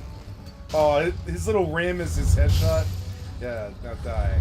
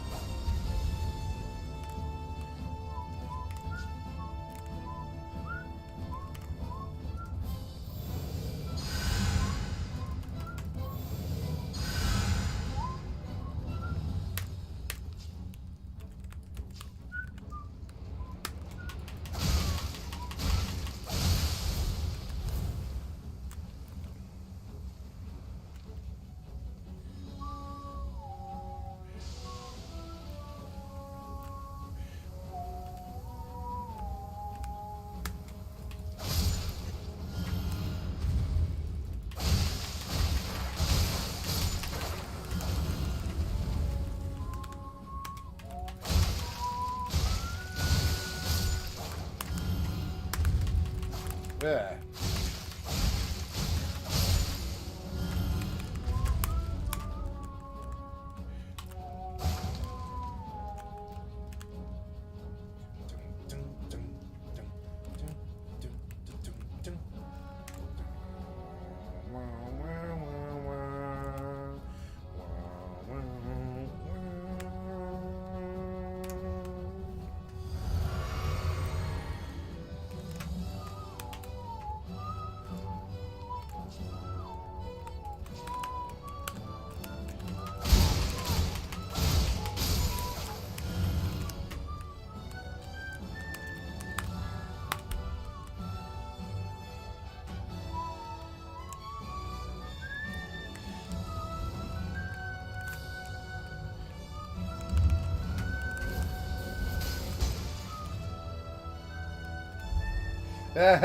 This is gonna be funny.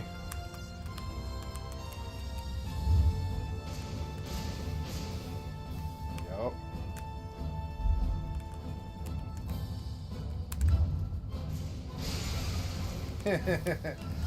Stupid guy.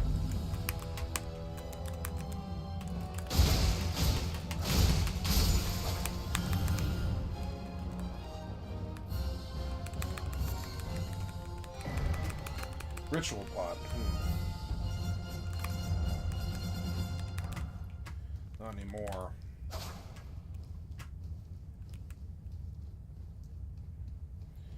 So now we didn't fully. This was a dead end, huh? Anybody try for like a secret wall or anything? No. Alright. Now I want to see what that is, and that's kind of scary to me a little bit. Oh, cool. Cool. Ancient butterfly.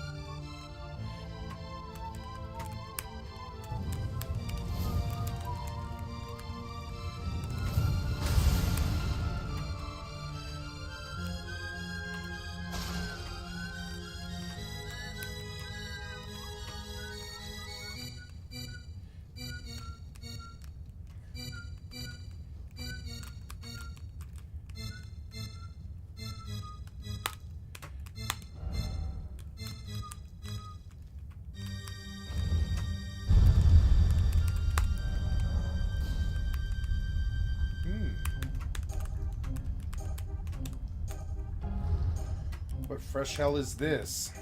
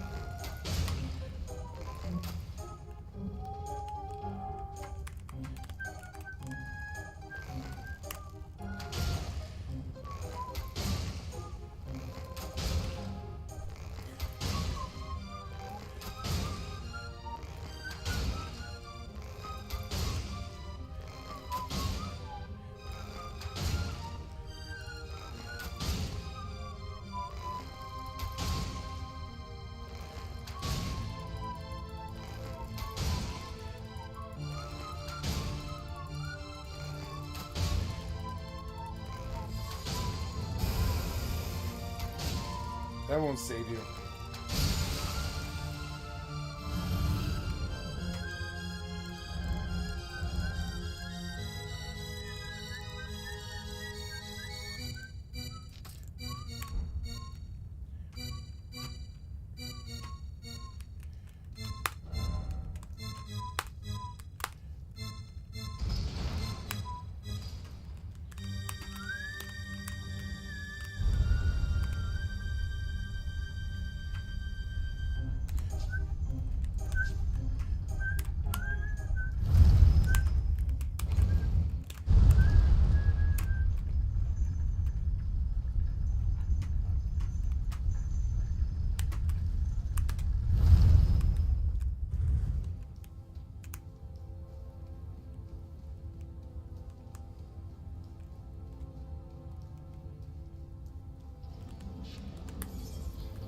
Hi, kitty. Okay, that was very bad. Get out, get out. Come on. Oh, not good, not good. Yeah, that hurt. But I got out in time. Where did you come from? No, no, no, no, no, no, no, no, no. Where did all of you come from? Oh, god damn it. Oh, god damn it. You fucking assholes. Move, move, move, move, move, move. Go, go, go. You gonna drop on me? Was that a bomb? Yeah. Fucking sorry.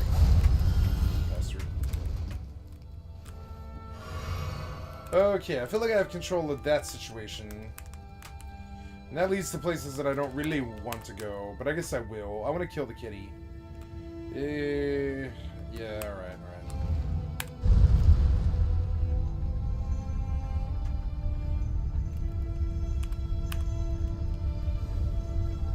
Yeah! What's the wrong way? Oops. Please do not fall. Don't fall. And then move. Move, move before he ranges me. Yeah, yeah. I see you. I see you, creepy little fucker. Yeah. Come here. Yeah, you want some? Oh, ouchies. Okay.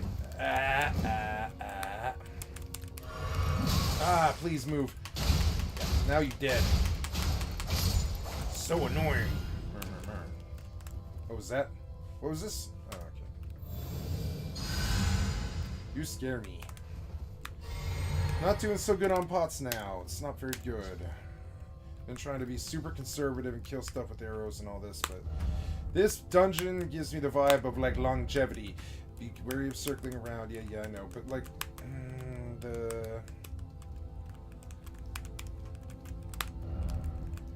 yeah, I'm aware. I killed him. What of it? Yeah. Now that seems like a possibility. Let's see.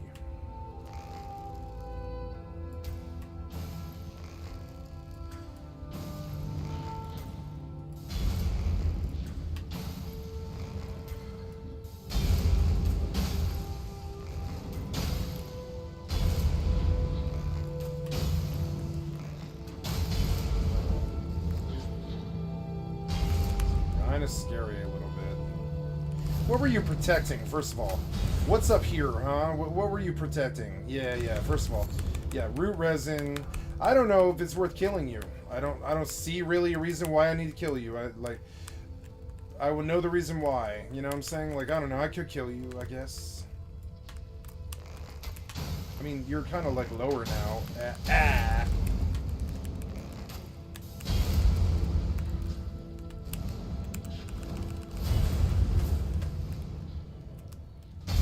You are really annoying.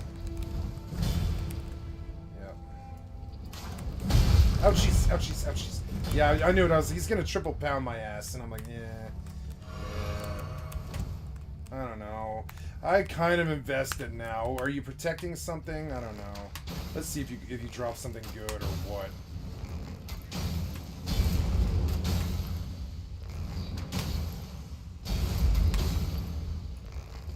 Stupid kitty.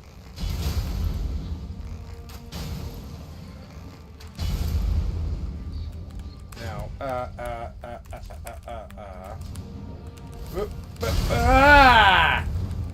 God damn it. How am I gonna do a boss if you eat all of my health, you asshole? God damn it.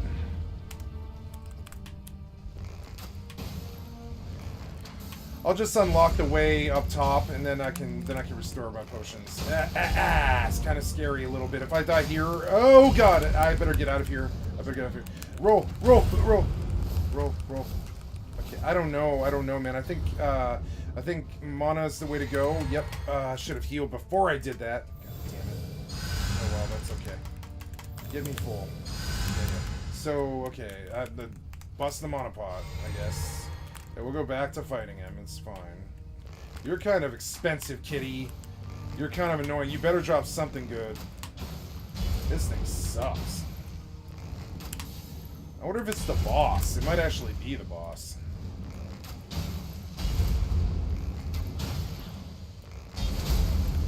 What's behind me? Oh, yeah, that's death. So...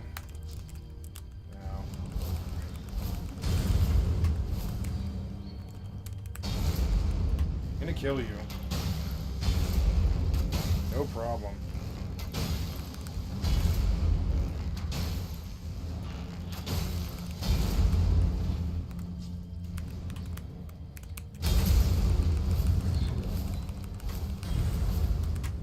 Stupid kitty.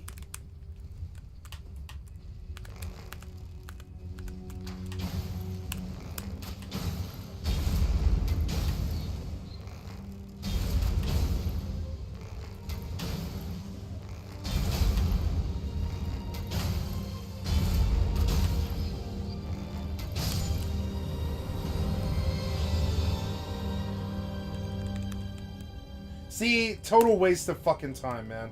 See, like, I hate that about this game. Sometimes you're like, oh, is it worth it? Oh, why did you waste mana right there? Because you put your fucking, you put the mark in my right hand and totally, like, there's this game-breaking glitch with the weapon switching that, like, man, I don't even know. I don't know why. So what was the point of this? Just eat all my resources? I guess so. What a fucking dead end this was. Totally pointless. Damn it. Like, was there loot here? I mean, there was, like, no reason to do any of this. Well, now I know, and now I'd, like, pretty much have to go back. So annoying.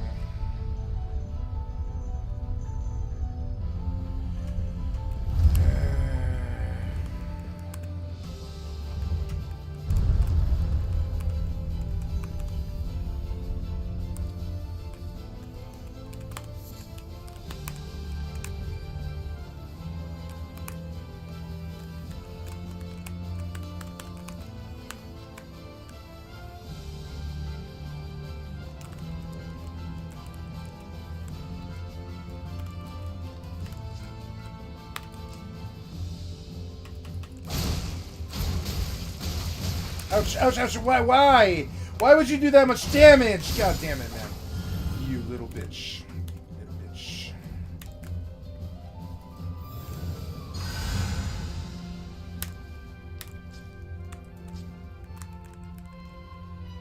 Ooh, this looks good.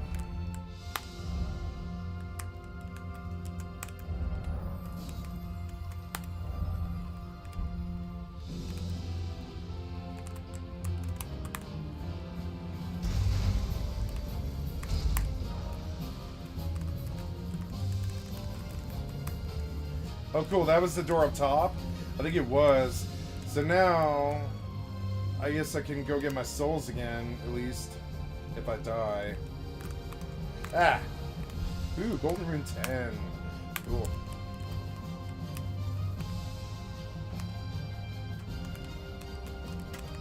I've been here before. So...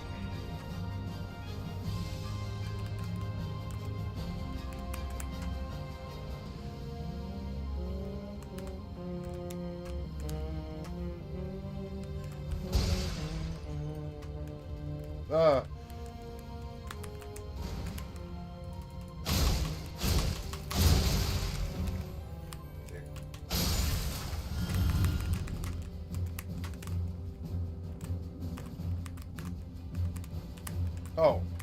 Oh, that was a totally pointless thing. I thought that went somewhere, but it absolutely does not. So I guess this is my only path that I haven't been on.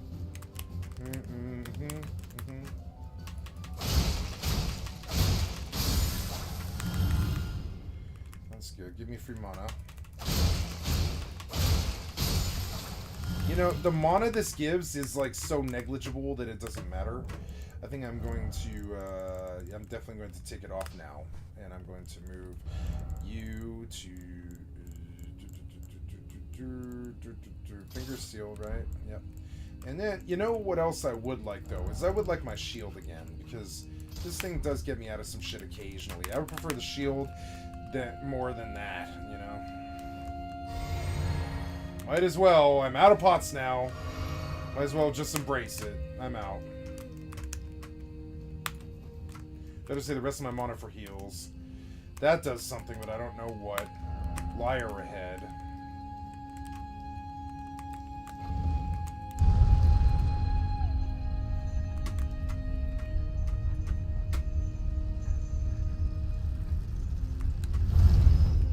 Did I do this? I can't remember.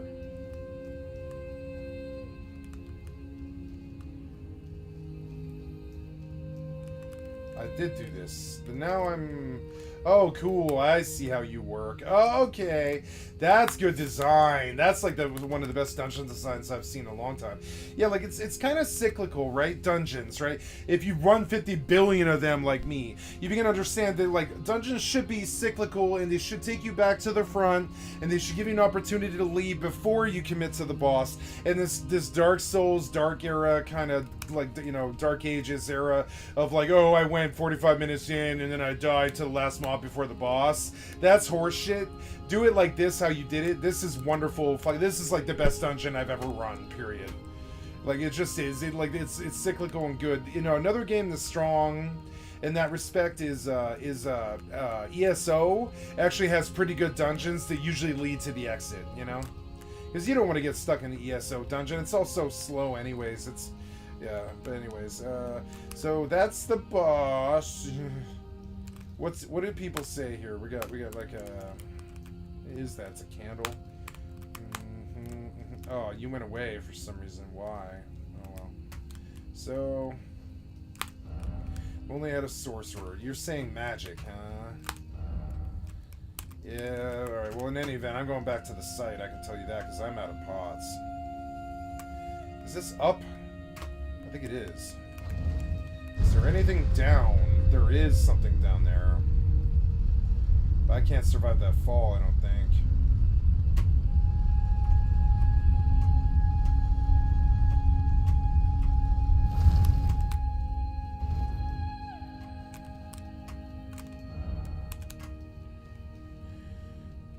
I did. I knew that safety was here. If you didn't know it, you're an idiot.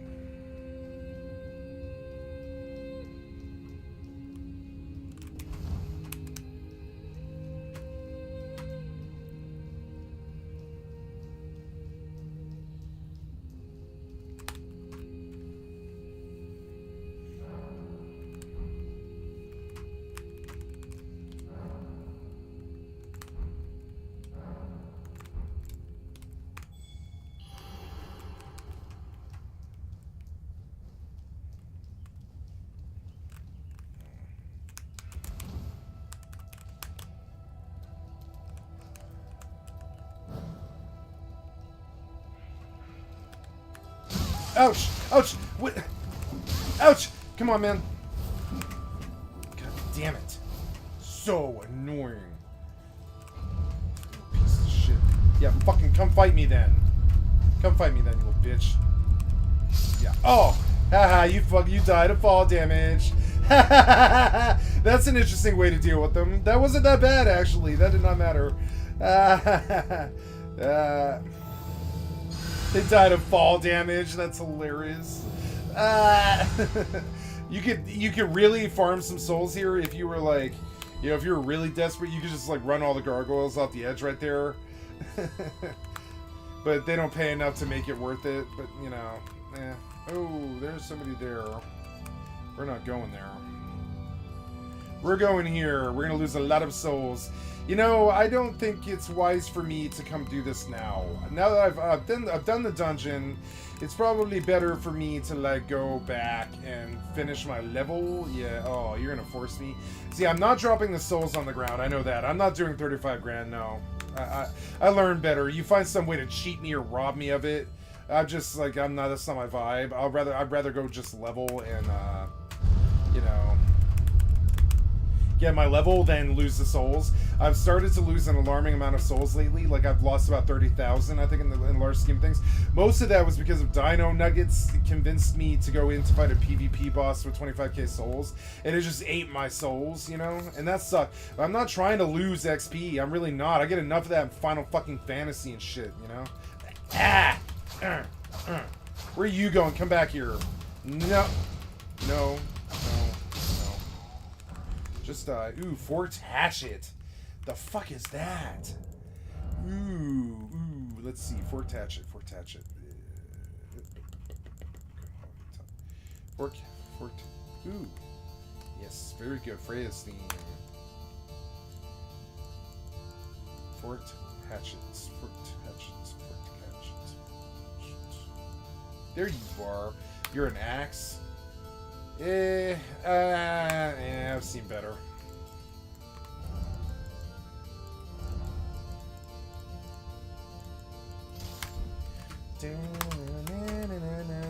You put me on the second screen for no reason.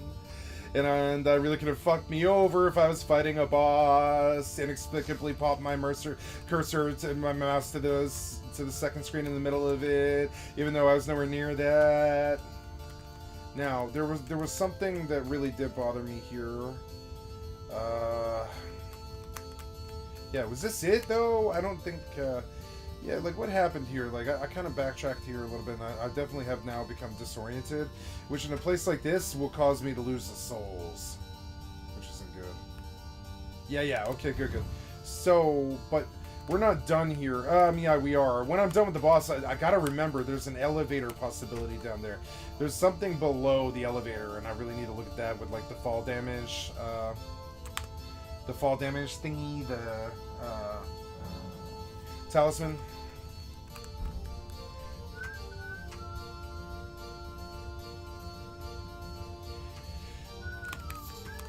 Beast Eye Quivers. Yeah, I want it. I want whatever that boss is, but I'm not doing it yet.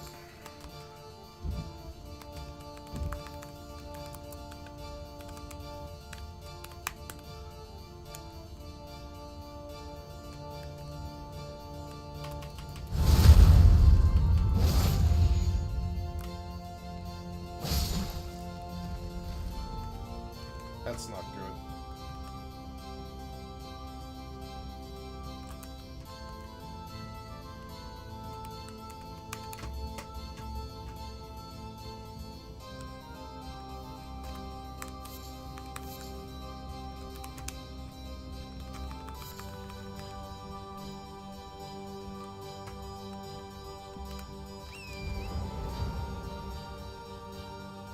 That's better. Yeah, I do not mind that. That is fine.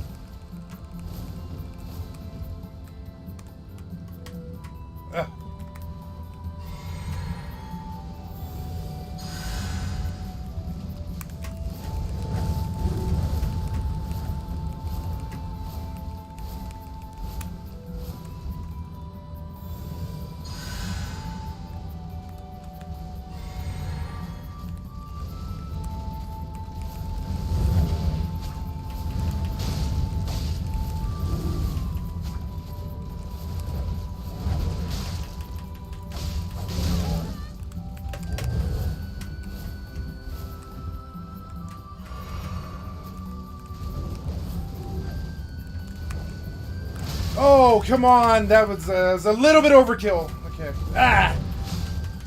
Dick, die. No. Get out of it. You fucking dick, dude. Yeah, I don't care. I'm just gonna, like, kill you now. Yeah, you wanna stand back there, blow fire like a fucking volcano? We'll see where it gets you, you little bitch. About to throw my runaway. Not about to do that. No. There. Just die. Little caster bitch. Now, I can't get two of these, so... I mean, I don't know. Like, I kind of wonder what's back there. Something's back there, I think. No, I mean, I don't know. It's like 3 of them. Yeah, yeah. All right, I think I can probably take you guys. We'll see.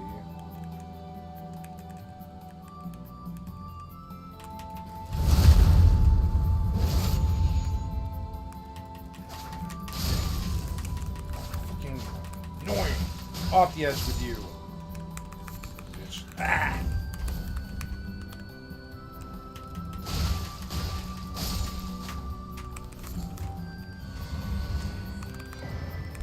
Briars of Punishment.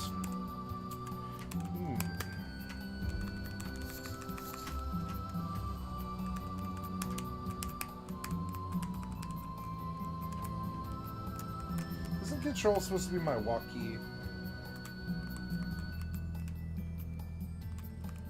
Wow, there's ground down there, and I'm gonna go down there, I think.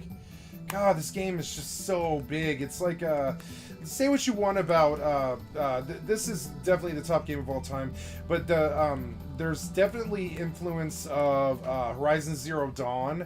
I don't think this game could have been what it was without Horizon Zero Dawn, and I want to give the nod to Guerrilla Games. Guerrilla, I get emotional when I think about this. Aloy is the best female protagonist I've seen in a long time, and I love Guerrilla Games. And on top of it, the bow work in Horizon Zero Dawn on the PC, mind you, not the controller. On the keyboard mouse, the bow work is the best a bow's ever been, I think, short of Hanzo. Hanzo's better. But, you know, without that massive world that they built for Horizon Zero Dawn and Horizon Zero West, this never would have been what it was. Because somebody needed to set the standard before From Software had to beat it, right? And they were like, oh no, we have to beat, you know, Horizon Zero Dawn. And they probably didn't see it coming. Like 5 years ago, they were planning Elden Ring, and then Horizon hit. And they're like, oh, we have to rethink all of this. If this is what the gaming is going to be, that this is what we have to be. And you can see it. The Japanese are smart. They evolve when they should evolve. Americans, and I'm sorry, not Americans, but it's not just Americans, but the Western audience, the Western game developers, they don't always evolve when they should. And they sit around and they try to capitalize on a meta when you should evolve like the Japanese almost always do. You know, they understand that better.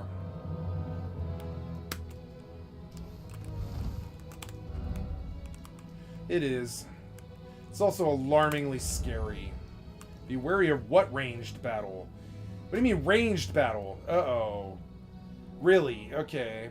So you want me to do this with a horse, I think? But I don't know. I'd rather just wait until I don't have to do that. But we better get full health, because this is terrifying. I'm also scared of, like, drop-downs that I don't see. Yeah. Some of these are a doozy. Yeah.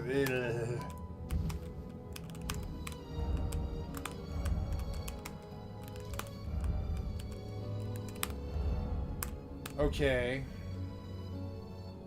Oh, yeah, I see him. So we do have to make a break for...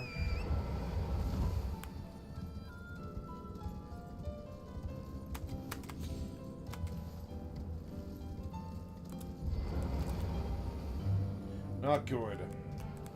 Let's say that. It's just not good. Ashes of War. Nation Smoldering Butterflies. There's something down on the west side of that, or whatever, yeah, the west side of that, so...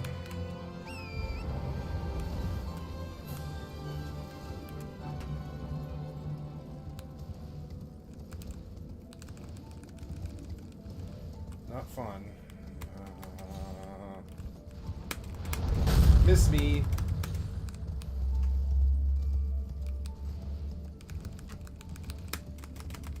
Please, jump! Please, jump! I'm out of stam! You fucking asshole. You fucking asshole. God damn it. You fucking asshole. Suck a dick. Oh my god. Yeah. Ooh. I ran out of stam and I didn't realize horses, like, needed stam to jump. Apparently they do. So this is very bad. I don't know. How much of a pussy are you up close? I need the grace. I don't need you. I need the grace. Yeah, so, yeah, we'll just, oh, you're a nasty fucker. Yeah, you are. Yeah, fire the shot. Let's go. You're waiting for me? Okay, okay, okay. I need to see a grace. Ooh, that's something I really need. Yeah. Give me that. Come here. Wait, nope. Come here. God damn it. No, don't disappear. No. God damn it, you're fucking annoying. Come back here. Nope, nope. Just die, die, die. Come on. Come here. I need that. Ooh, Somber Smithing Stone 8. I hope I can upgrade my claws with that, or my my bow. I think it is just one Somber 8 right now, or Somber 7. He doesn't see me. He leashed? Yes, he did. Okay, you leashed, huh? What about a grace? You got a grace around here somewhere? Oh, it's so scary. It's like... It is beautiful. It's beautiful. Yeah, I mean, it's too static. The moon should move, but for backdrops, it's wonderful. It's inspired. I love it.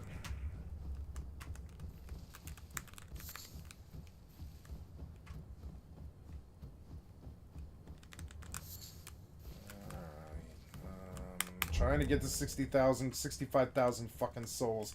And these terrible ass endgame mobs aren't getting me there, and that's a really annoying thing.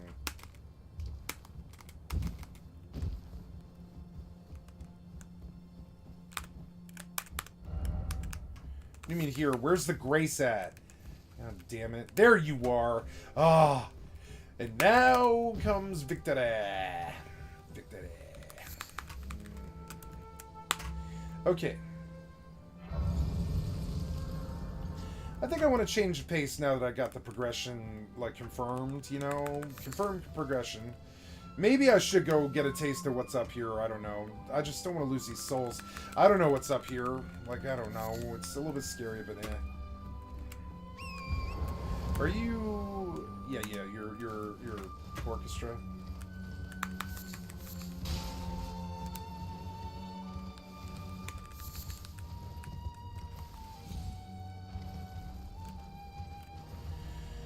That's a nasty fucking caster. Great.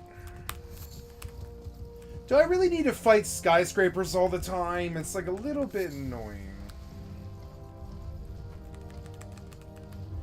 Alright. You think I'm scared of that thing? I'm not scared of you. I'm not scared of you. I'm not scared of you. I'll fight you. I don't care.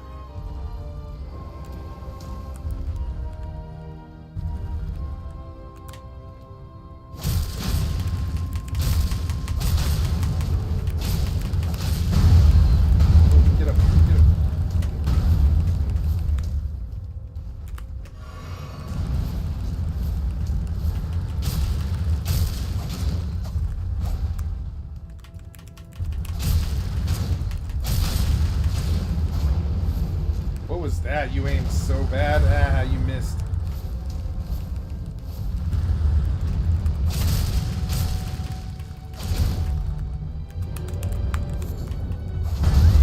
Okay.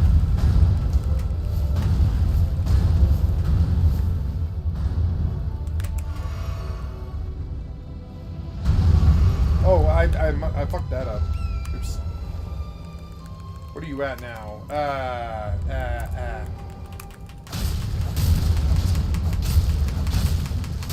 Halfway.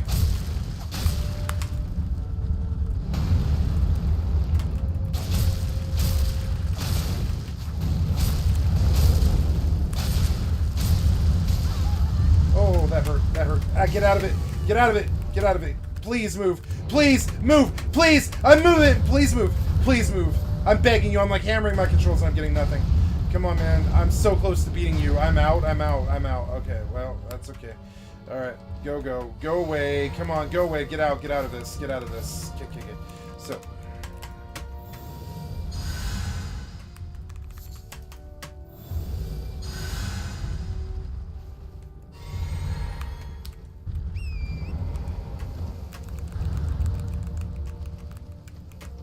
Come away from the rocks, that's gonna get me killed. Yeah, come here. Fuck the rocks. Alright, fine. You want to fight on the rocks? We can fight on the rocks, you fucking dick. Ah! Whatever that was, I was like behind your back leg and you hit me. Dick. Ah! Oh, God. god, that's bad. Bad, bad, bad, bad, bad. Ah, bad, bad, bad, bad, bad, bad, bad, bad.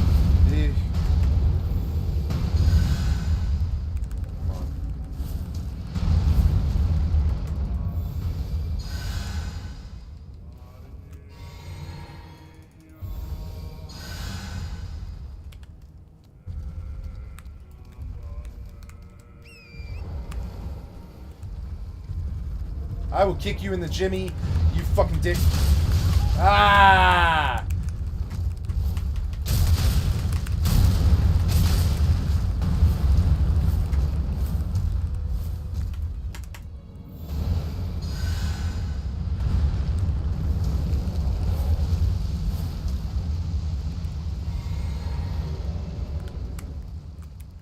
You, your friends, and your Johnson.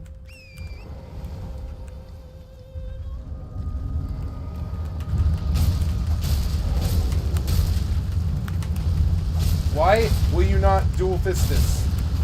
Fucking, please, kill him. Yeah! First try, bitch. Go down. Bigger they come, the harder they fall. Yeah, you were some good souls, but you were also boring. Anyways. So that's good. Got him out of the way, I think. I mean, I don't know. What about that one? Is that one alive? I don't know. Anyways, that was fun. So, would this be a bird? Talking about head. Yeah, it's a head. Stupid things. What do you... oh, fuck it, I can't foresee that being actually of consequence. Stupid humans getting up to stupid human tricks. Now, to celebrate destroying that terrible, terrible mob, we're gonna have a small comedy break, right? Pause. And we're gonna go to YouTube. You, your friends, and your Johnson.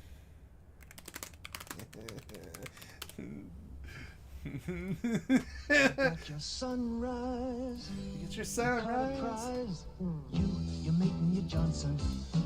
Party nights, summer whites. You, your friends, and your Johnson. Rooster tails, water trails. You, your kids, and your Johnson. Saturday nights, distant lights. You, your girl, and your Johnson. You and your Johnson. For over 50 years. Get a clue. I swear to God, one time when I was a kid, like I used to really love this. Like one of my best friends, a girl named Jessica, and Jessica used to live in my house. We used to do a lot of drugs together. And one night we're like yeah, it'd been like a week. I was just us doing drugs like on a binge for like a week, and we're like watching TV one night, and this Wendy's commercial comes on. And we're just sitting there. It had been boring. I'm talking like 8 hours of like no laughing, no talking, just sitting there like kind of dumb, gobsmackingly staring at a TV. You know, boring ass night, like Netflix and chill. And like I'm watching TV with her, and the Wendy's commercial comes on. And it goes, "Why toss an ordinary salad?" And we hit the floor, fucking laughing so fucking hard because they have no clue what that means, or they're just what little ad executive lives they have, and they have no clue what it means. They're not thinking first. They're just, why toss an ordinary salad? And she goes, "I don't know," and she starts screaming laughter, and I was like, yeah. Why toss an ordinary salad, you stupid little goblin? When I could do that. Why toss an ordinary salad, you bitch? Yeah. And that was because that was like the first time that Wendy's ever did salads, you know? So they're like, "Why toss an ordinary salad?" It still makes me fucking laugh. Like, what? Like, why? Why would you say that? Why would you do that? Why would you put it out to 16 million people or something? It's like, come on, man. Get a clue. Likely Dragon and then Hero. Visions of Cave. Alright, I like both of these. Yeah, I think this is actually helpful. Yeah, I like both of these. See, these guys are smart. They deserve their thumbs up their butts. Snow, oh Snow is stupid. We're gonna downvote you. Yeah, no. It's a poor. Yeah. Oh, poor. Yeah. Weak foe, oh weak foe. I don't know. Notice that those mobs are really far away, but if you notice right here, get off my fucking screen. Yeah, I'll disparage it, yeah. Notice that the frame rate, there's something interesting going on in this like Elden Ring world, right? Notice that the frame rate is really, really bad at a certain range. Beyond it, right? And so I wondered one of the ways how they got such fast load times, right? And my mind's been working on it in the background in the 130 hours or so that I've been playing this game. I'm like, how did they get 5-second load times on this massive world, right? I think it's specifically because they're using some sort of crazy new tech where, like, if you know, render is about 250 meters or something like that. Those guys are outside render, but you can still see them because they do exist in the world, right? But past 250 meters or so, I'm fairly sure that, like, because you can tell from their wings. See how bad they're, like, now that guy up close, he looks good, but the one far away, his wings are moving at like 5 frames per second or something like that, and all those melee hits that those other guys are doing are like 5 frames per second. But the bat that's close to me is sitting at like 60 FPS. And so they're like, I don't know why Rust doesn't do this and other things that are far away that don't concern you couldn't possibly concern you. It wouldn't work for a gun game, but it works for games like MMOs and stuff, or like RPGs, right?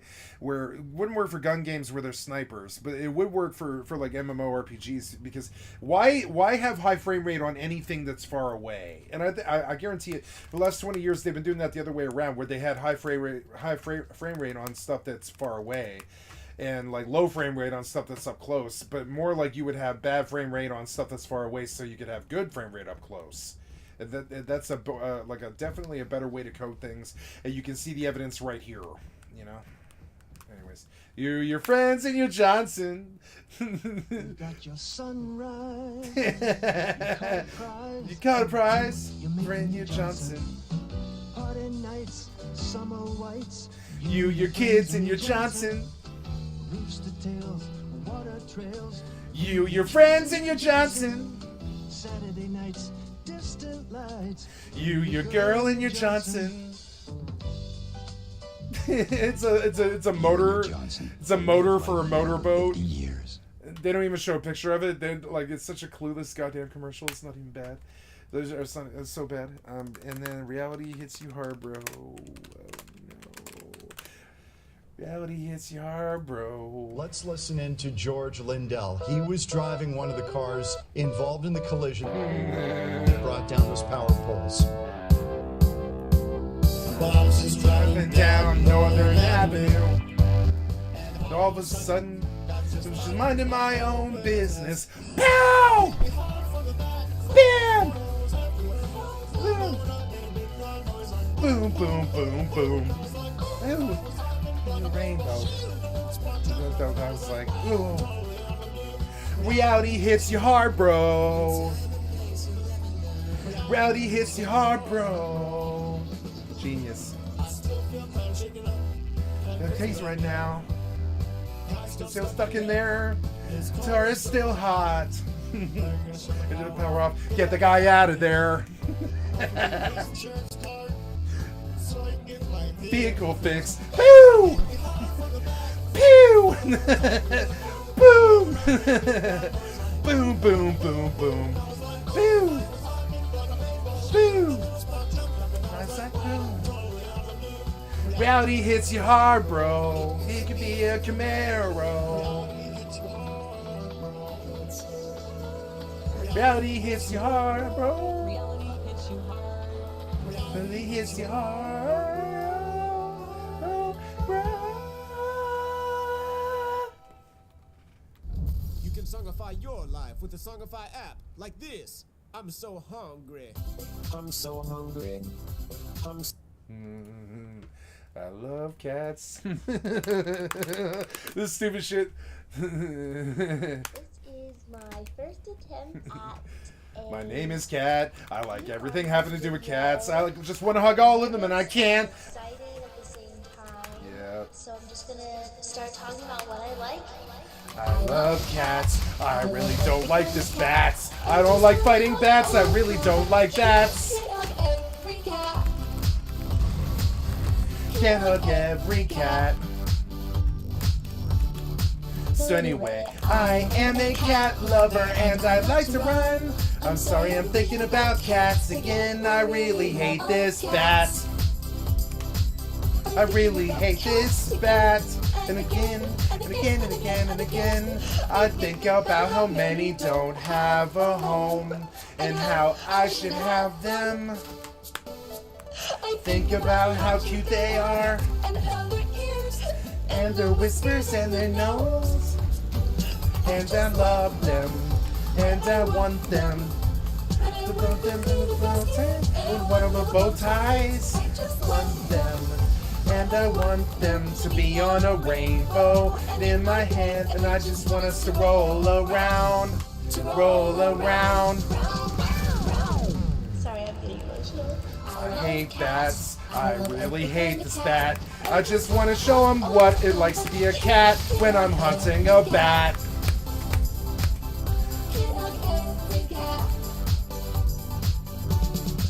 So anyway, I am a cat lover and I love to run. I'm sorry I'm fighting some bats again. I really hate this bat. I really hate this bat.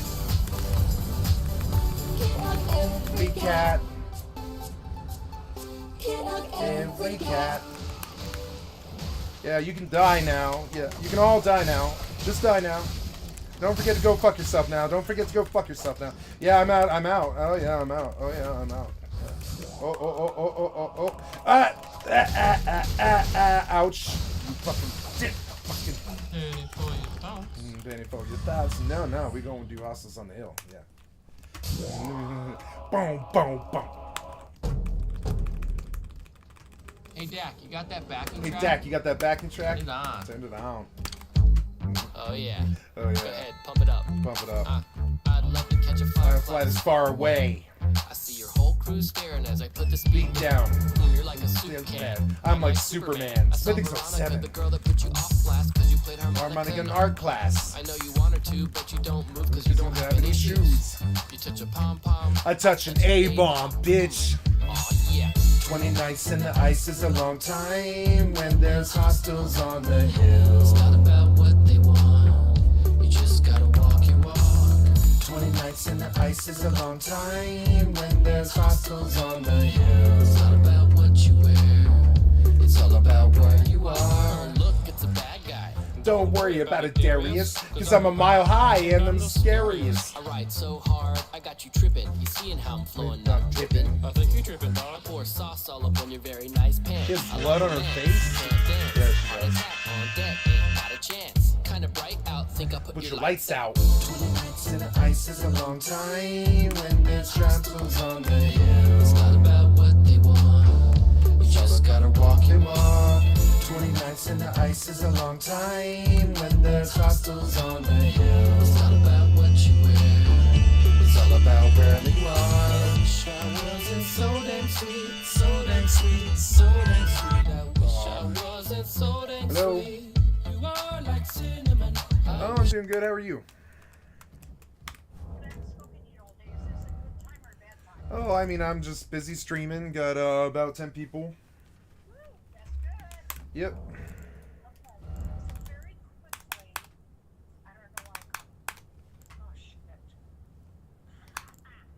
Something.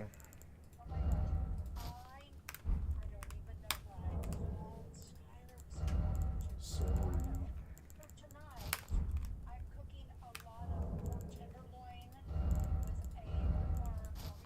Yes, please.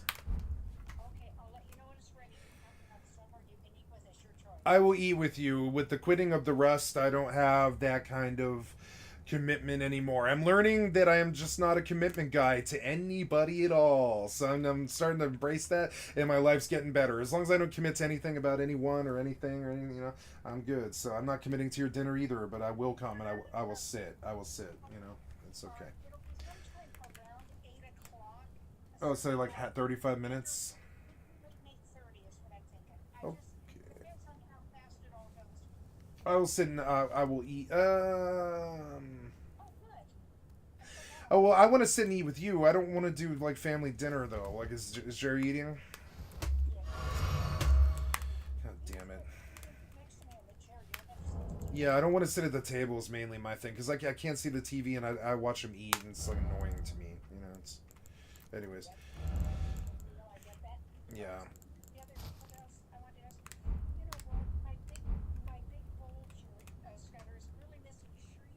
Yeah, I just did all the dishes today. I mean, I'm done dishes, but I gathered all the dishes today, like, to get ready to do them all. And your bowl is not here. I don't know where the fuck it is. It's... Oh, wait. Oh, no, yeah, I don't have this, yeah. I saw, like, one I thought I missed, but no, it's not down here. Like, it's really not. It, like, that bowl's so big, I couldn't miss it. It's not here. It wouldn't be in your bedroom, would it? Possibly, but I don't think so, but I'll look, you know. Let's check before you come down for dinner, okay? All right. Because food things are expensive, and I need them. All right. Okay. Well, word. Thank you for dinner and the invitation. I appreciate that, and I will come, yes. Well, this was supposed to be Mother's Day, but guess what? Today's the first day I actually left the house in days. Wait, today's Mother's Day? I thought it was last Sunday. It was Sunday. Oh, yeah.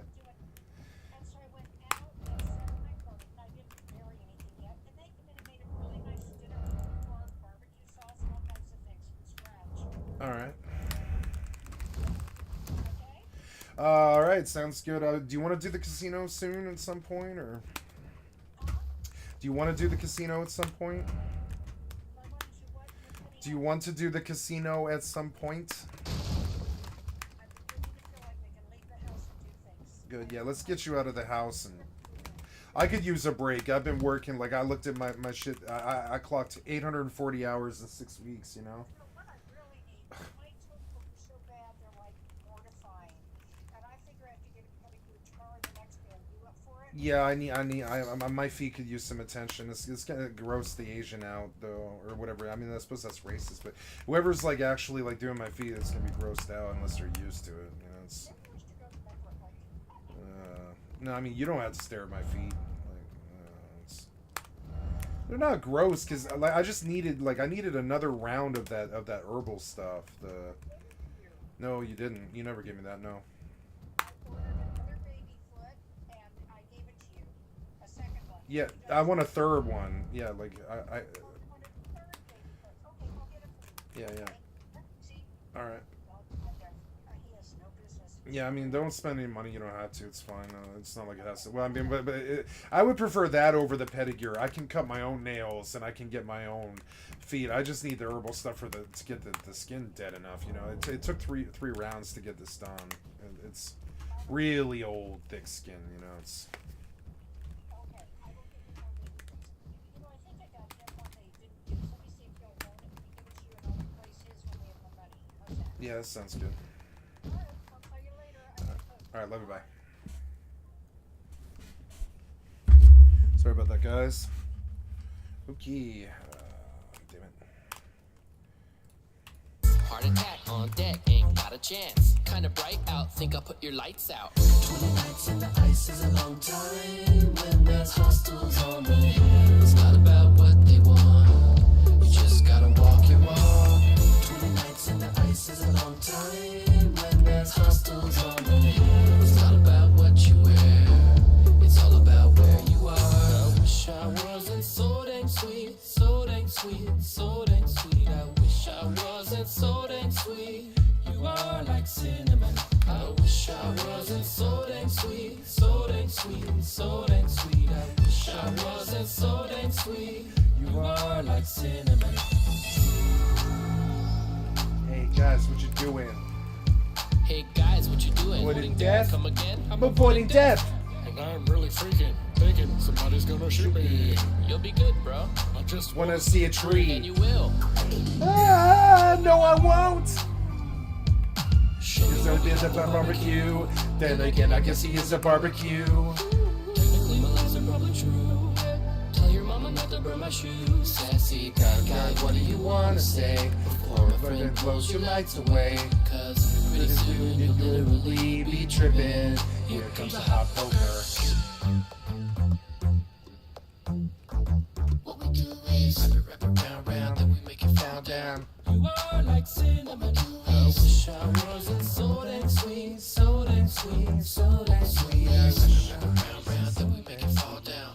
You are like cinnamon. 20 nights in the ice is a long time when there's hostels on the hill. It's not about what they want, You just gotta walk your walk. 20 nights in the ice is a long time when there's hostels on the hill. it's not about what you wear, it's all about where you are. give it more bass. Ow! Hey! Where's the music? Dak is dead. Dak is dead. I wish I wasn't so dang sweet, so dang sweet, so dang sweet. Damn it. It's not about That's what annoying. they want. We just gotta walk You and your around. stupid I wish I Nazi wasn't buttons. so dang sweet, so dang sweet, so dang sweet. It's not about what you want. It's all about Dak? Wow. Hey guys, I think Dak is a zombie. Really, what do you mean? I mean, he's a freaking zombie. But wait, didn't your ship just get shot? Yes, but zombie.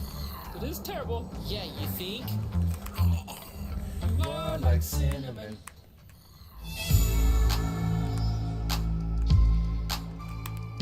Hey That's guys, what you do when avoiding death. Come again? I'm avoiding death.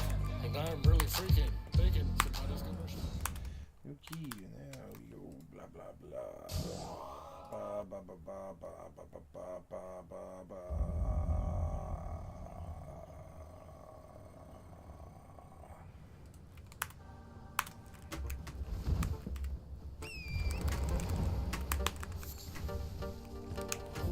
And all these monkeys are running me down, running me down, running me down, running me down, running me wet, monster and wet, and running me down, monkeys running me down, running me down. Let me every monkey go shake that. Who's running me dead? Did you really get monster and dead, monster and dead, monster and all this no-no-no's running me down, running me down. Let me every, let me every, let me run further down the road. Got red lips, white-eyed heels, don't mess with the rabbit. Oh, to rip out steel, prospect steel, to rip out steel, prospect steel. Another line, another line, another line, another line. And all these monkeys are running me down, running me down, running me down, running me down, running me wet, monster and wet, monster and wet, monster and wet, monster.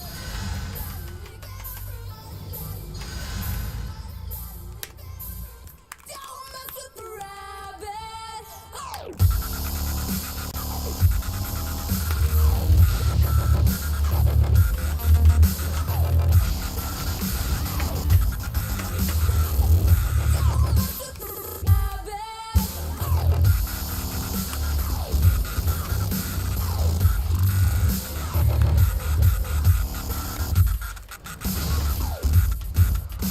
Oh, you fucked me on that. You put the heel in my hand again. You gotta stop doing that, man. You gotta stop doing that. You gotta stop fucking putting the heel in my right hand. It's really glitchy and fucky. Come on, man. But there's a ah. And all these monkeys are running me down, running me down, running me down,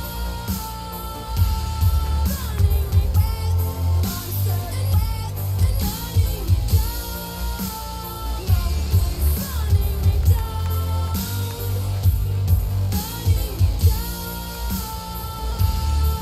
running me down.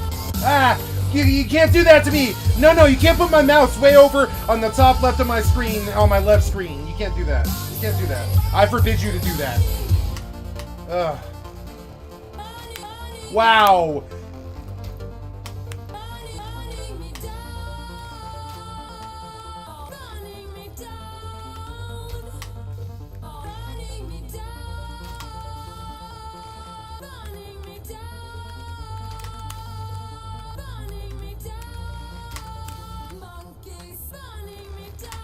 Fucking monkey.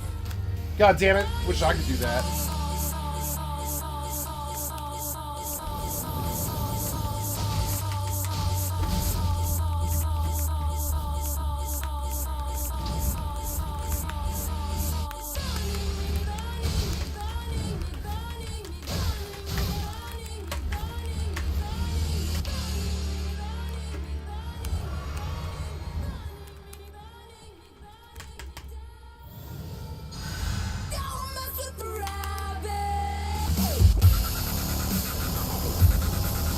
Ah!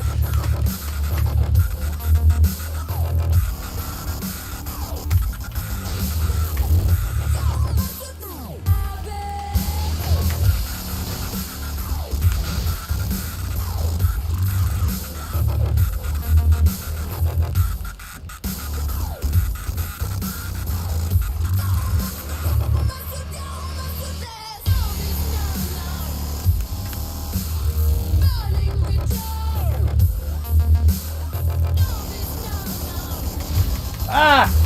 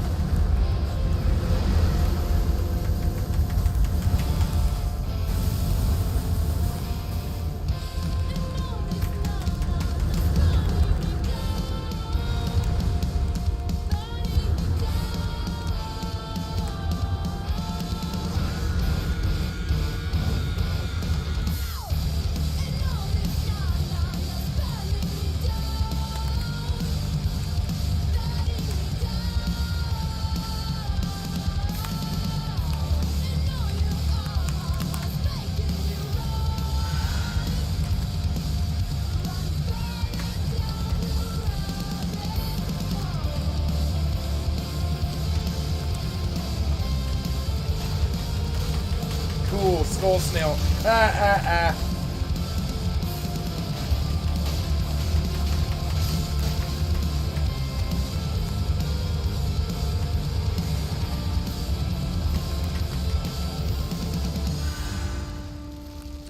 God damn it! Why do you have a 10-second fucking heal? Fucking 10-second heal animation. So stupid. Fucking waste of time. By the time you get the heal off, god damn it, what's the point? I better switch it up. Like, that greater heal sucks. Takes so long.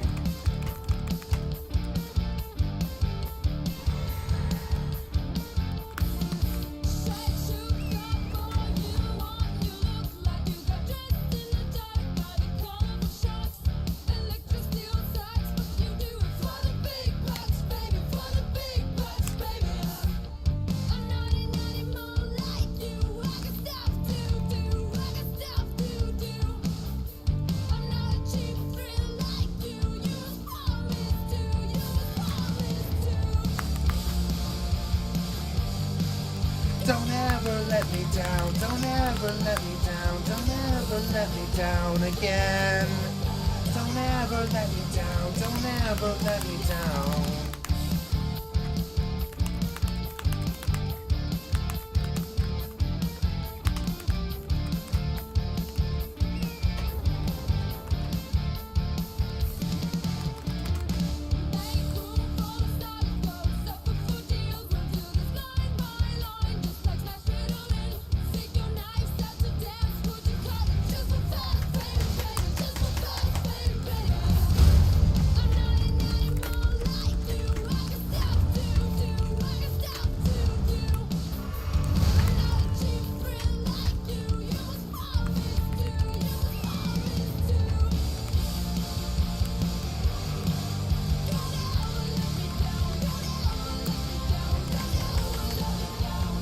Oh, you put that thing in my right hand again! You're gonna be killed on this boss. You and your bad design. I'm sorry, but fix that shit. I can't believe it still exists. How many millions of people are facing that problem right now? Come on, man.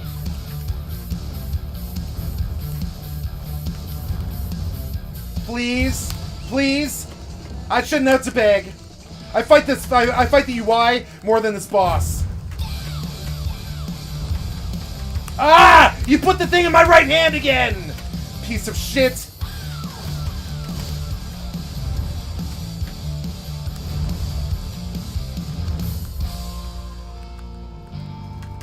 Don't ever let me down, don't ever let me down, don't ever let me down again. Don't ever let me down, don't ever let me down with your bad UI ever again. Don't ever put that in my hand again. Don't put that in my hand ever again. Don't fuck me with your bad UI ever again. Don't let your problem reside for fucking months before you fix it. Don't let your UI let me down. Don't let your UI let me down again. Your game-breaking fucking glitches are unacceptable. It let me down. You let me down. You kind of let me down there, guys. The two-hander shit where I took a bunch of damage and I had to back off him. That's really your fault, not mine. I'm sorry. I'll lay it at the fault of the developers. You stick a left-handed heal tool in my right hand. Fucking stupid. When I'm main-handing a fucking claw. Sure.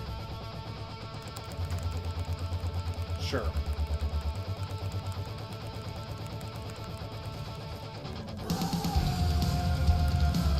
But if there's a bug or a glitch, I'll find it and I'll lose to it. I fight the UI and the walls and the bad design way, way, way more than the bosses. You know, I fear that far more than the bosses.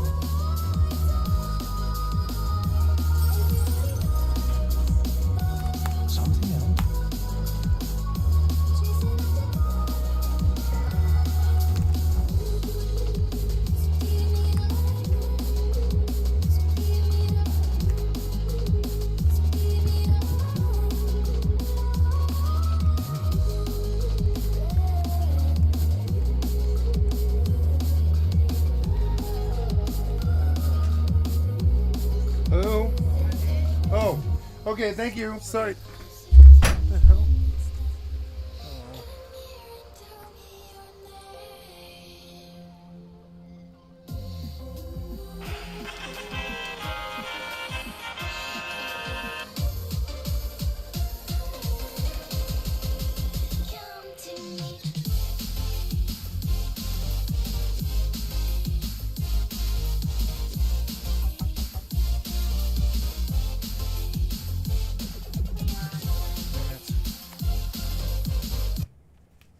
Don't send Jerry. I'll get to the phone 5 or 10 minutes later. Or I'm busy. One or the other. So guys, I committed to family dinner on no notice here, and I'm terribly sorry to do this to you, but I am going to take like a 20-minute break. I guess I do have no choice, so I have to... I think... Which is Snow Valley Ruins. Yeah, it's all a circle. Okay, well... So I will be gone probably about 10-15 minutes here. It won't be too long.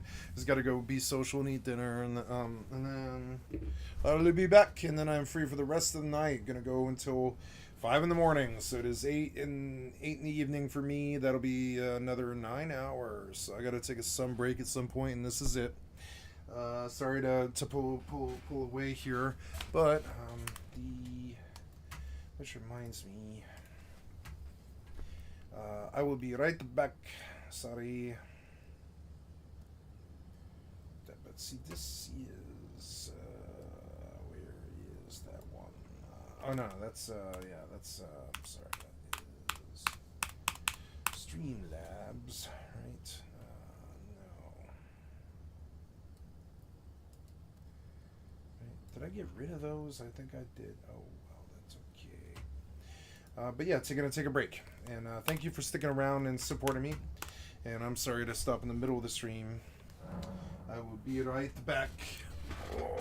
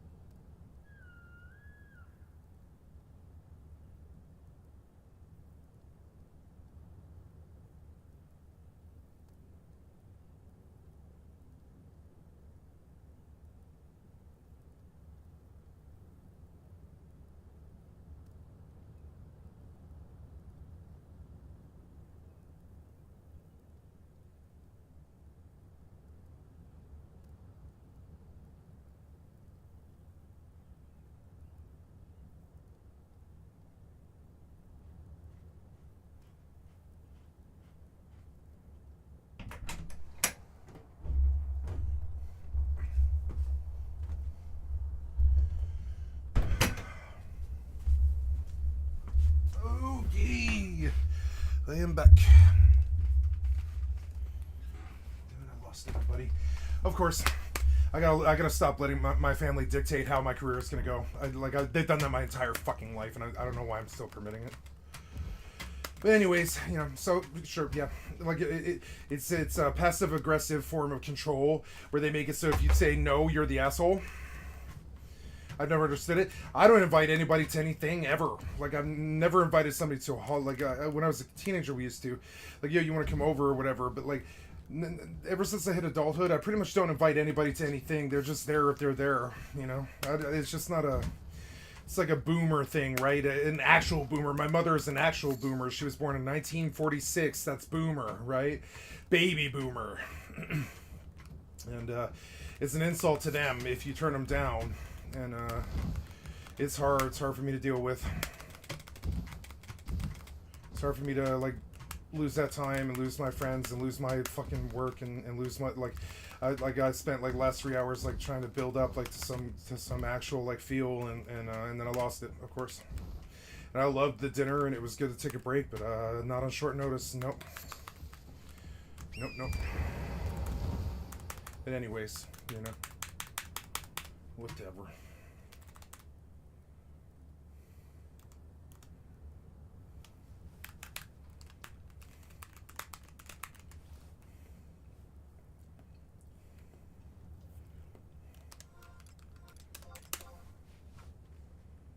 Okay.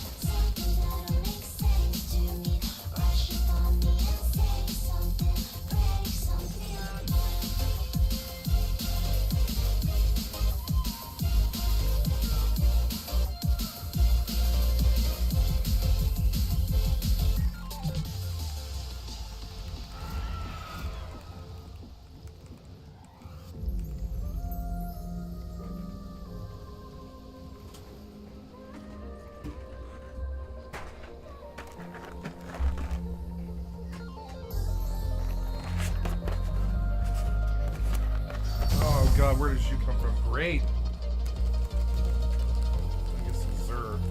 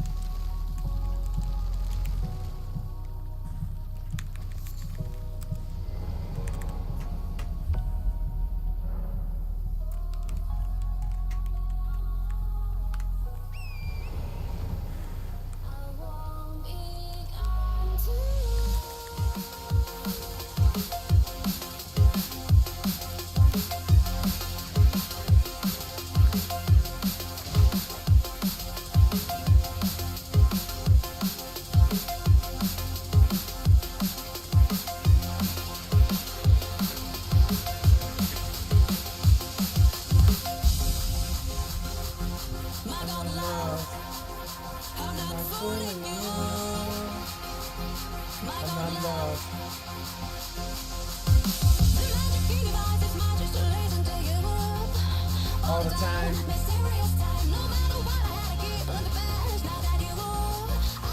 Loving you.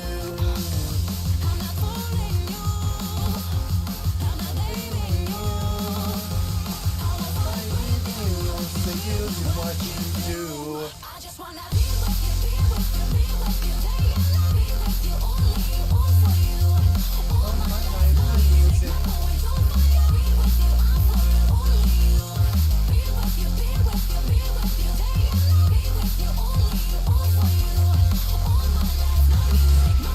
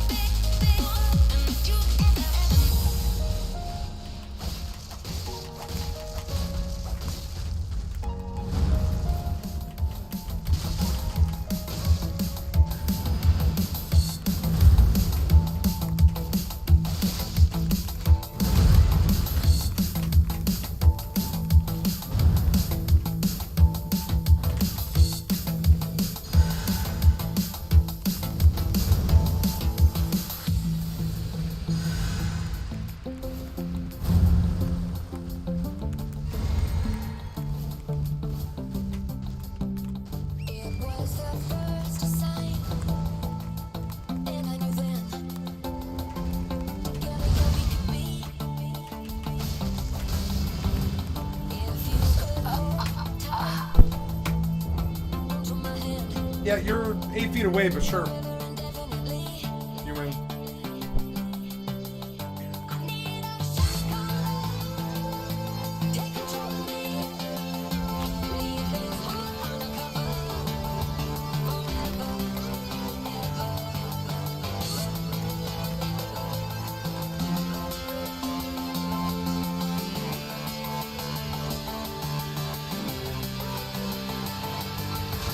What?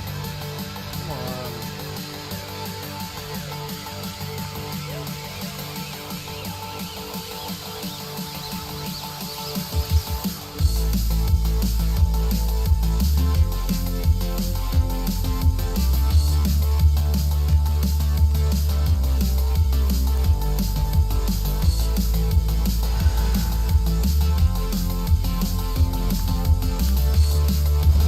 Ah, you fucked me there, you fucked me there, don't do that. Please give me my weapon, please. Okay.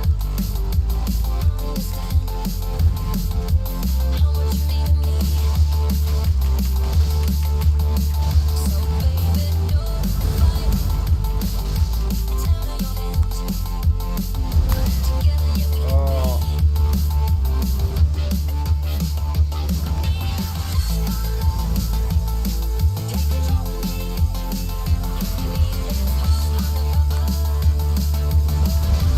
Oh, come on! I wasn't even there to hit. Okay, sure, cheap, cheap. I wasn't even visible to hit, and you hit me. Sure. Alright.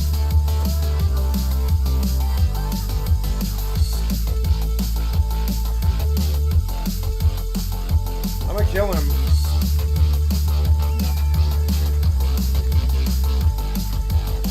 See, you put that heal in my other hand. It's so stupid.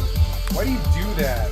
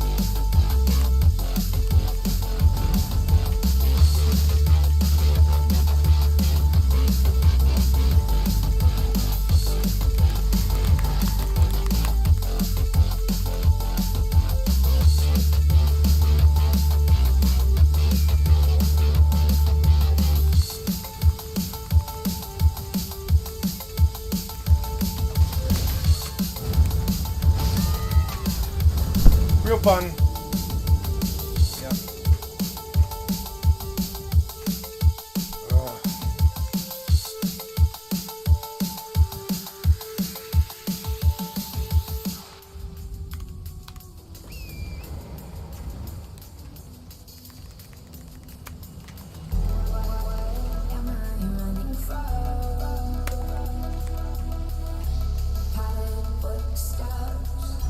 Cold night sweat.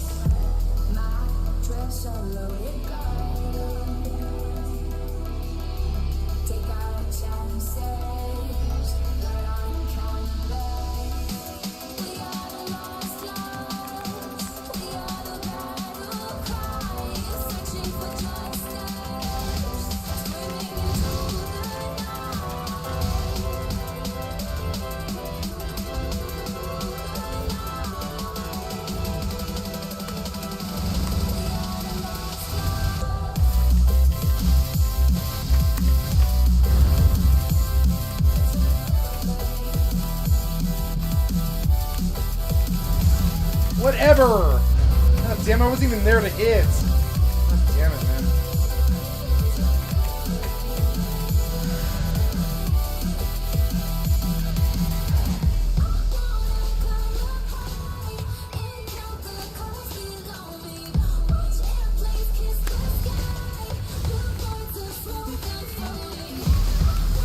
Oh my god. God damn it, man. I didn't think you did that, so you split. Okay.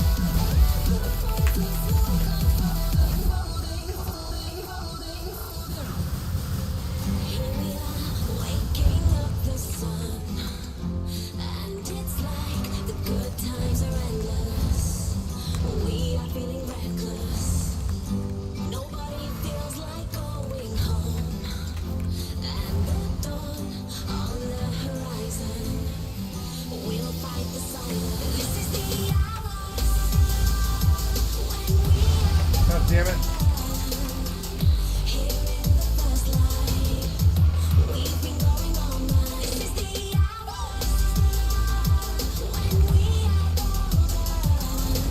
Ah!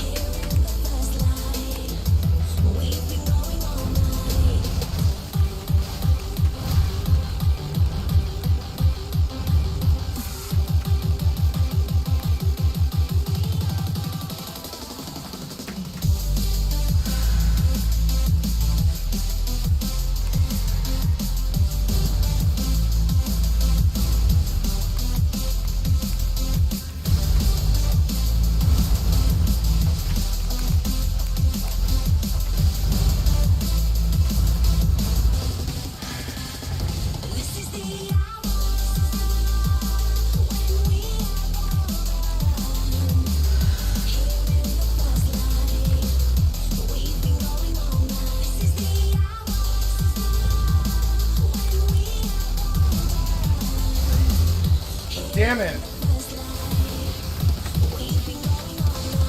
This is so one-handed, like, god damn it, man! Come on, man, that's so unfair. I can get him down halfway.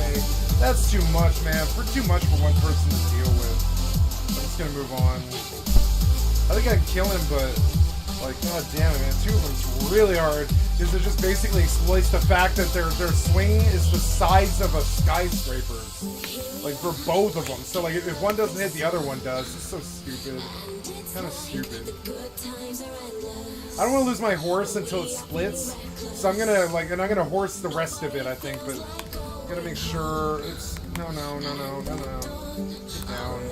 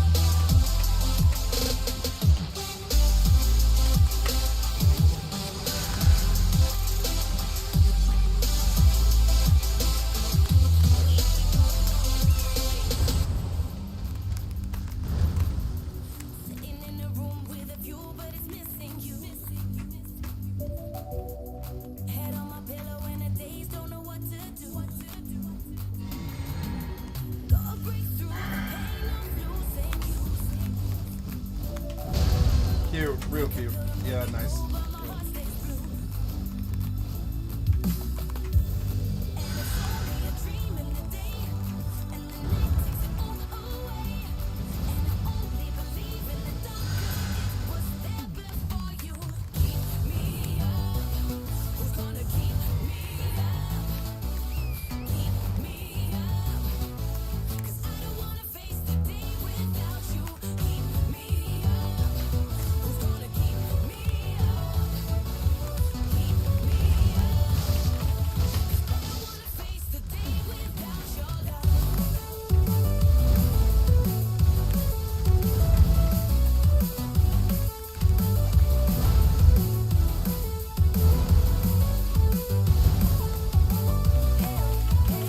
Ah!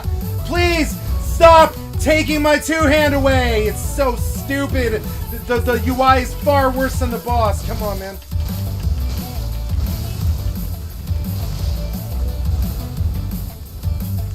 Ugh.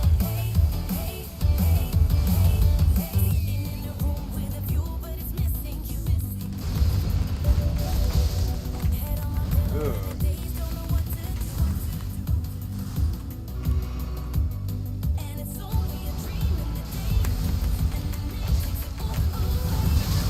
Oh. Ah. Oh, God. Okay. Please. Please. Please. Nope. Just stun. You can't move your character for 9 seconds straight while we just wail on you. Nazi march. You know, it's like, come on, man. Fine. I'm gonna move on. I promised I wouldn't. I will. Fucking stupid.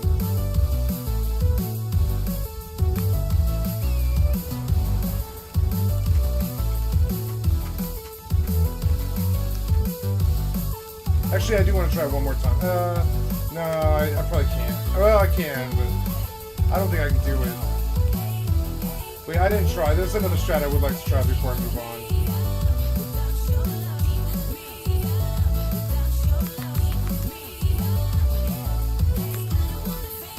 God damn it.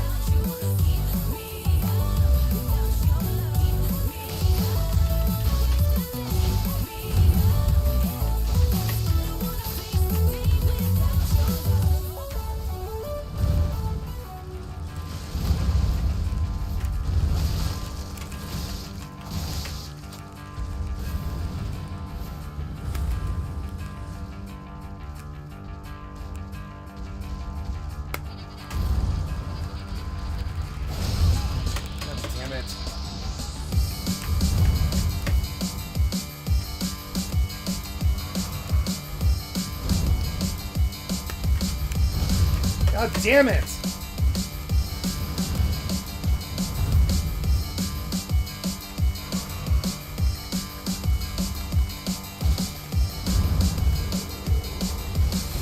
Oh.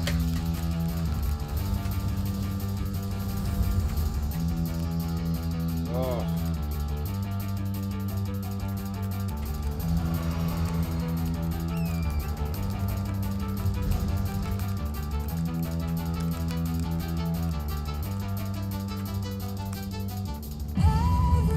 Everybody's watching you for signs.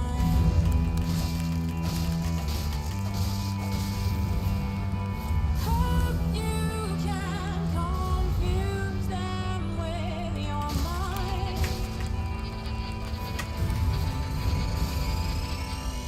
Deep to see where you run into selfishly. Can't see that it's all a cab. Burn out in the stream, holding back. Driving after me, you can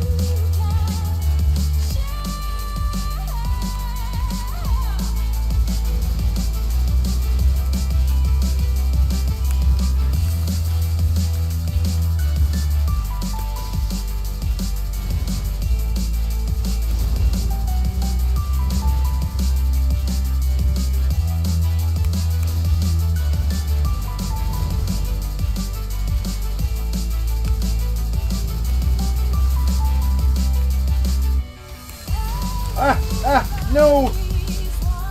I can see it.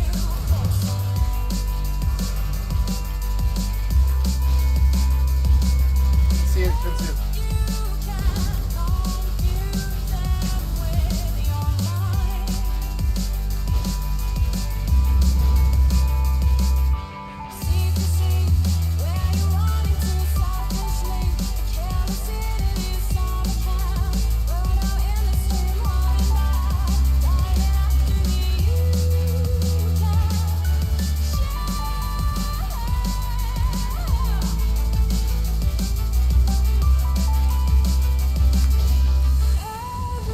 Everybody's watching you for signs.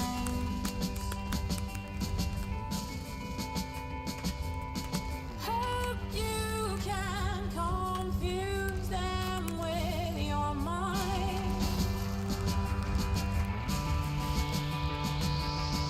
Deep to see where you're running to selfishly. Careless it is all the time. Burn out in the stream, holding back. Diving after the you can share.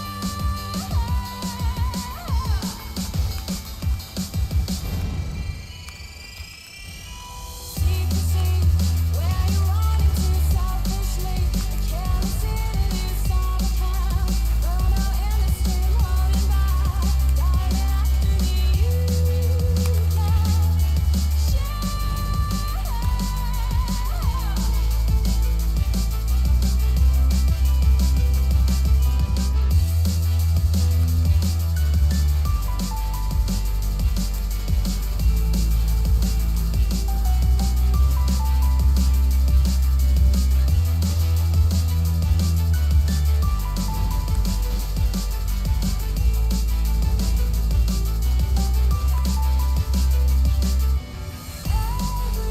Everybody's watching you for signs.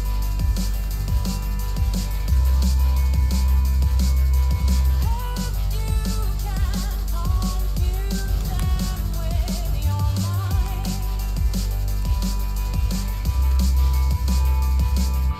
Seek to see where you're running to selfishly.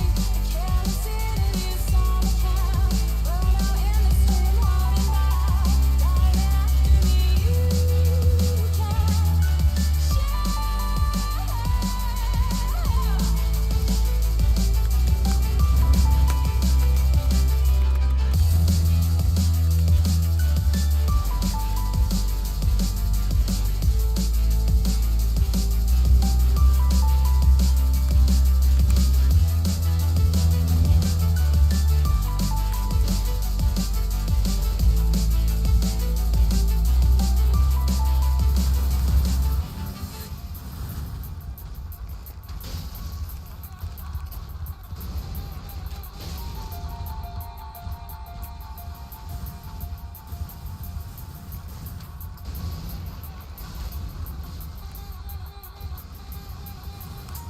Go on the dark side of the strophe, standing in the cold, but baby, I'll be right beside ya. Feeling the thunder of the circle running through your blood. Close your eyes and I'm gonna find ya. Just when you're fading, oh, put your hand in my hand and let go.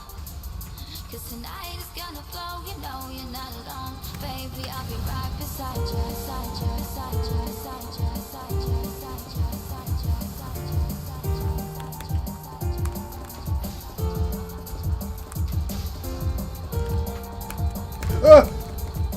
Oh.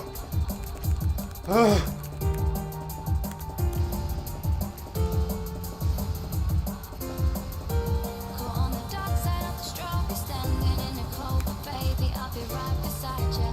Feeling the thunder of the circle running through your blood. Close your eyes and I'm gonna find ya. Just when you're fading, oh, put your hand in my hand and let go. 'Cause tonight is gonna flow, you know you're not alone. Baby, I'll be right beside ya, beside ya, beside ya, beside ya, beside ya, beside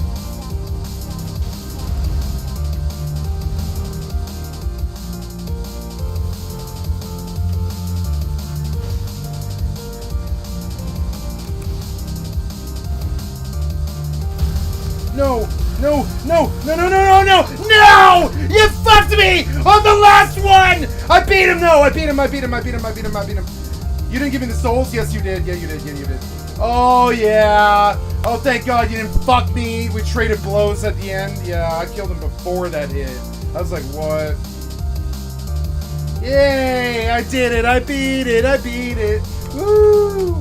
Like 5th or 6th try, I think, or no more than that. Like 8 or 9. I don't know. 8 or 9 tries, but I got it. God damn it, man.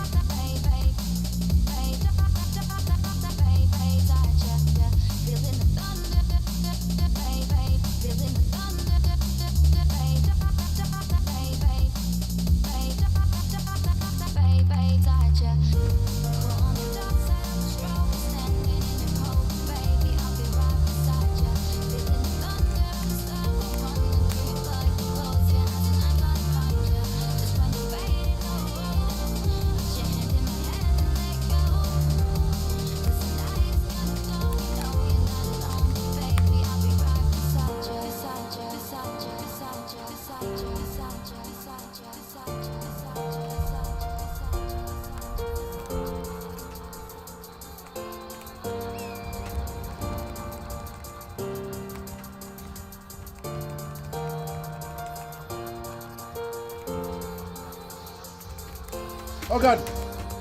Please stop putting my mouse way over on the top left of the left screen. Please stop doing that. Please stop putting my weapons in the 2-hand and all this weird crap that Elden Ring is doing. Please stop doing that. In the 20 years I've been playing WoW, I never once saw it pop my cursor to the left side of the screen like that. Never once, man. I don't know what the fuck your vibe is. That's something wrong with your client, I think. Whatever.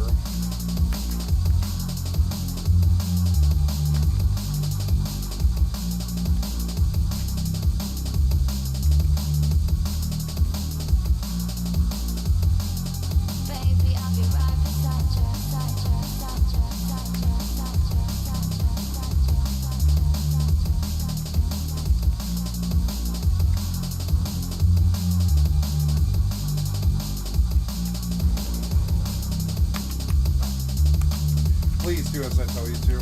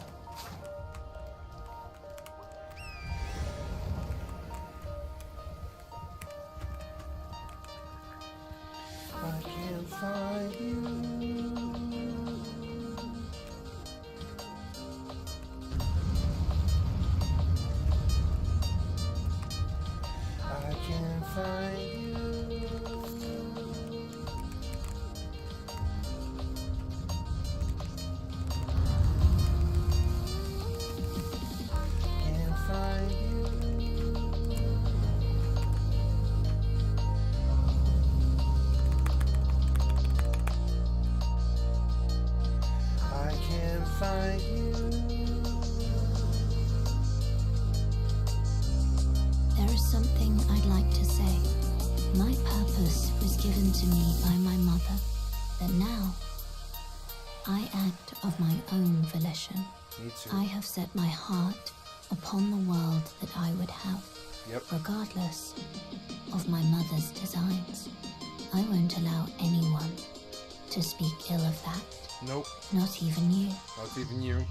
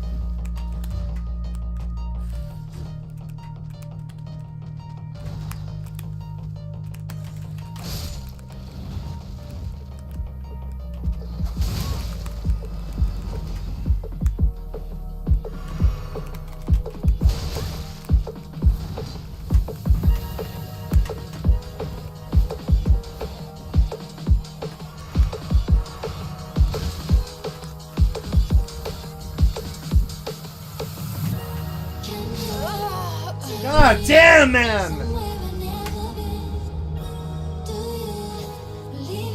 Annoying as hell, fucking. Kelly. Can you take me somewhere I've never been? Do you believe in the supernatural?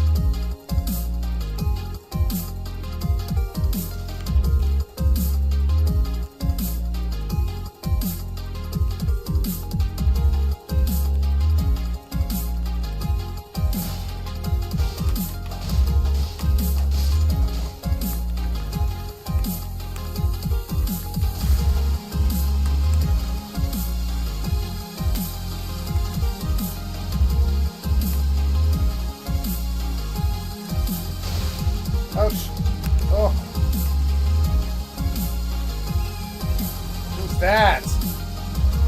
Archers.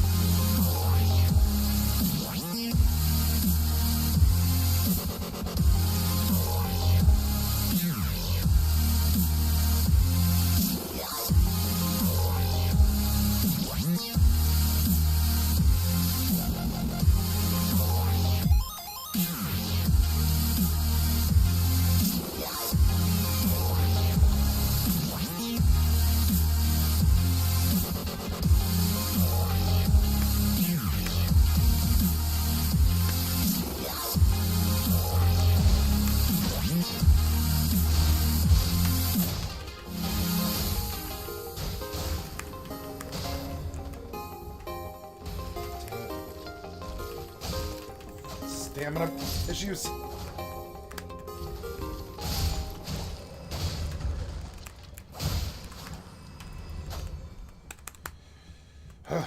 Annoying.